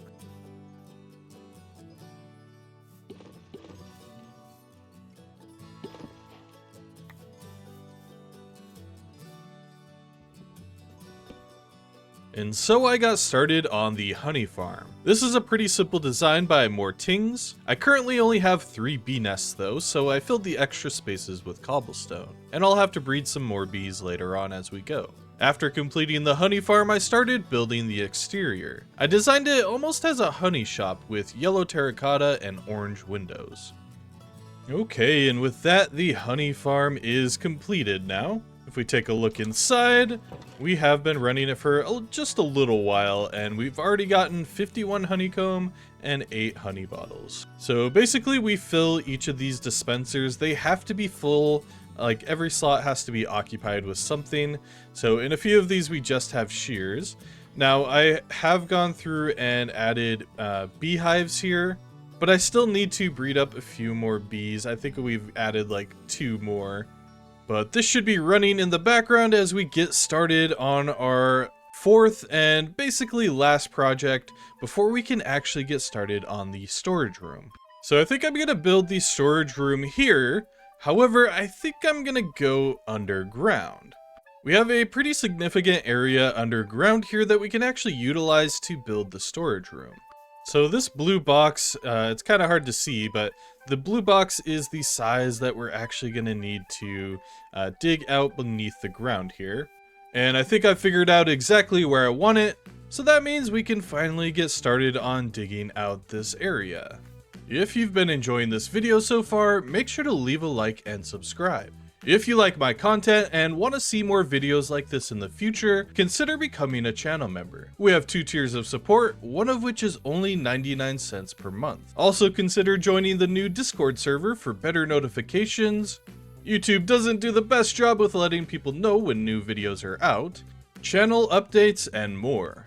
Now, back to the video. Alright, so I cleared this absolutely massive area, and I just went through and cleared up the walls, got rid of some of the ores that were in there, and just built it all the way up to the roof. So the only thing left to do now is to build the storage system itself. We're also going to need to decorate it, but first we're going to need to gather up all of the materials for it. And our material list is pretty long here. We're going to need about 1,000 stone bricks, a ton of mossy cobblestone, moss blocks, chests, and a few other miscellaneous components. So we're going to need 16 stacks of stone bricks. We're going to need a little over 16 stacks of moss blocks as well, so the moss farm is going to have to run for just a little while. Oh, and speaking of the moss farm, I actually just noticed that it actually broke a little bit here. Interesting. So some of it actually got converted into... Oh, that probably wasn't the best idea. Is my redstone okay? Oh, just barely. Yeah, something went wrong here. It seems like it's not producing stone anymore, which is kind of alarming. Maybe that'll fix it? I'm not entirely sure. Aha, okay, so that's what the problem was. I guess I left when it was still loaded, so it probably broke the redstone. It was stuck on, so we should be able to get moss now. And while I'm here, I might as well get some more wood as well, because we're going to need a ton of chests for this project. We're going to need 5 entire stacks of mossy cobblestone, and we're going to need 5 stacks of chests, 4 stacks of mossy stone bricks. We're going to need 4 stacks of oxidized cut copper. Technically, in our schematic, it's regular cut copper. However, it will eventually oxidize, so we might as well use the stuff that we got from the trial chamber. We're going to need 2 stacks of stone brick slabs. That's a little more than 2 stacks, but that's all right. Next up, I need a couple of stacks of orange stained glass. And I'll need 2 stacks of stone brick stairs. I'll need a couple of stacks of mangrove leaves, 2 stacks of mossy cobblestone slabs, a few stacks of regular stone. Next, I actually need about a stack of copper bulbs, and I definitely didn't get as many as I thought I did earlier, so I'm just going to go back through here and pick up as many of these as we can. It might take a little while because they're kind of spread out a little bit. And now I'm going to have to scrape all of the wax and oxidization off of all of these bulbs. I'll need a stack of mossy stone brick stairs, a stack of azalea leaves. Next, I need about a stack of lily pads, which means I actually need to return to the swamp to actually grab those.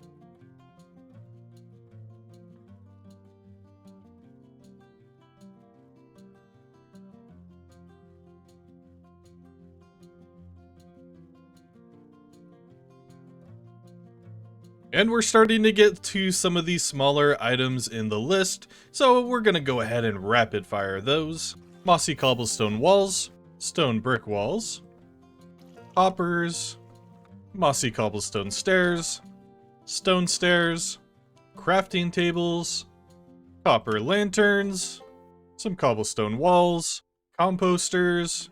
We'll need a few cactus flowers. We're also going to need some copper chests. Now, technically, you can get these when you spawn in the copper golems. However, I just want to build these right now just to get that out of the way. Spruce trapdoors, spruce fence gates, some spruce signs. So I just made a trip all the way out to the swamp to get big drip leaf, and then I realized big drip leaf don't actually appear in the swamp. And after that colossal blunder, here we are. We actually have some large drip leaf. So back to it, we need packed ice, 2 observers, a couple pieces of soul sand, we need a single cobblestone stair, a dropper, a couple of copper doors, a redstone comparator, a sticky piston, and that is almost everything. We have 1 item left to get, and it's going to be a pretty difficult one, because we're actually going to need half of a stack of honey blocks, and we have like 4, is that? Maybe 8? Let's see. Yeah, 8. It's gonna take a while. So I'm gonna replace all of the shears inside of our honey farm with bottles, and hopefully that should speed things up quite a bit. So I think while we wait for that honey to actually get farmed up, I think probably the best use of my time will probably be to just get started on the build. So let's roll that time lapse.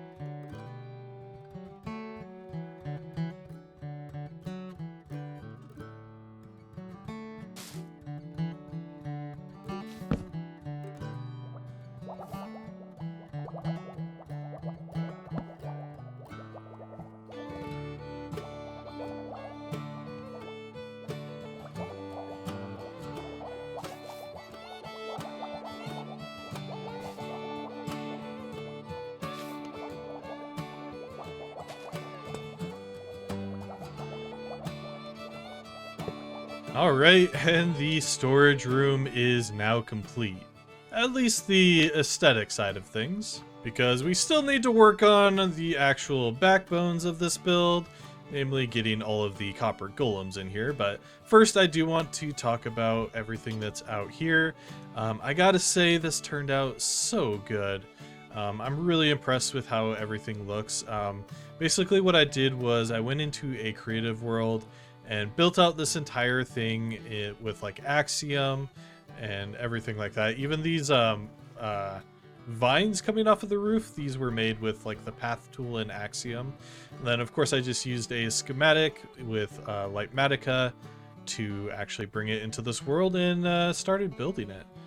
By the way, I did have my HUD off. It is day 447, which really not too bad considering how big of a build this is. Things like the copper bulbs to actually get down here. Now, I'm not entirely sure if I do want them to go all the way out, because as you can see up here, I did use some of the ones that were already, I think these ones are waxed and oxidized.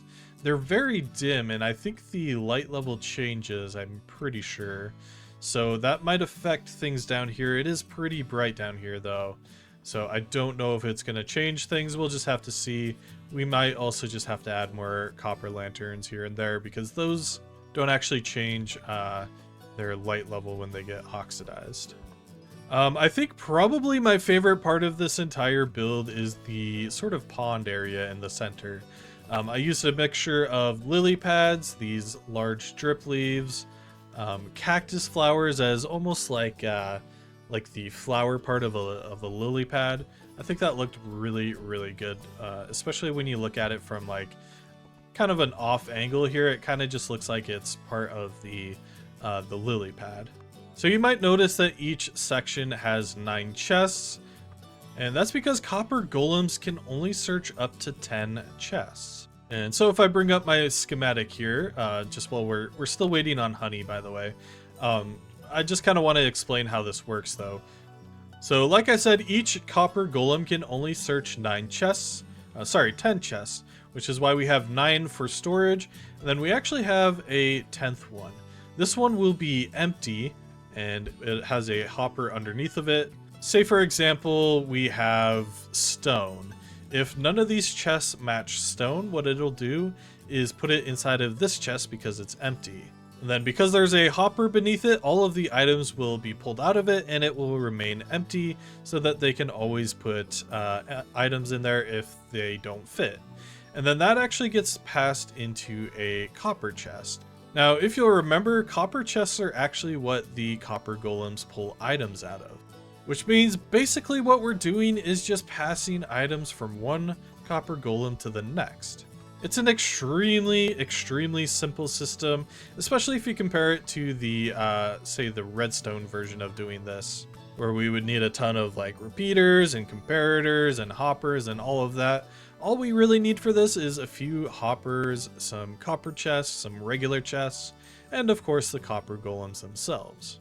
Now I did actually come up with this design by myself, and then I looked for other copper golem sorting systems, and I did notice that a lot of them use a lot of the same fundamentals that I used.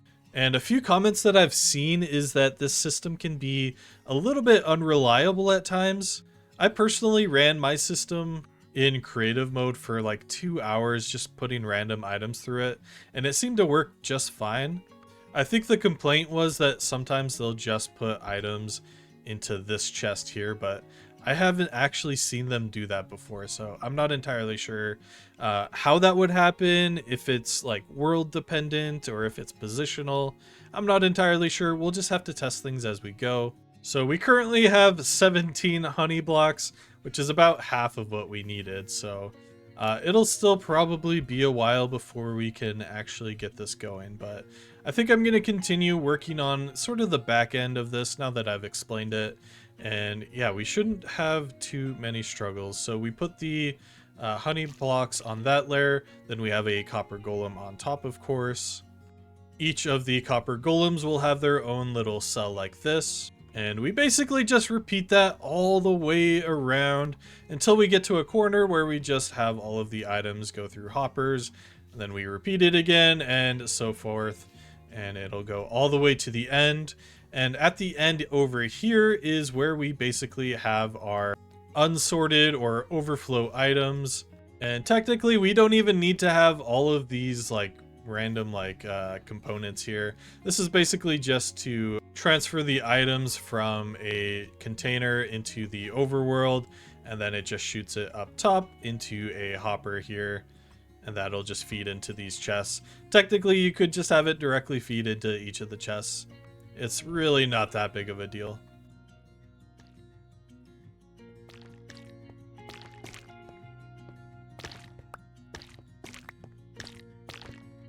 Alright, so I'm still working on categories right now. However, as I do so, I can actually start moving items into the storage itself.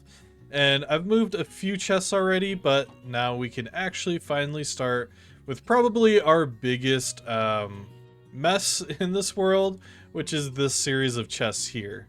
So to help me move my items from our starter base, I've enlisted the help of all of our donkeys.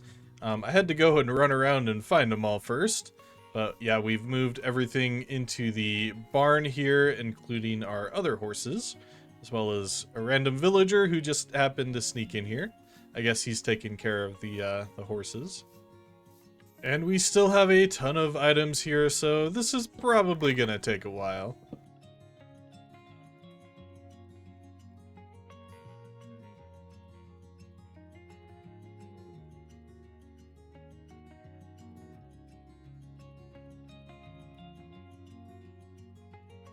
Alright, and now we have all of our items from the starter base over here in the brand new storage system.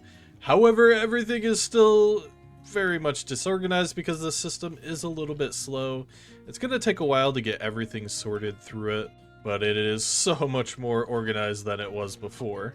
And I actually stayed pretty organized up at the starter base, but that area was just so far away from everything else that it just kind of felt too hard to get over there whenever I needed something. So I ended up just putting everything inside of my mine shaft chest system, and yeah, I think that's kind of how everything got so cluttered as it did. But it feels so good to have that finally rectified. And it's actually been doing pretty well as well, actually getting all of the items that are not sorted into this chest. There's a few items here and there, like this dirt does have a spot. I don't know why it keeps skipping over the dirt. Let's see here, it should be right here. There was definitely room for it, so I'm not entirely sure why it skipped it. But honestly, I don't really mind, because if this thing can just sort 95% of my items, I really don't mind just running over here to the corner and sorting things out manually every once in a while. It's definitely a huge upgrade from just having to do everything manually anyway.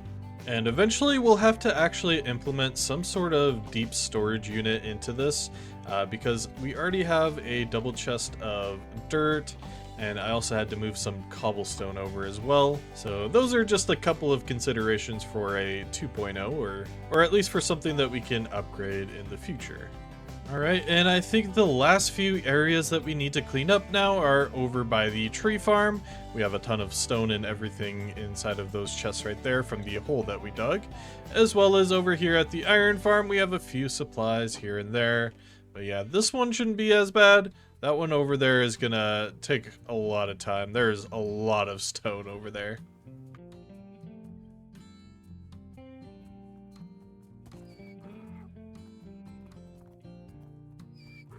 Alright, and I've spent the last few days actually going through and organizing everything. We had a ton of chests just laying right here, so we've gone ahead and sorted all of that. It's still sorting a few things here, but pretty much all of my items are now in storage. So I would say that this project was a success. I am starting to feel a little bit fatigued from this entire project though, so I think I'm going to end today's episode there. But yeah, I would say that this is pretty much almost a second start for this world. Because from here, we're going to be able to just take on so many more projects. Of course, I want to go through and upgrade and kind of finish the Tuscan village. We still need to make the port of the Tuscan village.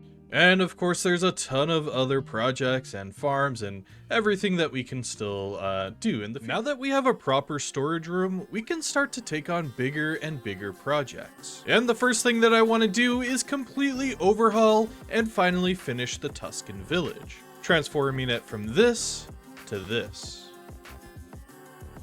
And I think probably the best place to start is actually going to be on the main street here. I've been planning on overhauling this area for quite a while now, and I think I finally have a street design that will actually really fit this area and bring it to life. So I got right into building the sidewalk using bricks, granite, and polished granite. I used copper stairs for the curb, and after working on this for a few minutes, I realized that I had actually forgotten to spin the wheel to see which food item I'd actually be eating in today's episode. So I spun the wheel and got to choose what I'd eat today. And since we landed on your choice for that, I think I'm going to choose beef, just because we have a ton of beef.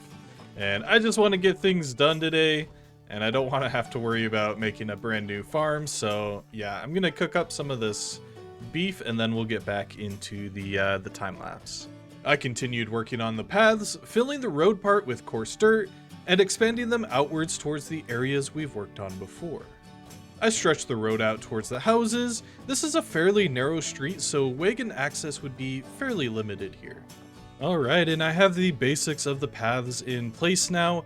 However, I'm gonna kind of struggle continuing the paths until I actually build out this next section.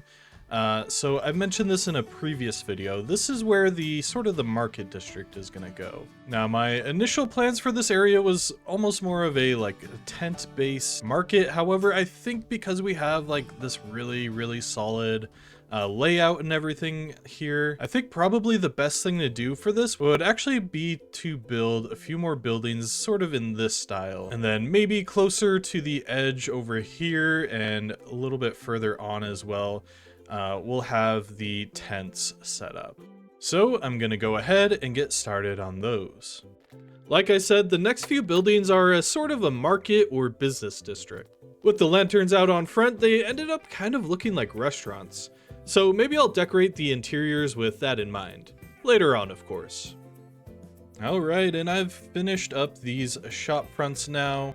I went with 3 separate designs. One's a sandstone and orange color, one's a stone and dark oak, and one is a deep slate with calcite. And I did that just to add a little bit of variety among them. I think the deep slate one sticks out a little bit too much, but I think it'll be fine, especially as we get more details and decorations in this area. And by the way, if you go into the doors on the sandstone build, this is actually where my storage room is. So it's kind of a nice little facade for our storage room. So the area I want to focus on next is actually this little patch of grass here.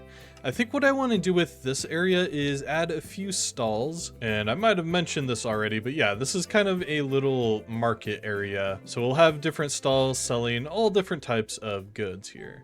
So I began working on a design for the stalls that I could copy over. I used stripped spruce for the countertops and wool to act as a cover to stop the goods from getting rained on. I decorated the insides of the tents with various items. After I finished the tents, I continued working on expanding the road, out towards and in front of the stables, and continued carving out a path down the side of the hill towards the water. Alright, and now we have a path that leads down into the oceans, where we're actually going to have our dock. By the way, this path will be replaced with the coarse dirt and all of the different variations here as well. But I just kind of wanted to get it sort of laid out and figured out exactly where all of the paths will kind of go. So down here is where we'll actually build our docks.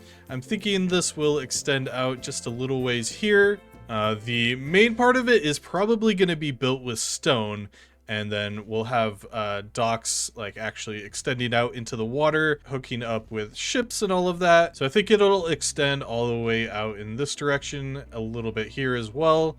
And yeah, I think, well, I think I'm ready to get started on this, honestly. Actually, before I do, I just wanted to also mention that we're probably going to have a few houses sort of inset inside of the walls here. These might not be houses, they might be warehouses actually, but they'll be like in the sides here, maybe one up there, one down here, just kind of lining the path kind of in a logical manner of where they might actually be in the real world. And I was just thinking about this as well. We need some sort of lighthouse out here, and I'm thinking out here at the end of this stony beach would probably be a pretty good place for it. Now, this entire stony beach is kind of weird. I'm not entirely sure if I'm gonna keep it stony. I know for a fact though that I'm gonna be changing up the shape because it is not the greatest. I have not really liked how this looks. So I think I just want to sort of smooth it out a bit, but I think we'll do that way later on. For now, let's begin to convert this area into our docks. And so I started working on the main stone part of the docks, then continued expanding the wooden docks out into the water, and reinforce the side of the cliff with stone brick. Alright, and we're taking a quick pause from the time lapse because it's about to roll over into day 500, which is a pretty big milestone that I kind of want to celebrate. And it should be, oh, I guess it's 24, not 20, but anyway. Now it's day 500. So to celebrate, we will craft a cake, and the docks are very much in progress still, so I don't know if I'll build this down here. Where would be a good place to build this? Actually, up here could be a pretty good place. So I'll place down a spruce log. We're gonna strip it, put the cake on top, and we'll put our sign down. That says 500 days survived and today's date. And we can decorate the area to look like almost like a little date spot where we have a couple of seats overlooking the ocean view. But with that out of the way, let's continue working on the docks. And what would a dock be without a few ships? So I started working on the first ship. While recording the time-lapse, I noticed that the entire ship was one block too low. As you can see, those are supposed to be windows, which are supposed to be one block above the water level, so unfortunately, I'm actually gonna have to tear this entire thing down and rebuild it from scratch. And so I tore the entire thing down and rebuilt it where it was supposed to be. And that looks so much better than it did before. It was actually 2 blocks lower than it should have been rather than 1. I thought it was only 1, but yeah, as I kind of looked at it, it was definitely 2 blocks too low. And yeah, this is so much better than it was before. Now, the sails aren't as good as I wanted them to be, and that's mostly because they're currently kind of folded up because the ship is in the dock. The sails wouldn't actually be unfurled as it's sitting here, but it kind of makes it look a little bit incomplete. I'm not entirely sure exactly how to improve that, but yeah, I think if we put another one out in the water and we have its sails unfurled, it'll look a lot better, and I think it'll actually make this one look better as well, because we'll actually get to see the sails down and everything, and that would just make this one make a little more sense as well. And I really enjoy this angle up here. I was just kind of taking a look and seeing how everything was looking so far. Yeah, it looks really, really nice in the distance of the town. I think it really helps to bring some more life into this entire build. So from here, I have a few things that we can actually do. One, I could keep working on and decorating the docks themselves by adding like barrels and like crates and everything that would be being transported into and out of the city. Or I could start working on this area up top where we're gonna have a few more like warehouse type buildings and some extra houses dug into the walls. So I think I'm gonna start by modifying this sort of cliffside here first. And I think I'll do a custom texturing for it, and I'll also add a warehouse that is dug into the side of the cliff here.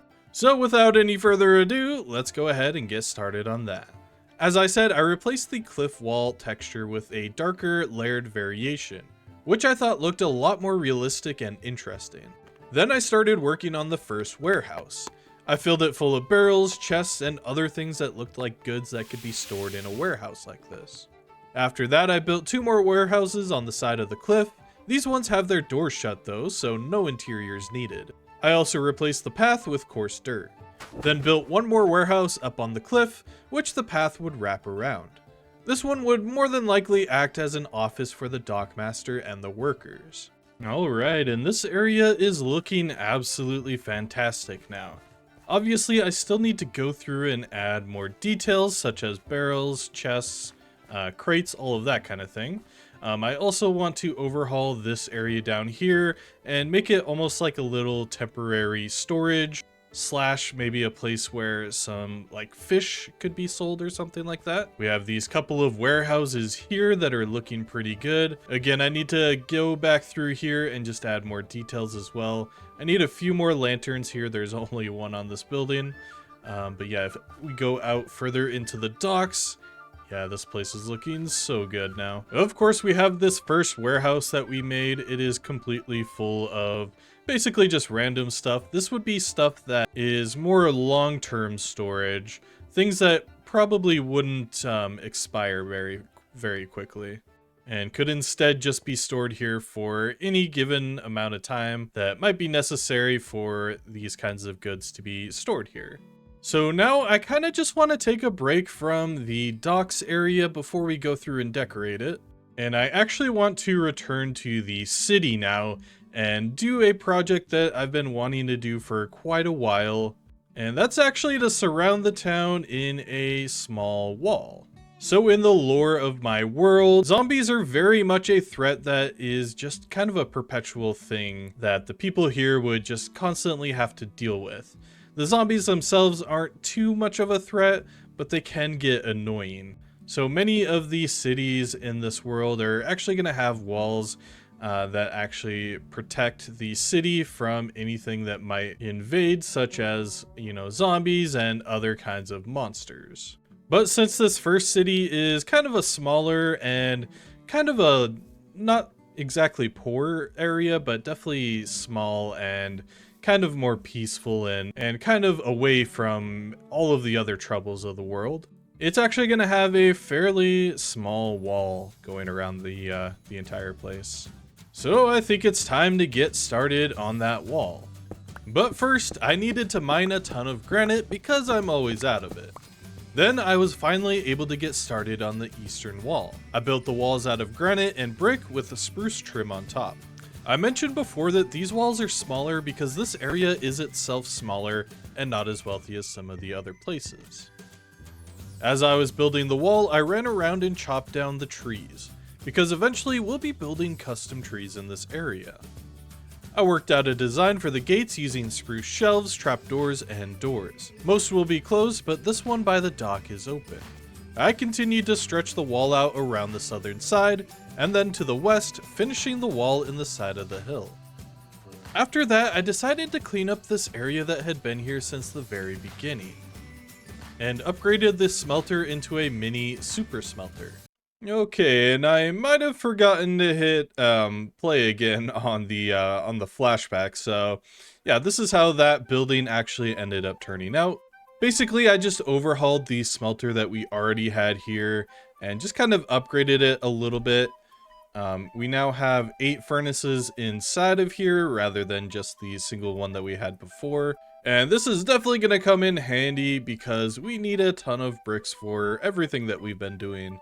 And I think something else that I missed in my time lapses is actually this sort of area, this road that we've dug out through the mountains here. This will actually lead further into our desert area later on. So as a little bit of a progress update, I would say we're getting pretty close to this build being finished. There's really only a few things left to do. I've actually been thinking about this area up here, and I think it would be a pretty good place for almost a mansion, kind of like a mini castle. Because if we take a look at the city from, say, this angle, for example, that area up here is looking a little bit blank, and I think building something up here would just really help out with that. I also need to finish up this area here, and I have plans to add custom trees all throughout this entire area. There's also a pretty big empty area here, and I'm thinking maybe I want to add an inn, possibly right here, and I'm not entirely sure what to do with this space here. Maybe we can make it like a little park area with like a ton of trees and maybe like a little pond. I think that could look pretty nice. Also, you might have noticed that my armor does look a little bit different now. And that's just because I added I think it's called the Night Armor resource pack, which just makes it look a little bit cooler now. It does still have a armor trim on it. It's just a little bit more subtle because the copper is actually copper colored now, instead of the bright orange, which I think looks really cool. I think it'll look better once we get netherite, once we upgrade it into netherite. Where did I just get shot from? I don't know. This area can be pretty dangerous at nights. Alright, enough of my little status update. Let's get back into building. I cleaned up some more of the trees just outside of the wall, then built some more stalls just across the street from the first market stalls I made earlier. Then I continued creating paths around the city, both inside and outside. And after that, I finally got started on the inn. I went with the classic sandstone and acacia look, and made sure to include plenty of foliage, and even included a couple of chimneys. Alright, and the inn is finally completed. We still need to add a few details around, such as the path, but I'm thinking I'm gonna wait to do that until a little bit later on. I also need to get plants inside of these pots, I just realized. But this is easily my favorite build in the city so far. I feel like it really helps to bring back the scale that I kind of lost in some of the other builds. Especially these like smaller houses here, they feel a little bit small. Though that is completely intentional because they are actually smaller houses. But yeah, definitely having some of these larger buildings such as the inn and the stables, and even what we're going to build up here, which we'll talk about in just a few moments. It really helps to bring in the almost a sense of realism, because in the real world, of course, you're going to see different sizes of buildings. But yeah, anyway, I am really enjoying how this looks, and I think it really fits into this area quite well. So like I mentioned, I do actually have a plan for what I want up on this hill. I've gone into creative mode and kind of planned something out. I probably worked on a design for like 4 hours, and I think it's gonna look so good here, and I think it's gonna help to actually improve like everything in the city as well. Because one of our more important angles is right here. This is where we're going to be taking the thumbnail at the end of the episode. And the inn on the left side of the screen with the build that I'm going to put on the right side really helps to frame out the entire city and almost brings it into like a really nice frame. But I feel like I'm kind of just rambling at this point, so let's go ahead and get started with this build. I'm gonna need to harvest about, I think it was about 10,000 blocks, so it might be a while before I actually get to start on this, but you guys will see it in just a moment. Wish me luck. So I started gathering materials, starting with orange terracotta. Then red sand for smooth red sandstone, which, side note, was the most time-consuming ingredient to collect throughout this entire video. Because you need to gather 4 red sand for every red sandstone, because red sandstone doesn't generate very much for whatever reason. Then I needed to smelt it all into smooth red sandstone, which took a lot of time. After that though, I gathered more granite, used the tree farm for acacia and spruce trees, gathered regular sand for red concrete powder, then converted that into red concrete, and gathered up rooted dirt and crafted more coarse dirt. Then finally, I was ready to begin on the castle. I started with the courtyard and built up small walls around it. Then I did a few layers to show the layout of the castle, and started on the first room, which was a greenhouse with a large glass dome on top. Then I worked on the main hall, then built up the corner tower, then built the first larger tower next to the main hall, and finished with the tower that overlooks the sea. The final detail was to build up the chimney and clean up some of the missing bits. And I know that I said this after I built the inn, but this is definitely my favorite build of the city so far. I really like the use of the different colors here because we have red sandstone, we have orange terracotta, even red concrete. Of course, we have all of the granite as well. I think it's just a really visually stunning build, I think. It's very red, very pink, very orange.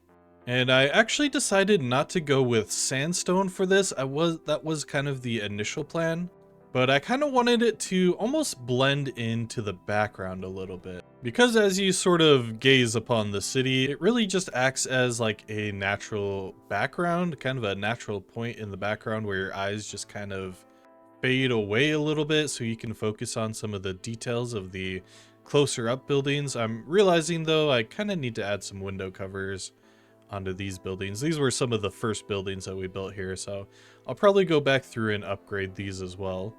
And the walls kind of blend into the roofs a little bit. I'm kind of disappointed in that a little bit, but overall, yeah, I think it's looking really, really solid here.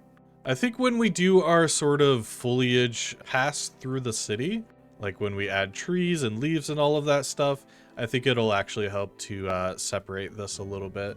And now that we've built that, I think that's actually the last building that we're going to be building in this area. I might add something up here, like just a little guard tower or something. But in terms of like buildings like houses, castles, businesses, I think that's everything. And kind of as I've been building, I've been kind of developing this methodology for building. So at the top we have level 3, which is the big picture.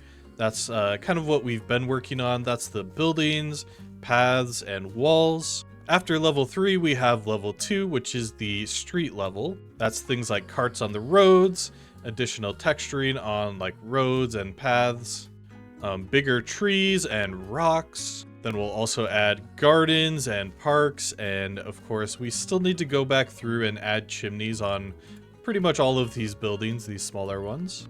And then the final level is level 1, which is basically everything you would see under a microscope. That's like barrels, chests, everything that you might find on like the side of a street. That would also include interiors, leaf clutter and flowers around, grates and drains, which we're going to be adding onto the side of the roads, like here, for example. And I would also say that that includes things like animals and livestock. We're going to add like a few like chicken cages on the side of the road. And I'm also thinking that I'm going to release the villagers in this area as well. I think that's probably going to be the last sort of final detail of this entire area. Also, I forgot to mention this. I was going to mention this when I started this segment. We have spent over 100 days in this episode so far. I think we started this on day 476, so we're just 3 days past day 100, meaning that this video has been the biggest video that we've done so far. And of course, we're still going strong with it. So let's go ahead and get started with level 2. I continued expanding paths, building one along the wall that leads up to the castle, and one next to the mine that also goes up the hill. After finishing the paths, I started collecting leaves from spruce and jungle trees, which I did not have any of yet, then began building the custom trees, starting with the large one in front of the blacksmiths, then built one near the smeltery next to the gate that leads out to the desert. Then I built a few more trees near the market district, the first near the gate, the second next to the housing district, then the third closer to the market leading up the hill towards the inn. After that, I replaced the azalea trees that were in the housing district yards with some smaller custom trees.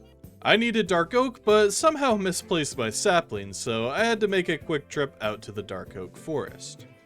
Then continued building the trees in the housing district. Finishing up the custom trees by building a few more going up the hill along the wall next to the stables and inn. After finishing up the trees, I was still feeling in a bit of a naturey mood, so I began working on the park. I placed a ton of custom streetlights here, which we would actually later on use throughout the entire city. While building the park, I noticed that we were cruising right along and passed through day 600. I continued on the park, building some more custom trees and adding various other foliage. Then filled out the pond with water, bushes, and seagrass. Then I started the next section of this phase, which includes making carriages and carts, and so I built this first cart, which would later be converted into a food truck style cart. Then returned to the market to build a small fish cart, and built a spruce and mangrove carriage along the main street in front of the library. Then returned to the area in front of the smelter, replacing the ground with brown concrete powder, building piles of coal and iron, and adding a few carts for transporting the iron and coal. Then I went back and added more details throughout the city, starting with the streetlights that I had mentioned before, some of which had all 4 lanterns and some only had 1. And that was just to add a bit of variety and help set the mood in certain areas. After that, I finally finished the flat wall on the sandstone and deep slate building that I meant to finish long ago. I really wasn't feeling the path design that I chose before, so I went through and replaced the main street with the same coarse dirt and brown concrete powder design that I used in the park and smithy areas, and expanded that design throughout the entire city.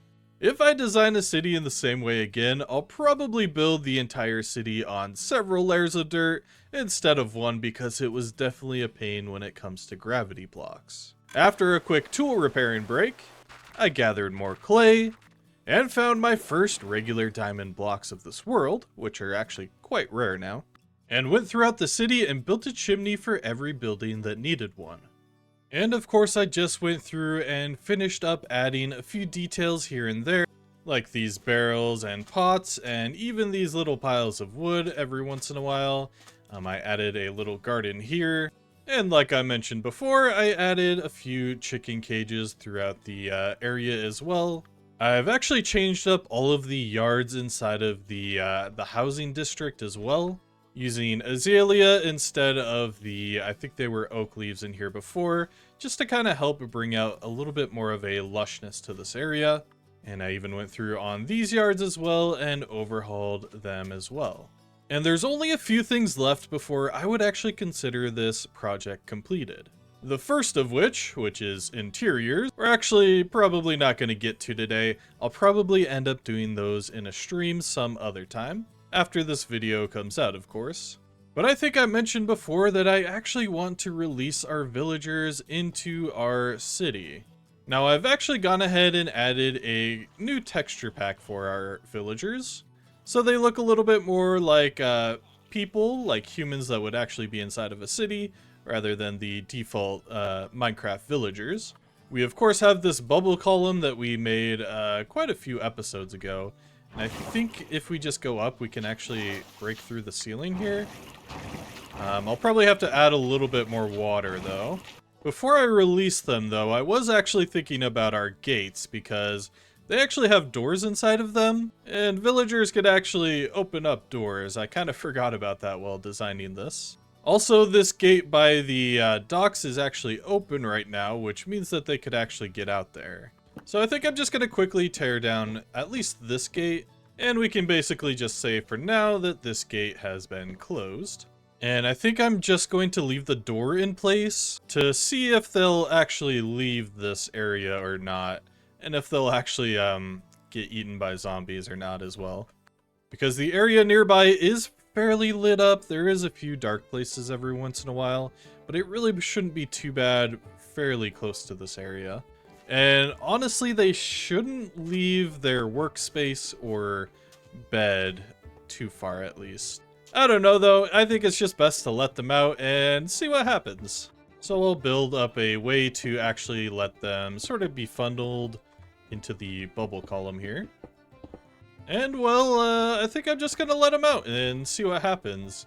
We should have quite a few of them because we have been keeping this area loaded for quite a while, but I think they might have been limited by the beds. So let's actually break these for now.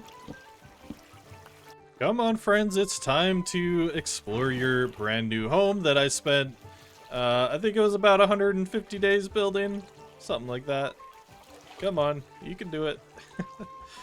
Villagers are so stubborn. Well, I kind of figured that was gonna happen. We have our pumpkin-headed zombie from Halloween, and that guy just jumped right into the boat and let him convert him. And now this guy is converted as well. I'm not entirely sure what to do with this guy.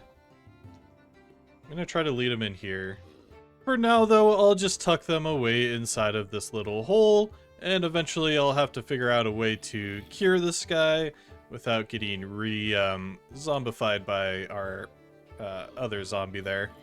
And I've just gone ahead and built up a small temporary wall because I noticed that they've already started to wander up onto this hill, and yeah, there's nothing blocking them from leaving up here quite yet. And after spending the night sort of looking over the villagers and making sure everybody was safe, I think that this area is gonna work. But unfortunately, that is all of the time that we're gonna have for today's episode. This video has been an absolute blast making. It's taken me almost 2 solid weeks of playing and planning and editing and all of that, but I think it was totally worth it. I do apologize if the actual pacing of the video was a little bit off. I've been kind of trying to experiment a little bit more with doing voiceovers with the time lapses and all of that, so yeah, I think things worked out pretty good, but I think that the video probably went by a little bit quickly, especially considering how much time I've actually put into this episode so far. But I think that it was my forever world. Today marks the start of something I'm calling Operation Get Good. And trust me, it's exactly what it sounds like. I've been wandering around in this world with gear that, let's just say, has seen better days. So in this episode, I'm leveling up. We're going to be diving into the nether to get netherite, gearing up with some proper armor and tools, and then heading straight to the end to take down the ender dragon. And if it all goes well, we'll be gliding home with an elytra and a pocket full of shulker boxes. So grab something cozy, settle in, and let's get good. But before we do that, we need to figure out which food item we're going to be eating in today's episode. So I've pulled up the wheel here and I've removed all of the items that we've already done so far. And let's just go ahead and spin and see what we get today. It looks like we're going to get...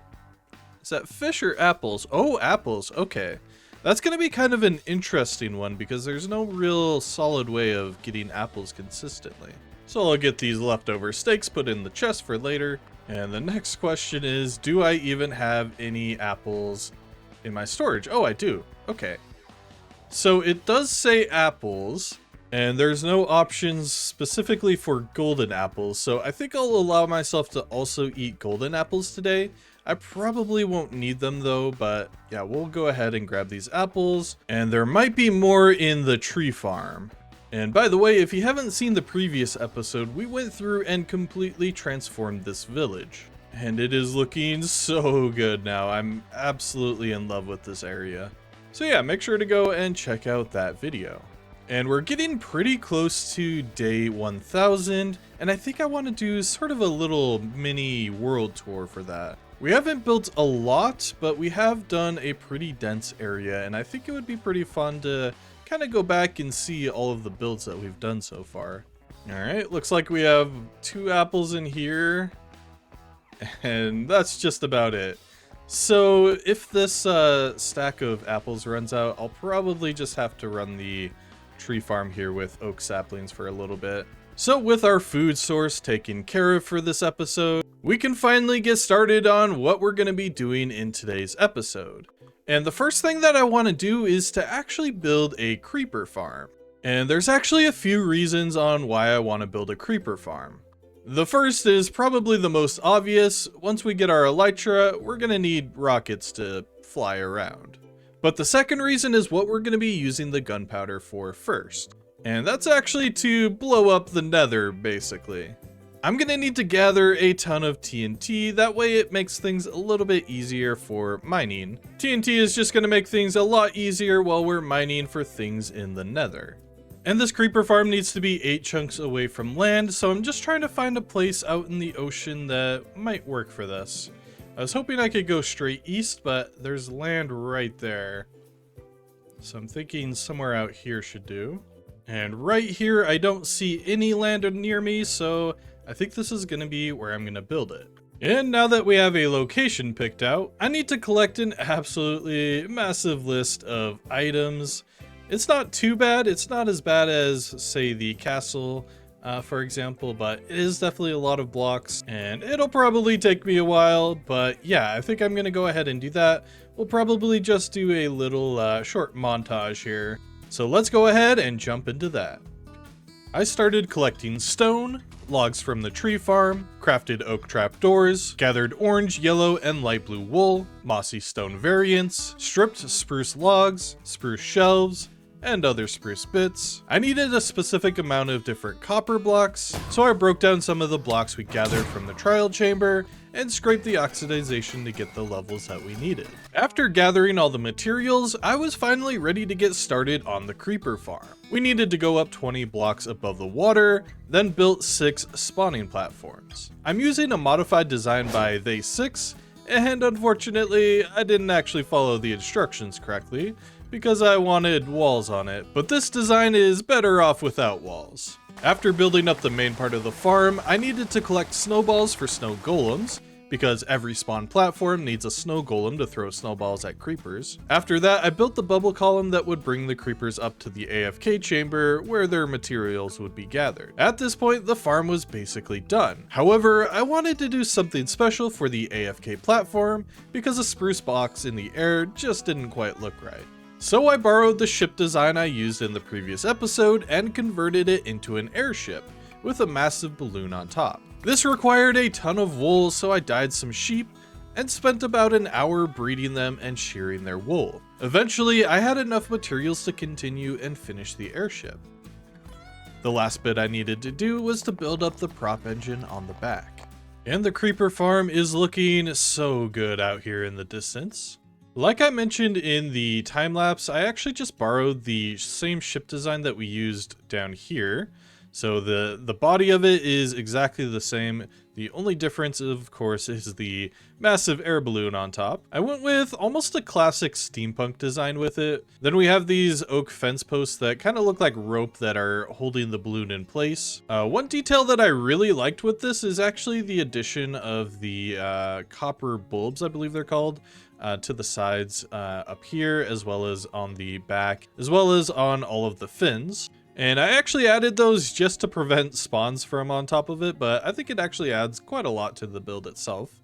The tube that leads up to the ship is just made of copper. That's what we needed all that copper for. Right now I have a ladder just leading all the way up to the top here. What I'm probably going to do is add a bubble column here, but because we're going to get an elytra soon, I'll probably only use the elytra to get up to the airship. I don't remember if I've mentioned this or not, but I don't actually plan on using the elytra today. My goal is mostly just to grab the shulker boxes, and then we'll have a pair of elytra just for emergency situations, like if I need to get really far really fast. Or for situations like this where getting up to like a vertical space is more difficult. But there's actually a brand new solution in the game for vertical building, so I think we're gonna get that as well today. So as for the creeper farm itself, I still need to clean up a few of these chests here. All we need to do is just climb to the top, and when I build the bubble column to get up here, I'll probably have it link up to the ship itself. For now, we just get in through a hole in the airship, which probably shouldn't exist in an airship, but here we go. So here's where we actually take care of the creepers. And I mentioned before that the design that I used didn't really actually fit in with how I wanted to build this. I didn't quite realize it. But yeah, these snow golems, they'll fire snowballs at creepers if we can get a creeper to spawn here.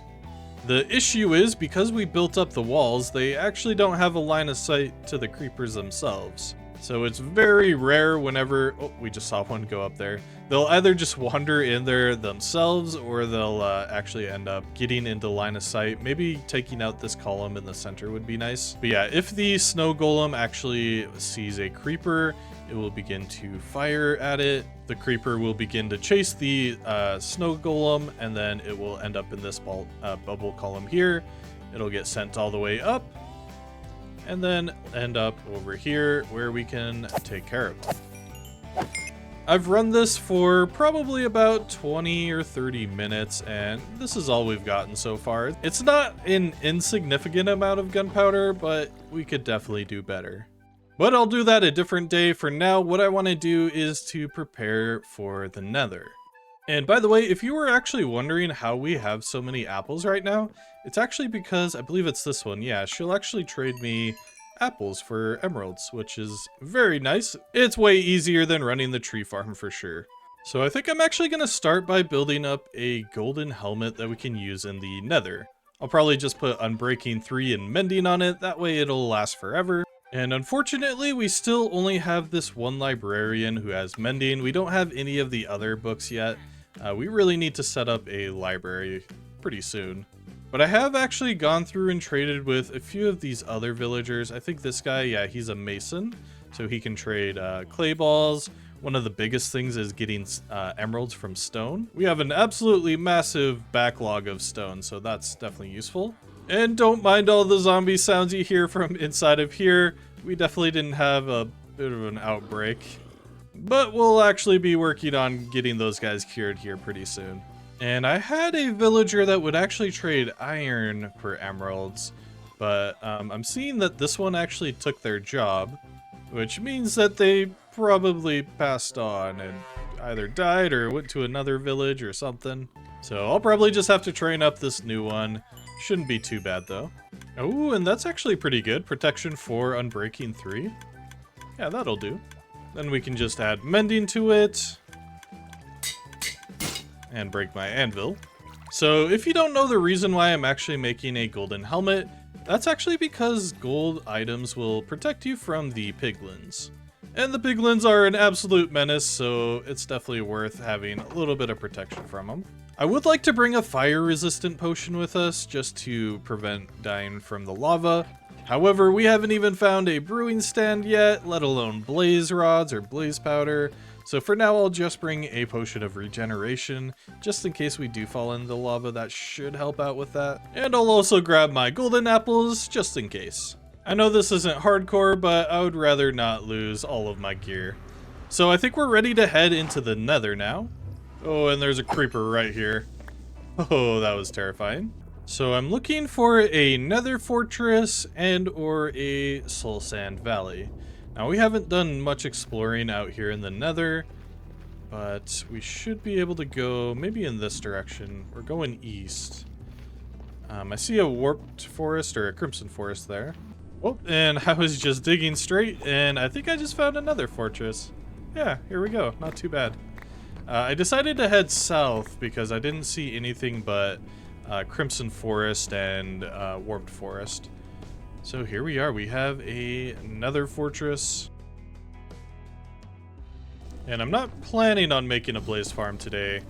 However, we can do a little manual thing, something a little bit like this. And we get our first blaze rod here. Ow.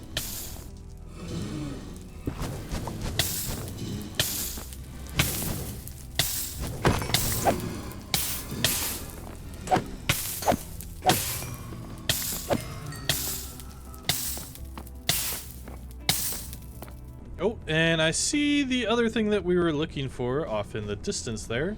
I believe that's a soul sand valley. Oh, and it looks like part of the nether fortress actually expands into the soul sand valley. Oh, and we just got hot tourist destinations. Not too bad. That means we've discovered all of the biomes in the nether. So the thing that we're looking for is going to be among these rib cages that are down here on the ground. So we need to be looking out for those. This one seems pretty small, so I don't know if we'll find one here. Oh, there's one right there. Nice. It's kind of in a weird spot. It's kind of floating over. I'm assuming there's going to be lava down there. Try to make it so that this won't fall down into this ravine. And we can go ahead and get a little... Oh, I fell anyway. A dried ghast.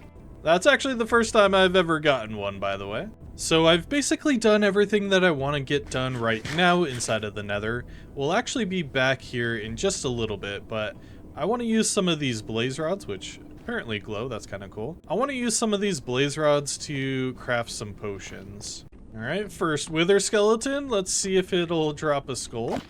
Uh-oh. Oh. Wait, is he after me? Oh, no. Okay. That was close. Nope, we just got some coal and some bones. All right, so we're safe back inside of the overworld, and the first thing that I want to do is to rehydrate this dried ghast. So I'll get some water down. We'll get the dried ghast in the middle here. After about 20 minutes or so, he should rehydrate.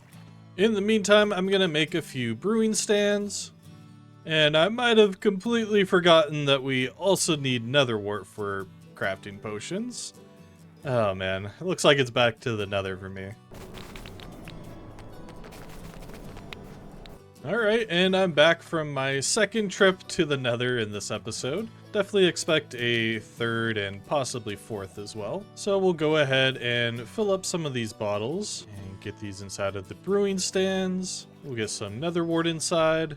We'll get some blaze powder here, and that will actually let the brewing stand start to process the potions. That'll give us awkward potions, but our goal right now is, of course, to get the fire resistance potions, which just means that we need to put a magma cream inside. And these will last for 3 minutes each, but if we give them a little bit of redstone, they'll last for 8 minutes each. So now I want to start working on getting the TNT prepared for blasting the nether away. So I'm going to head out to the desert and collect a ton of sand.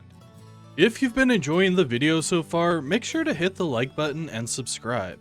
These last couple of videos have been some of the most effort that I've ever put into any video, and so I would greatly appreciate if you would leave a like and subscribe. If you want to go one step further, why not consider becoming a channel member? It's the best way to support me directly, And we have 2 different tiers of support, one of which is only 99 cents per month. And by the way, while I was digging out that sand, something incredible happened.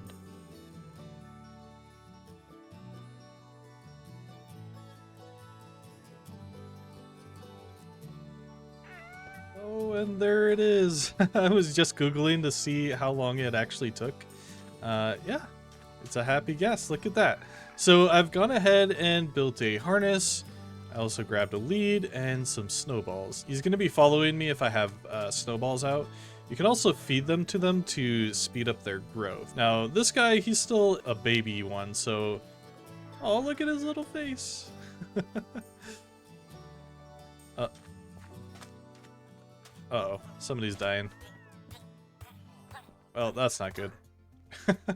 Anyway, so yeah, we can go ahead and speed up this guy's growth. I have quite a few snowballs here, so hopefully we can get it down to only a couple of minutes. Oh, don't go over there, pal. Uh-oh. Oh, no. Okay. He grew up, but he's not in the best position here. Please don't start suffocating. Alright, I'm gonna get the harness on. Oh, that looks so good. He's so big. I didn't realize how big they were. I'm gonna get on and ride it and see... Oh, okay. Okay, he wasn't stuck in the boat. That's good. Look at that. Oh, he's so majestic. Yeah, nice. They're pretty slow, but honestly, it's very nice to be able to fly this early on, honestly.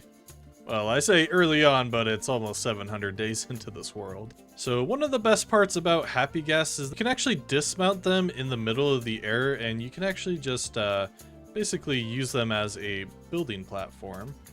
Another pretty cool thing about these guys is that you can have, I believe, up to 4 people riding them at a time.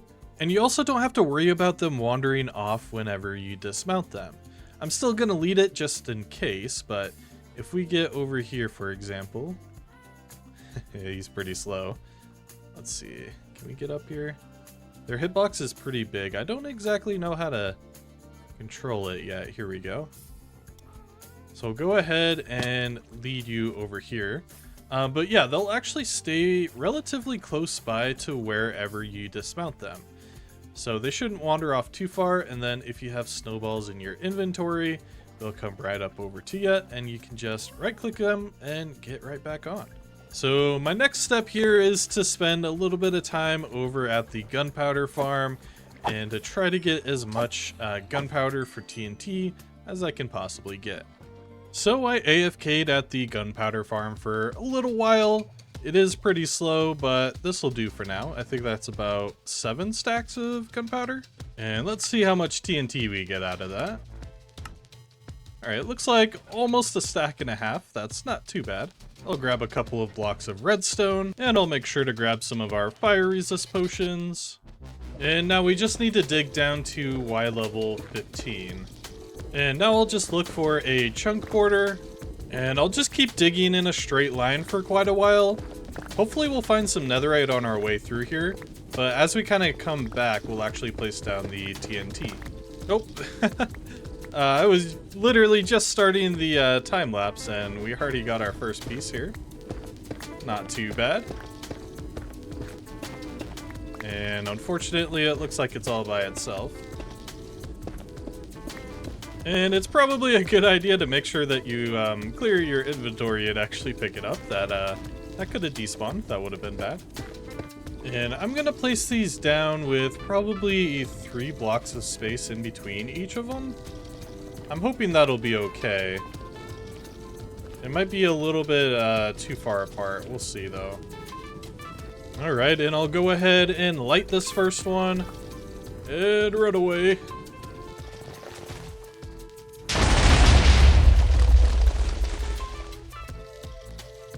So an unfortunate part of this is that because most of this was basalt, it's a little more blast resistant than netherrack. So it didn't explode in as big of an area that I thought it was going to. I'm not seeing any more ancient debris in the walls or in the floor. or in the ceiling. But I think I'm just gonna keep on mining and placing down TNT, and we'll see how much ancient debris we can actually get with about a stack and a half of TNT.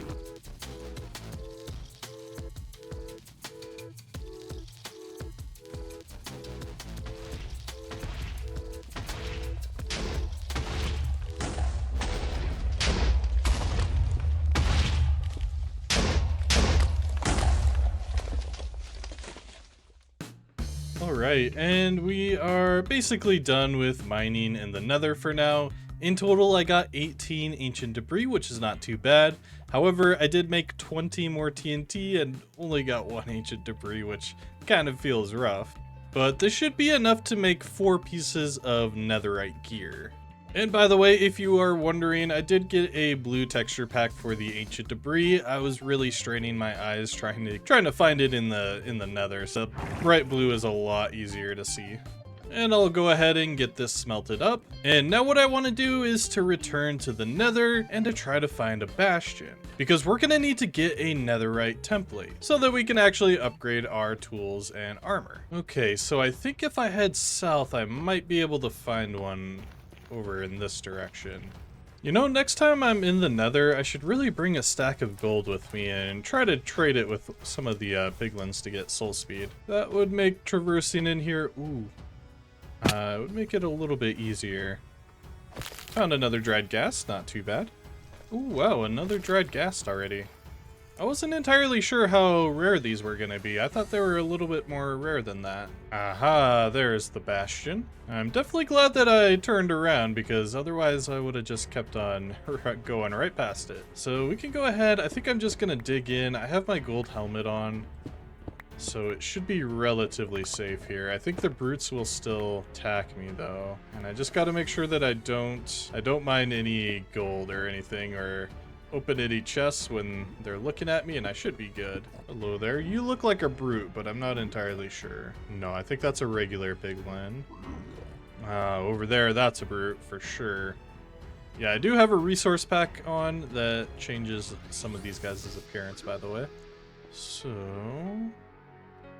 okay, I think this is a treasure bastion, which is pretty good news because I believe that means that I'm guaranteed to get it, or it should be guaranteed in the center here. Oh, hello there, big fella. I know that you see me.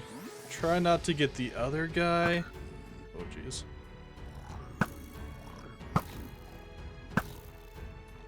Oh, that makes them hostile as well. Okay. So the center of this place is going to be pretty dangerous because all of the brutes from all around can actually see me. So they might try to jump down into the center while I'm there. There's also one guarding the middle right there as well. I should probably try to get rid of him. Okay, the brutes in the center are taken care of. Now this spawner is just spawning a lot of magma cubes. Alright, so that spawner is deactivated while I'm over here. So that should be hopefully good enough to let me get over there. Now those magma cubes are still there, so I might snipe them from here if I can. Now I'm thinking if I'm quick enough, I should be able to get there now without any of the magma cubes getting me. Here we go. Got it. Ooh, even got a full netherite ingot. And we're gone. So we got our smithing template, as well as an extra netherite ingot, and yeah, one more ancient debris. And I know that there's probably a few more chests in here, but honestly, I just need to get out of here and continue on with the episode. Alright, we have some netherite scrap now, and we can go ahead and combine that with some of the gold ingots that we just got, and we can make 4 netherite ingots, and we now have 5 in total. And before I get too far, I'm actually going to get our new dried ghast down, and we'll get these guys in some water as well. So one of the more unfortunate parts of using netherite upgrades is we're actually going to need to use basically all of our diamonds. I might even need to go get more. Oh, actually we have another stack right here.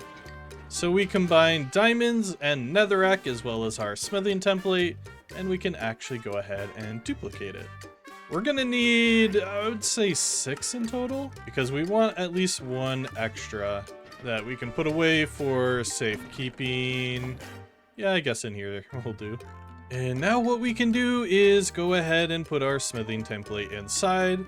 We're going to be upgrading all of our armor plus our sword. So we'll start off with the helmet. Ooh, that's going to look pretty cool with the copper. There we go. Chest plate's looking really nice as well. Oh, interestingly, the legs have armor up on the chest plate. And finally, the boots. Oh, and by finally the boots, I mean finally the sword. And by the way, I do have a Christmas hat on underneath of my armor. That's just from the Essentials mod. So we'll go ahead, get our diamond boots on, or netherite boots, I should say. And the leggings, I'm assuming that they have a chest plate just for the elytra. We can get the, ooh, yep. Yeah, that looks so good. Oh, nice. I really, really, really like the more oxidized copper color with that. And we're just gonna take a look at this in the pre-cam here, just to get a pretty nice view of it. By the way, I'm using the Knight Armor resource pack for my armor, which changes a lot of the sort of the appearance of the armor, as well as all of the armor trims. This is the Coast armor trim. And I really like how it has like almost a corally kelp design on the side of the helmet. I think that's really, really nice. Eventually, I would like to try a few more armor trims as well. But enough of the fashion show, because it is time for the final showdown. So we're just about ready to get started on the final leg of Operation Get Good. Of course, that means that we're finally able to go and take on the Ender Dragon. But first, we need to find out where the Ender Dragon actually is. We're gonna need to find a stronghold. So to find a stronghold, we're gonna need to get a few blaze rods and some ender pearls, which we've been saving up for quite a while now, pretty much since the beginning of this series. And we can just go ahead and turn these into Eyes of Ender. And I think I want to build a portal where the stronghold actually is, where the portal room is. That way we can get back and forth a little bit easier. Alright, and I think I have a pretty good idea of which direction that the stronghold's going to be. I believe it's going to be out east as well. And it looks like I'm right. And so I think we're just going to head out to the stronghold. Did that one break? I think the first one broke already.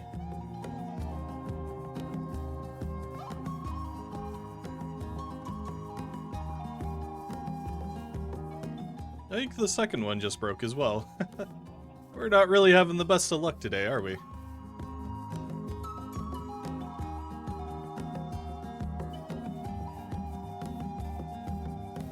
Alright, I think it's in this birch biome right here. It keeps going back and forth here. Oh. Also, I had particles off, but I think it's probably right below here. Yep, I think that just went straight down into the ground. And I heard it break over here, but I don't know where it went. Oh, there it is. So yeah, it's definitely right below here. So I'm gonna get to dig in, and hopefully we can find it pretty quickly. Oh, and I see bricks already, and we are now inside of the stronghold. So what I want to do now is just explore around and see if we can find a library, and if we can find the portal room as well. I do have the free cam mod, but I'd rather just explore this place like naturally and just kind of explore and see where everything is. And I think literally I just found the portal already. Here we go. Yep, here's the portal. I'm just gonna break this silverfish spawner. So this frame is mostly empty, unfortunately. So I'm gonna begin a few preparations before we go into the end. Starting off with building a portal, and we'll see where this one leads. This couldn't have been in the worst position. We're up on a floating island. Over there is where the rest of my portals are, so we'll probably have to build this somewhere else. We'll probably have to bridge over as well. Okay, and I just found the library, and oh, I forgot that my axe doesn't have silk touch on it. Okay, so we'll probably have to come back later to grab everything here. Ooh, but we did find the smithing template. Nice. Alright, so I'm gonna go ahead and light the portal, but I'm not gonna head in quite yet because there's still a few things that I want to do first. So I'm gonna go ahead and head back home, although realizing the portal isn't in the best place, I'll probably just have to swim back home.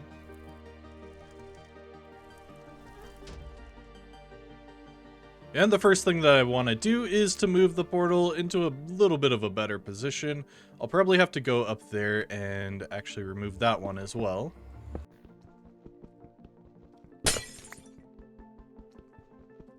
Oh, and I actually didn't even notice that my ghasts have fully grown up. So we got one there, and this one I guess is still waiting to be grown up, but he hatched from his water stage thing. So now I'm just going to spend a little bit of time in the nether hunting down ghasts, because I need some ghast tears. And we're going to turn those ghast tears into regeneration potions, and we'll go ahead and make them into regen 2. And I think I want to craft a couple of ender chests just to be able to have a few more valuables around with me. And then I'll grab some more apples, and I think I'm pretty much ready to take on the ender dragon. I was planning on making some feather falling potions as well, but you need phantom membranes for that. And I actually slept pretty recently, so I don't think I'm going to be able to get any phantom membrane anytime soon. But I do have a bucket of water, so that should hopefully work. And with all of the prep work out of the way, I think it's finally time to go to the end. I don't know why, but I always get a little bit nervous before the Ender Dragon fight. I know that it's pretty easy, but yeah, I've had a few times where things didn't go as planned, but yeah, anyway, let's jump in. All right. Oh, and it has a custom health bar, and it looks like we're probably on the main island as well. So I'm gonna start by taking out these end crystals immediately. There we go, there's one. Oh, the Ender Dragon looks different. I don't know what texture pack or resource pack changes that. I didn't actually realize I had a texture pack that changed that. I brought extra bottles so we can actually get some of this dragon's breath. That's useful for crafting potions.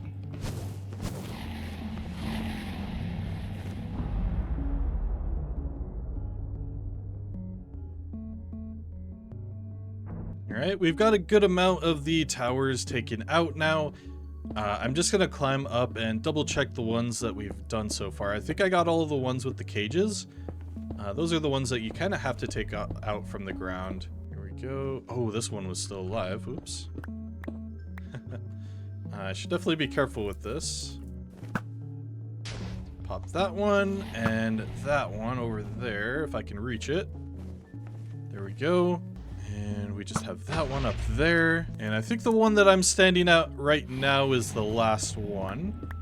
So I'm gonna get down and shoot it from the ground. Oh, all right. I guess that's a fast way to get down.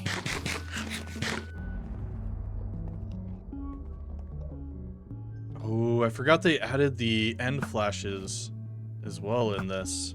Whoops, hello. Okay, it broke. I'm getting attacked by an Enderman. Alright, I think all of the things are out right now. So all that's left to do is to attack the dragon. I've never really been the best shot in this game. I've missed so many of these shots so far. Okay, it looks like she's preparing to land now. Hopefully we can get a few more good hits in.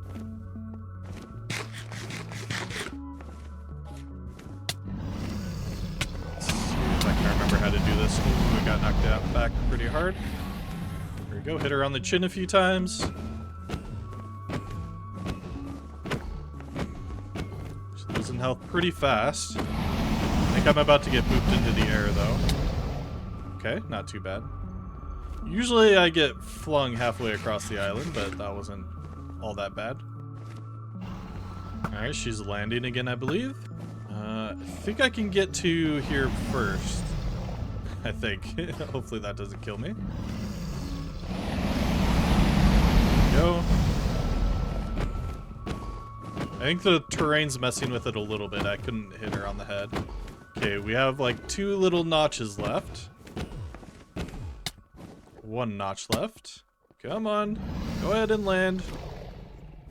Which direction are you gonna face? Okay, over here.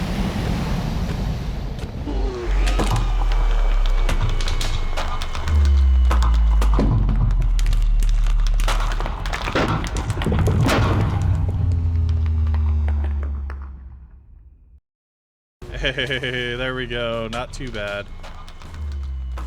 That was pretty easy this time around. I'm gonna try to collect a little bit more of the dragon's breath. I think I was a little bit too late on it. But yeah, nice. And oh, even the dragon egg looks a little bit different. Not sure how I feel about that. And I'll just break this in the old-fashioned way with a torch. Break the block below it. And there we go. We got the dragon egg, the next generation. So at this point, we could return home and end the episode, but I have goals today, so I'm just gonna go ahead and try to find there it is, the end gateway, and just try to get out of here and move on to the next area. Unfortunately, this one's over the void. I hate when that happens. Oh, it's really far out there. And one thing I really like to do when I'm in the end is to actually switch sneak over to toggle. That way I don't break my thumbs while trying to bridge everywhere. Still trying to get to the end gateway. It's actually 1,000 miles out over the void. I have no idea why. And then I'll just build a wall along the back of it. That way if our ender pearl for some reason doesn't make it, we can actually just not die.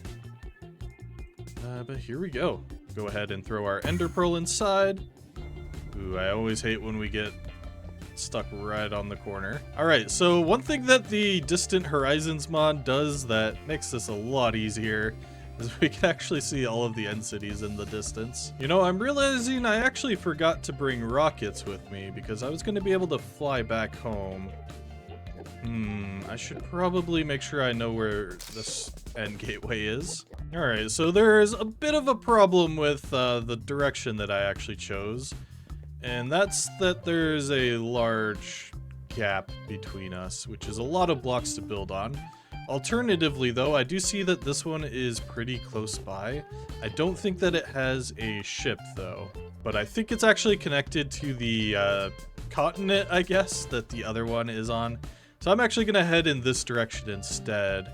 Oh, and while I'm here, I should probably get some of these chorus fruits. I believe we shoot them and we get the flower, right?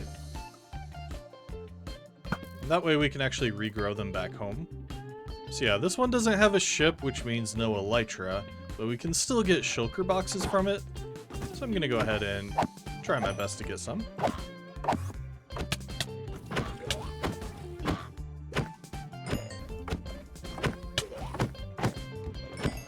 And of course there's also treasure to be obtained here, like this spire armor trim, not too bad. And I also brought a crafting table with me and some extra chests, which means that we can actually craft a couple of shulker boxes already. Oh, this is gonna be so nice. We get some of this stuff put away for safekeeping, and we can even put it inside of our ender chest. Alright, but this end city here actually looks like a pretty hefty one. There should be plenty of loot, and it looks like there is a ship, so we can finally get our elytra.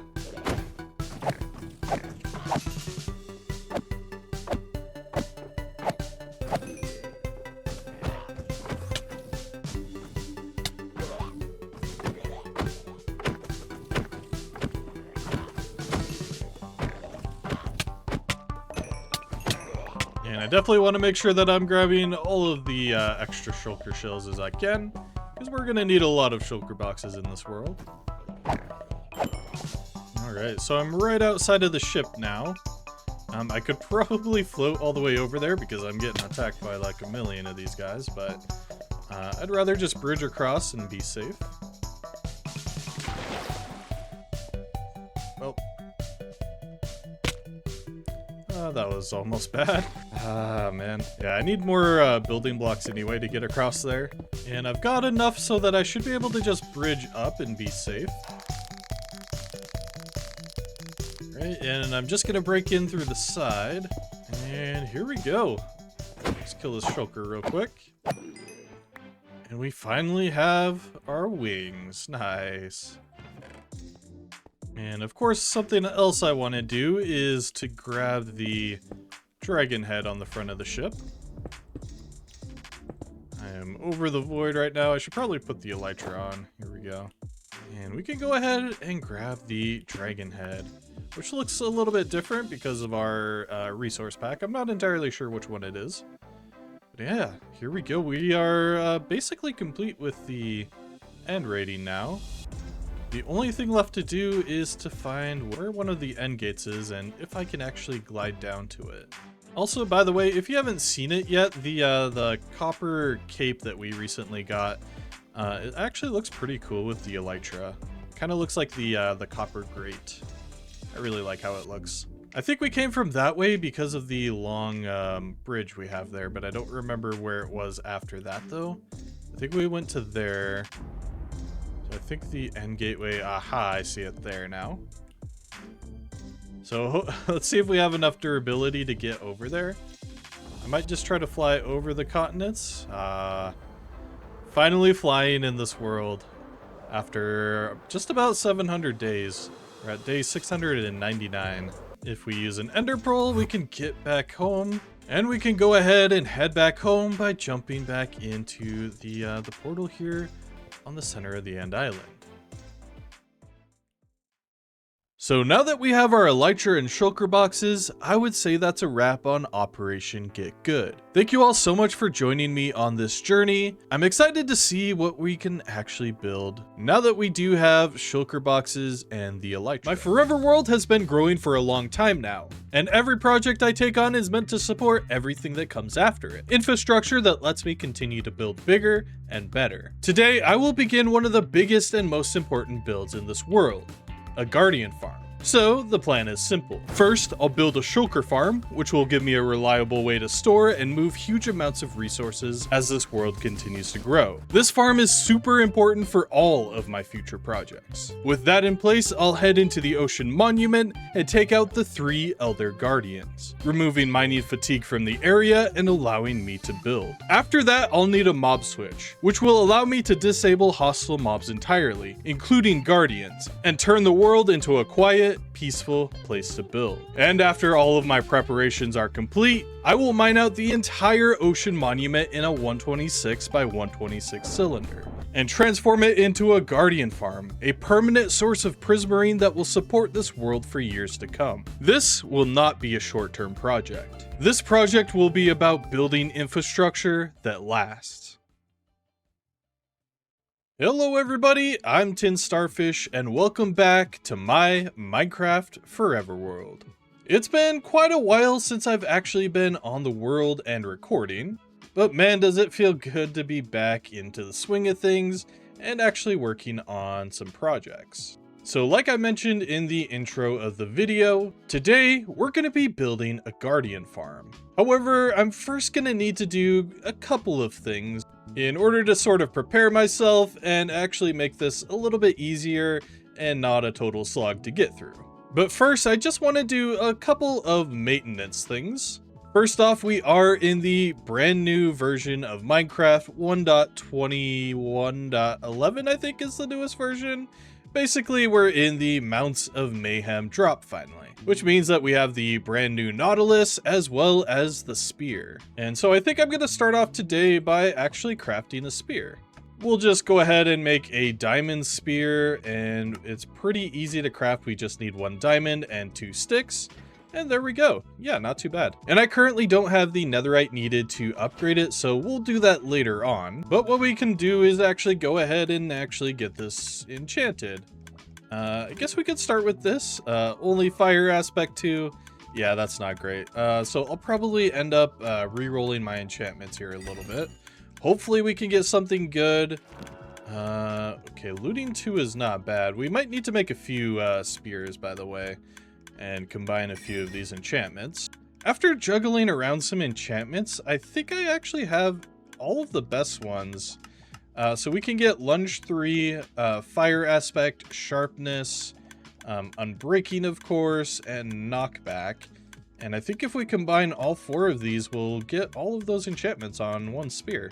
Alright, and I think that's all of them sorted now. So we have lunge 3, sharpness 4. We need to upgrade that to sharpness 5 eventually. Fire aspect 2, knockback 2, and unbreaking 3. Basically, I think the only thing that we're missing now is mending, so we need to go and actually get our mending villager to work. Man, I forgot how expensive this enchantment actually is on our current trader.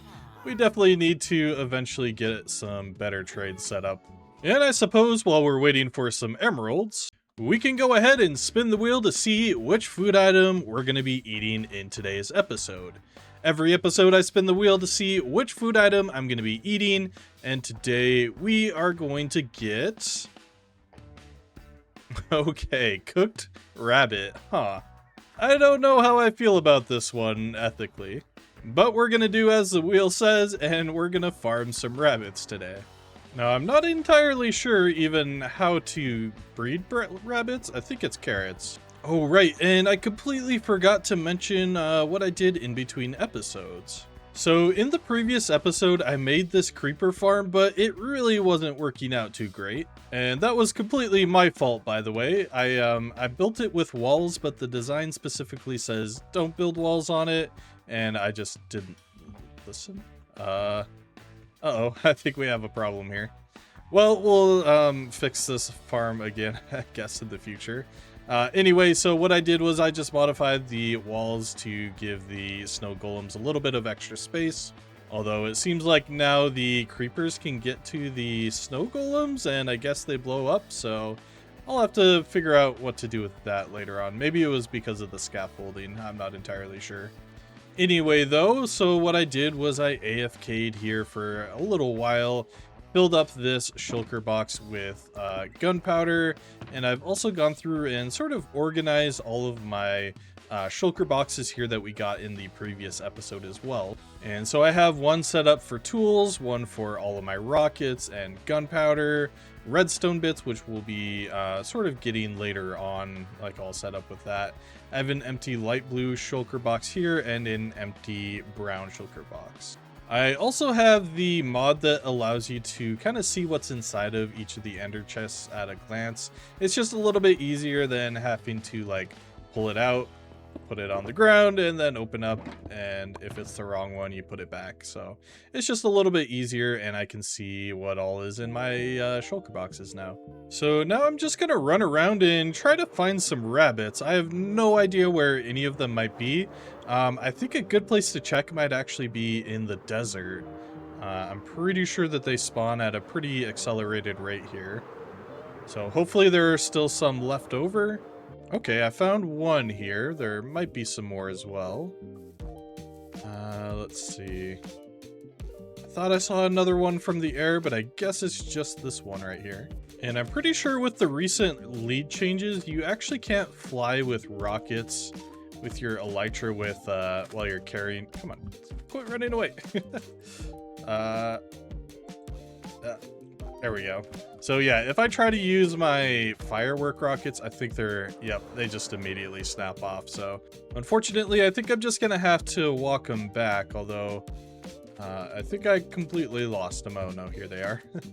Oh, and while walking back the rabbits, I actually see my first Nautilus in this world. Oh, that's so cool. Okay, I wasn't sure if they would actually spawn in this ocean or not. Nice. Okay, so once we get this rabbit farm situated, I should definitely go and check out some of the new features of this update.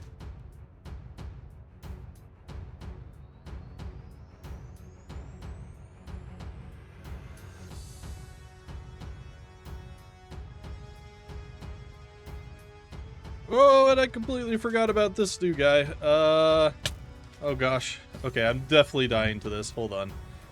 Sorry, rabbits, I gotta abandon you for a second there. Holy cow, that thing hits like a truck. Now, the biggest problem with desert mobs is that they actually don't burn in the sun like other mobs, so I am gonna have to actually snipe this from a distance. There we go, not too bad. And hopefully the camel doesn't despawn, because I actually want to come back to that in just a little bit. And I think temporarily I'll put these guys in with the cows until I can actually get a proper farm set up for them. All right, and this pig isn't supposed to be in here, so I think it's going to be a pretty good way to test out the spear.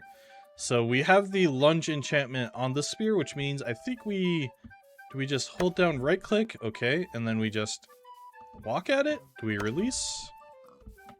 Left click? Huh.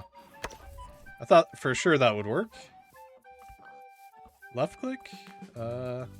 Maybe sprint? Hold on. Whoops. Oh, I can't actually sprint right now because I don't have any hunger bars. And now that I have a fairly temporary farm where we can actually get some of these guys bred up and turned into food eventually, I think I'm going to continue wandering around in the desert and pick off as many as I can, just because I'm very, very desperate for food right now. I'm on 2 hearts and I'm very quickly running out of food. So yeah, let's go and do that.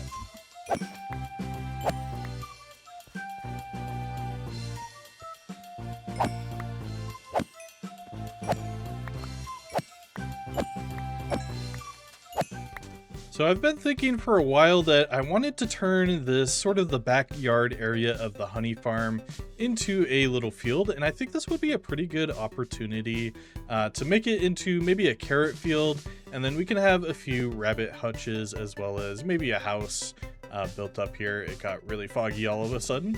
So let's go ahead and get started with that. I started by flattening out some of the land, then built a house here in the same style we've been using in the city. Then built a cage in the area where the rabbits wouldn't be able to jump out of. Then tilled the nearby area and planted carrots.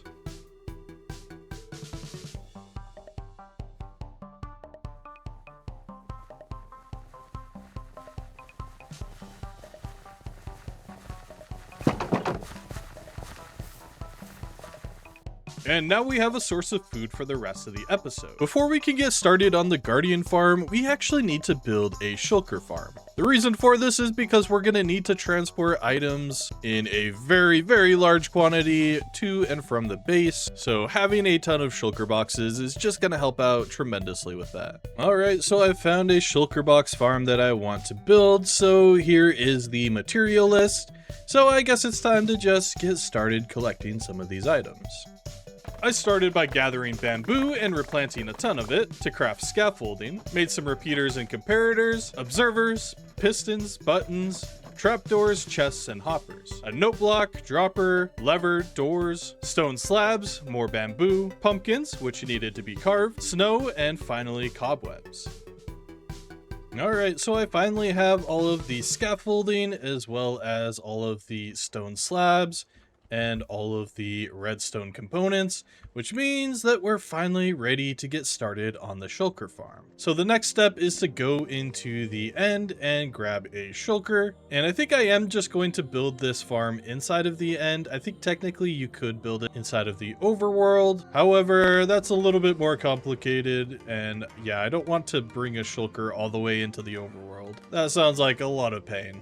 Alright, so in the previous episode, I cleared a few of these end cities, and I'm hoping, okay, there is actually a shulker here. So I can actually build this farm relatively close by this tower here, and it shouldn't be too hard to transport a shulker over here. So I'm thinking maybe right here would do pretty good. I'll just have to flatten this out just a little bit. But I'm thinking I'll probably do this in a time lapse because it's going to be kind of a bit of a process. So it'll just be a little bit easier to do it there. So yeah, let's get started with that.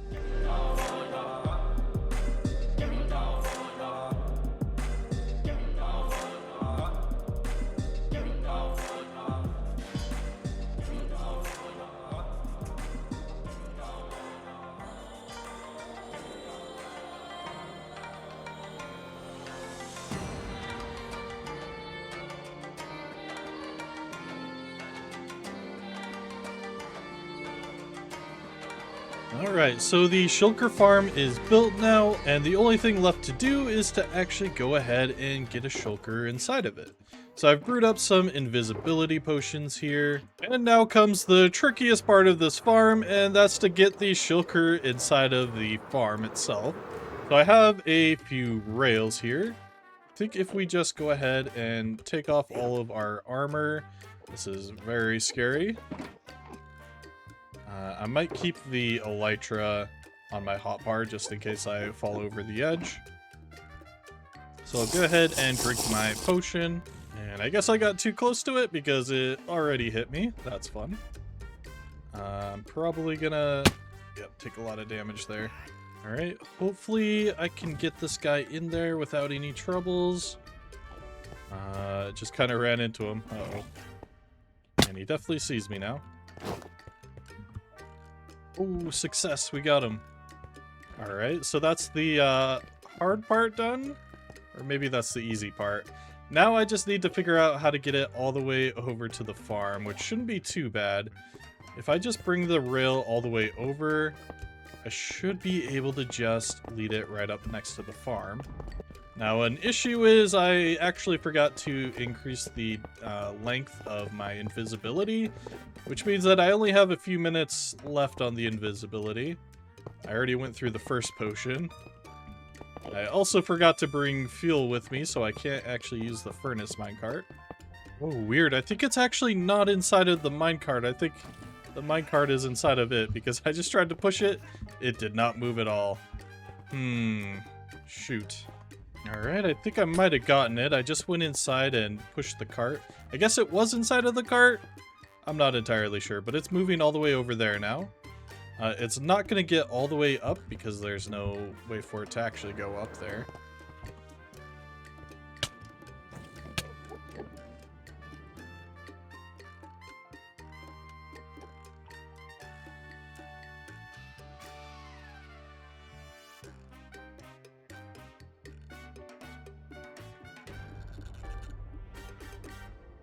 So I slightly messed up in building up the ramp to bring the shulker up. All of these blocks should have been slabs because it just teleported right here instead of inside of the farm. So I'm not entirely sure how I'm gonna fix that.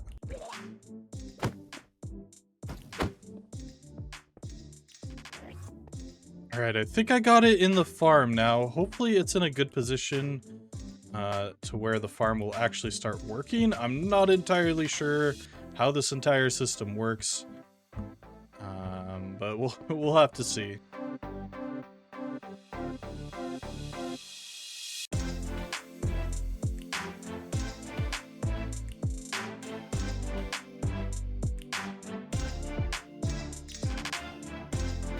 Alright, and I have AFK'd for about an hour just to kind of test the rates of the farm.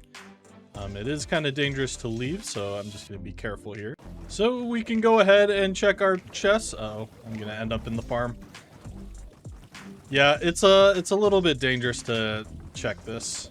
Oh, I also think there's an Enderman after me. Oh, wow. Okay. Alright, that one's empty. Oh, and there's more in there. Okay, there's a lot. So after an hour of AFKing, we got 5.5 stacks of shulker shells, which is way more than we'll probably ever need, but it is definitely good to have a little bit of extra storage here. Alright, and I've spent a little bit of time getting some more cooked rabbit, as well as sorting out some of our shulker boxes, but I think it's just about time to get started on defeating the ocean monument. Now, I currently don't have any of the water breathing or aqua affinity on any of my gear, especially my helmet. So I think instead I'm actually going to brew a few water breathing potions. And to get water breathing potions, I'm going to need to find a few pufferfish out in the ocean. I know that I've seen a few of them spawning around in this area, so if I just spend a little bit of time here, I should find some. And actually, while I'm out and about in the ocean, this might be a good opportunity to tame a nautilus, if I can find one again. In order to tame them, you do need pufferfish as well. Alright, so here's a nautilus. I have one pufferfish. Hopefully this works. Ah, shoot. Okay. Alright, time to find some more pufferfish.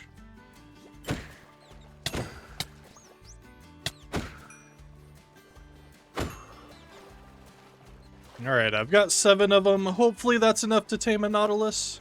I think it has about a 1 in 3 chance of actually taming it. And I think this is actually the one that we tried earlier, so hopefully it... Oh, yeah, it only took one more. Nice. So we can go ahead and right-click it with the saddle. And when we hop on, we basically get a buff that allows us to breathe underwater. Now, I still have the dolphin behind me here. Here we go.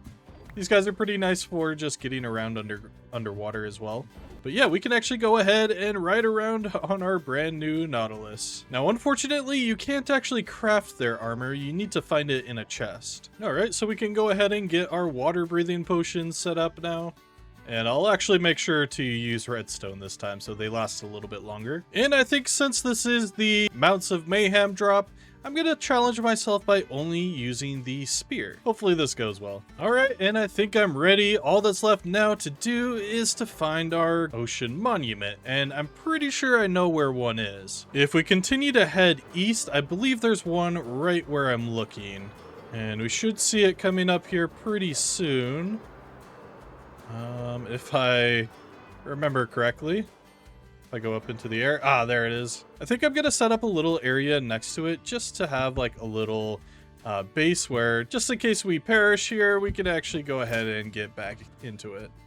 So I think I'll leave my elytra. And I probably should have brought my Nautilus as well, but yeah, it's pretty far away. So our main objective right now is just to take out the Elder Guardians, and that will actually allow us to build here. I think I lost it already. Nope, here it is. So we'll grab a potion of water breathing, go ahead and drink that. And I'll just dive inside. Oh gosh. It's a lot of laser beams. We can break in through the front here. And as soon as we enter, we get mining fatigue, which means that we can't actually mine any blocks here. So we're just gonna have to explore around for a little while and hopefully find the Elder Guardians. There should be 3 of them here. Oh, okay, so I don't think that the spear's charge actually works underwater very well. That's a little bit unfortunate. Oh yeah, this is gonna be very slow then. Oh, and we found our first Elder Guardian. These guys are much bigger than the other ones. And I'm pretty sure they hurt a little bit more as well. And all of the Guardians also have the Thorns enchantment, which means that you actually take damage when you deal damage to them. But there we go. We have our first Guardian down. Oh, we even got the Tide armor trim. Oh, there's quite a few Guardians in this room. I'm wondering if... Oh, yep, there we go. Nice. Second Elder Guardian found. Now, there are a lot of Guardians here as well, so we'll probably have to take care of those guys first. Huh, I can't hit that guy. Weird.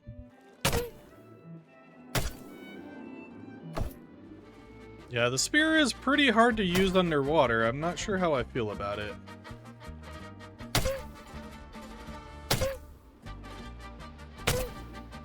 Wow, that's a lot of laser beams. Uh-oh, I might die here.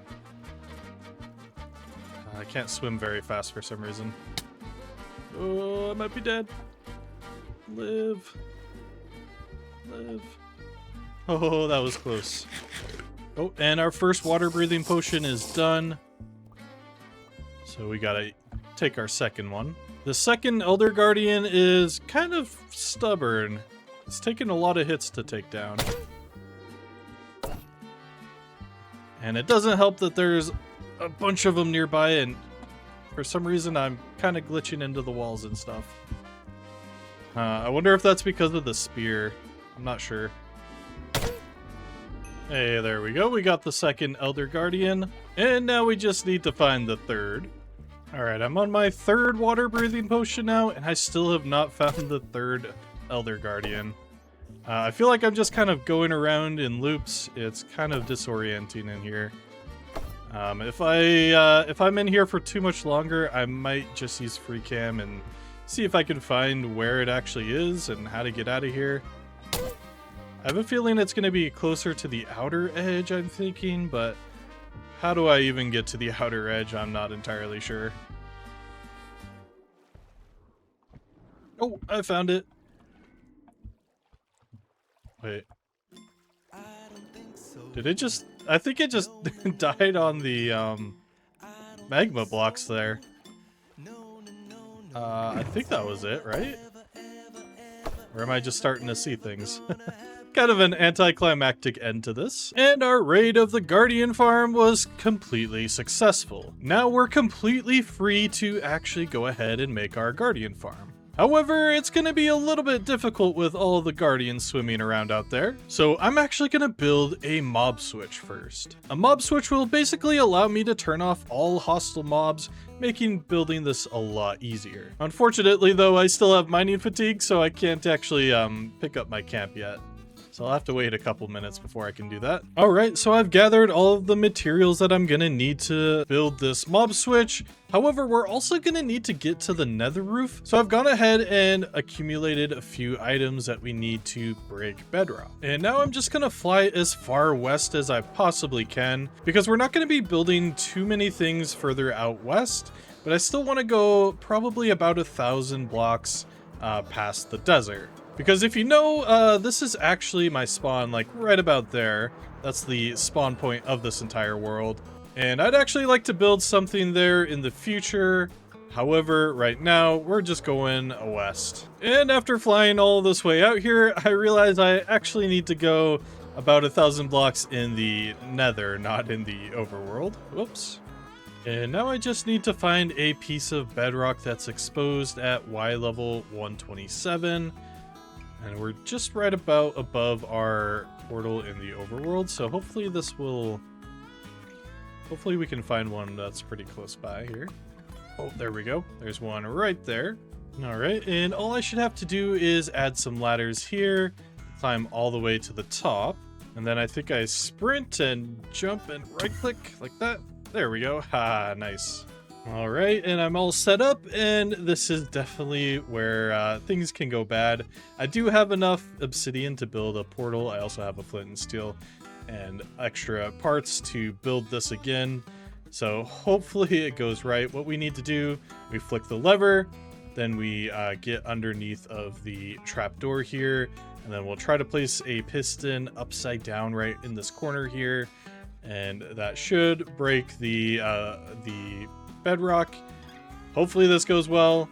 I guess we just go ahead and give it a try. Let me watch the tutorial one more time and then try it. All right, here goes nothing. We hit the lever, do that, and just spam. Oh, okay. Out of all of the things that I expected to happen, that was not among them. That was actually kind of weird. I don't think I've ever died to that before. Huh. Alright, fortunately I was able to save my stuff, but yeah, it got kind of tight there. I forgot to bring a pickaxe with me, so I had to run back. I think everything is good here.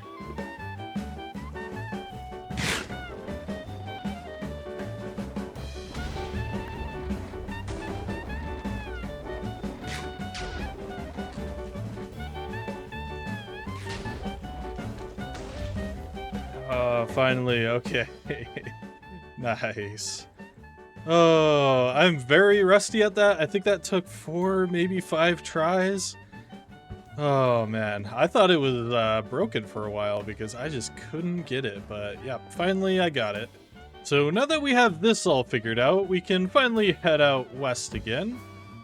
And I want to go probably about 1,000 blocks, which is about 8,000 blocks in the overworld, which means that we really shouldn't actually run into this accidentally.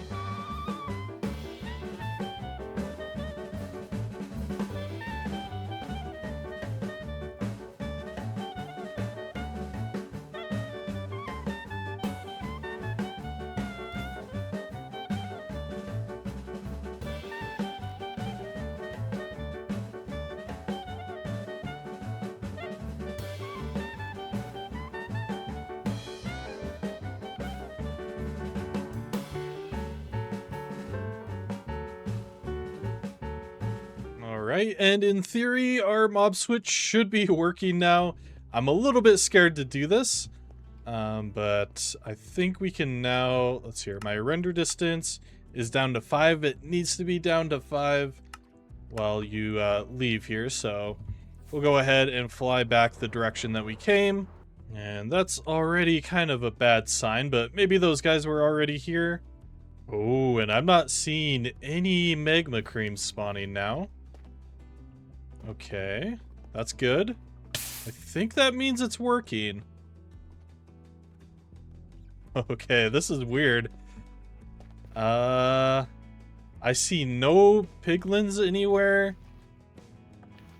Everything is nice and calm in the nether. And it is actually nighttime in the overworld as well, so this should be a pretty good test. Nope. Uh-huh. Okay, yeah, no, there's enemies spawning here. Well, I found out why this is only working in the nether. Apparently the design that I grabbed is a nether-only design, which means that it only works here in the nether. Oh, my derps sometimes. Okay, and I repeated that design in the overworld, and it looks like it's working. I have seen, like, 2 skeletons spawn, but I think that they might have actually just already been there. I'm not entirely sure, but yeah, I'm not seeing anything spawn yet, so I think we're looking pretty good. I think the big test for this is going to be the Guardian farm. See, these guys were here already as well, which is a little bit weird. I'm not entirely sure what's going on with those guys. Okay, and the moment of truth. There's a couple Guardians that are inside of the boat. I don't think that they're going to despawn, but I'm not seeing any more spawn nearby. Let's see. Yeah, I don't see any more. Oh, that's so good. Nice. Yeah, other than those guys. So I'd say we've officially disabled all mob spawning in this world. The next step was to get a conduit, which would allow me to breathe underwater permanently. In order to get a conduit, you need a Heart of the Sea, which I've already obtained, as well as 8 Nautilus shells. Initially, I was only going to get these from the new Nautilus mob. However, after killing a few, I noticed that the drop rate for Nautilus shells were pretty low. 8% with looting, in fact. So in typical Tin Starfish fashion, I decided I needed a mob farm for a single item. So I built the Drowned farm. I found a small isolated river biome in the desert and began building the farm. The design is super simple, though I'm probably going to revisit this in the future considering it is just a giant floating cube, which doesn't look all that great. After I finished the farm, I AFK'd here for an hour to test out the rates. And during that hour of AFKing, I managed to get 8, plus 1 more just now, Nautilus shells, as well as quite a few tridents, which we might actually end up using later on. For now though, I'm going to return home, and with the 2 Nautilus shells that we found before, plus our Heart of the Sea, we can finally craft our conduit. And before I return to the ocean monument, I just want to make sure that my mob switch is turned back on. And I'm hoping that all of the silverfish are still here. Oh, it looks like they are. Okay, that's good. So to turn it back on, we just flip that switch. And we push the minecart, and the chunk loader should now be working again. Okay, and it looks like it is still working, which is very nice. I thought it was broken for a second. But yeah, so what we can do is actually break down some of the blocks inside of the ocean monument. And now we can actually go ahead and place these in a specific pattern with a 5x5, sort of a circle, kind of a square, I guess. And we basically need 3 rings of these, each of them in sort of different positions or orientations. Here we go, and these should be the last blocks that we need. And now I'll place a temporary block in the middle like that, with the conduit on top, and then go ahead and break that one. And now the conduit is active. This gives us the conduit power buff, which will actually give us water breathing, night vision, and haste while we're underwater. Meaning taking down this ocean monument is gonna be so much easier now. And now that all of our preparations have been made, I think it's finally time to completely destroy this ocean monument. Wish me luck, this is probably gonna be the next week or so of my life. Let's roll that time lapse.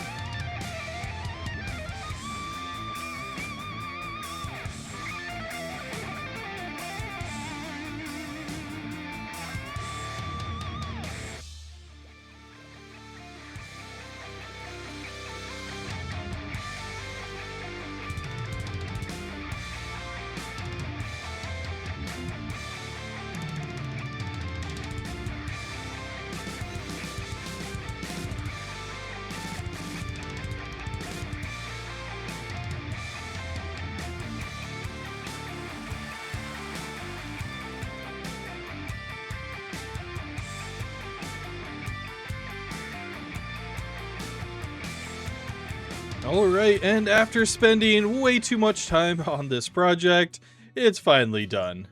Well, at least the clearing part. I still need to actually clear the water away and build the Guardian farm itself. Oh, this episode's gonna take a while. So like I just mentioned, we are gonna need to clear away all of the water.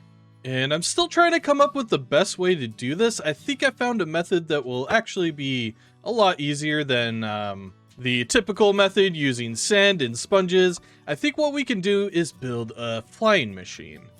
And that flying machine will actually clear away all of the water in a solid line. One of the issues that I could possibly see with it is that the water can actually fill back up, especially if we have all of the area around it still open. So I'm thinking I actually want to build up the walls first, and hopefully that will just make the process go a little bit more smoothly. I think I will actually save the floor for later though, because this layer is actually going to be replaced with flooring, and I don't want the blocks actually sticking to the flying machine. So yeah, I think that that's going to be the best way to do that. Oh, and by the way, in case you were curious, I started this digging project on day 770. It is now day 853, meaning I've actually spent 83 days digging a hole. Yeah, there was probably a better way of doing all of this, but honestly it wasn't too bad. I just spent a lot of time watching YouTube and like Netflix and everything, just trying to keep my mind occupied while I was mindlessly digging. Anyway though, I'm gonna spend a little bit of time figuring out the next steps, and then we'll probably come back and we can continue working on this project. So whatever decision I make on what order to do things in, either way I'm still gonna need a slime farm. So I'm just using Mini HUD to render over all of the slime chunks in my world. And there's 3 slime chunks right in a row right here. I think this area could be a pretty good place to build it, but I'm gonna continue to look around and see if I can find some better locations. Alright, so I have a couple of stacks of TNT, thanks to our gunpowder farm and all of the sand that we cleared from the Guardian farm. And initially I was thinking about using a TNT duper to clear out this chunk, but what I think I want to do is just try out the TNT and see how far we can actually get with that, and then probably just manually dig from there. And I do think that this triple slime chunk right here is probably going to do for now. However, I think initially I'm just going to clear out one of them, because this is the Guardian farm episode, not the slime farm episode. I don't want to spend a ton of time building the slime farm. So I think I should be able to just dig straight down. I don't think that there's any lava below me. There are plenty of caves nearby as well, so we'll have to actually go ahead and light all of those up, because I believe that slimes also use the general sort of mob cap. So we'll just need to be aware of that as we kind of go. And now I'm just going to pillar up on the TNT. And now I think I'm just going to go ahead and light it and run away. This is probably going to send TNT in a pretty wide area. Okay, I think it already all blew up. Oh nope, I still hear it. Okay, that drilled a pretty significant hole actually. And it's pretty consistent all the way throughout as well. Yeah, not too bad. So what we can do is probably create a few more stacks of TNT and just kind of take it closer to the corners here.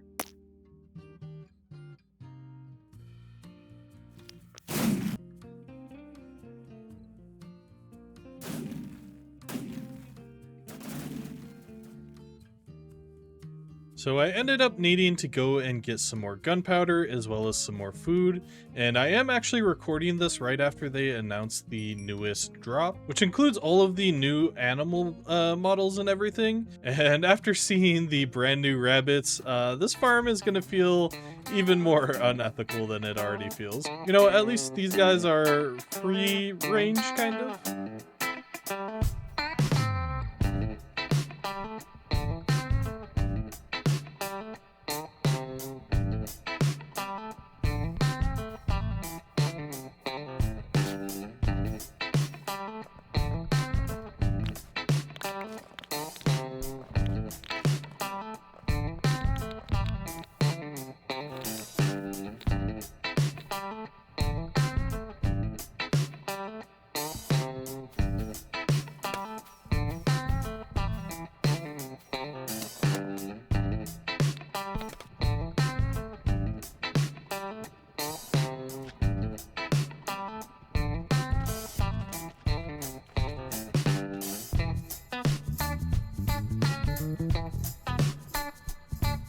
Alright, so the slime farm is finally done, and I've gone ahead and AFK'd here for a little while. And now I have hopefully more slime than I know what to do with. Although we're probably gonna burn through this pretty quickly. Also, I guess I never actually explained how this slime farm works. Basically, we have these spawning platforms. This is all within a slime chunk. And we actually have these pumpkins here. These give off a light level, preventing other mobs from spawning here. Meaning that only slimes can actually spawn on these platforms. And when they do spawn on the platform, they'll actually see the iron golems here embedded in the walls. And they'll try to attack them, and then eventually they'll jump off into the collection area here. There's just some magma blocks here, and eventually they'll burn. Or they can also die from fall damage. And I just have 3 hopper minecarts down here actually collecting all of these slime balls. Initially, I only had 1, but this farm is actually so fast that 1 hopper minecart just cannot keep up with it. By the way, it is already day 900 in the world, meaning we've almost put 200 days into this episode already. Initially, I was thinking about doing the entire Guardian farm, including the decorations in this episode, but I think that it's actually gonna probably be impossible, considering we're already about 50 minutes into this episode. And I've gone ahead and condensed down all of the slime into slime blocks, and I think that this is probably going to be enough for our needs right now. We'll probably end up clearing the monument a few sections at a time, so we don't need enough to cover the entire monument, just enough to clear out a whole line at a time. Alright, so I have the schematic for the walls in place now, so I think pretty much the only thing left to do now is to build up these walls. Let's go ahead and get started with that.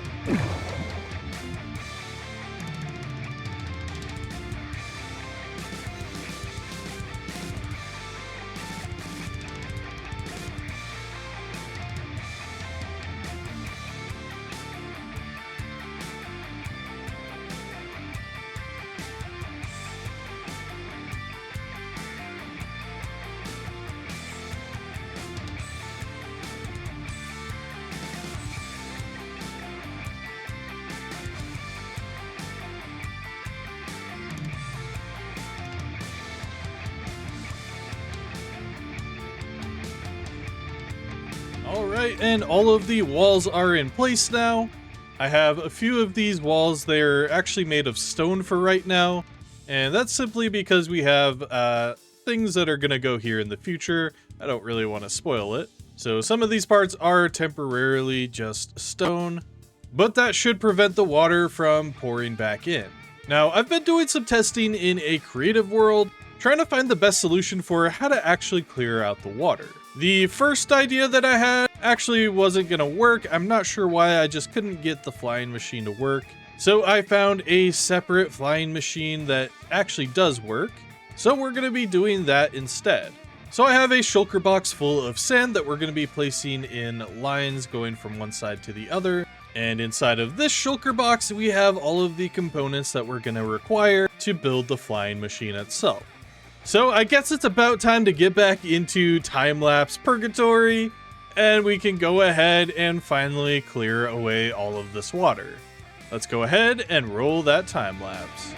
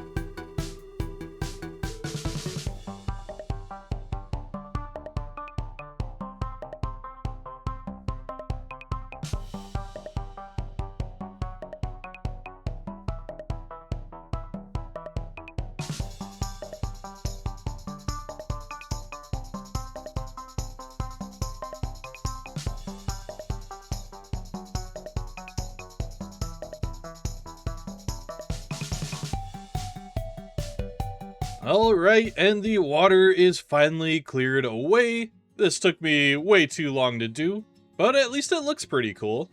So I think I'm about ready to start on the final step for this video, which is to actually build the farm itself. Basically here in the dead center where the ocean monument was, we're going to build up a big sort of a tank where the guardians can spawn. They'll be sent into a tube and then sent back down and fall onto a campfire.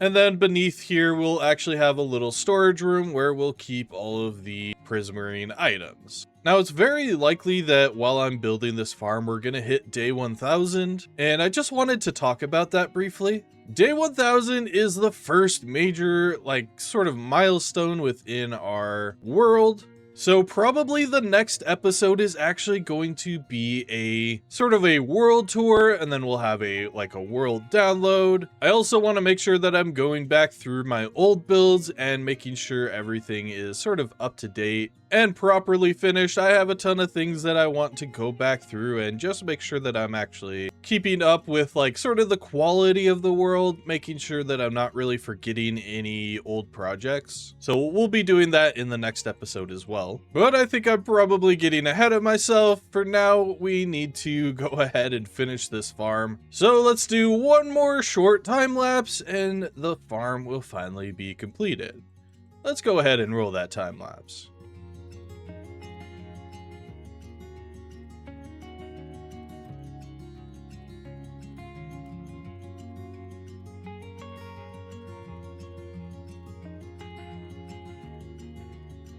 Alright, so the Guardian farm is finished, and I just went ahead and disabled the mob switch. So as we approach, we should see Guardians begin to spawn inside of here. We have a little AFK platform up here. If I go into Cheaty Free Cam, we should see them. Yeah, here we go. So they're going to spawn towards the bottom. They'll get lifted up by the soul sand and brought to the top, where they sort of congregate in the middle, and then they fall down the tube in the center. They begin to actually die on the campfires down here. I decided to use soul campfires for this because I believe they do a little bit more damage. But yeah, our Guardian farm is finally done. Now, I still need to work on a proper storage system for this. For right now, we only have 4 double chests. That's probably going to instantly fill up. So that's something that I'll have to do probably in between episodes. But right now, this is working so well, and I'm super happy about it. This project has taken weeks off of my life, but I think in the end, it's completely worth it. Now, as for the actual design of this area, this is definitely not what it's going to look like in the end. Obviously, we still have a ton of decoration to do here, but I actually need prismarine items for the decorations and for the walls and everything. So that's why we built up the farm itself first, and then we'll be able to decorate it later on. Now, an optimization that we're going to have to make for this farm is actually going through and lighting up all of the caves. It's going to be a little bit difficult for this one because, as you can see, there is a lot of cave beneath this farm, and there's a lot of these mine shafts and everything. And I think technically we could just move a little bit higher, and that would disable some of the mob spawns as well.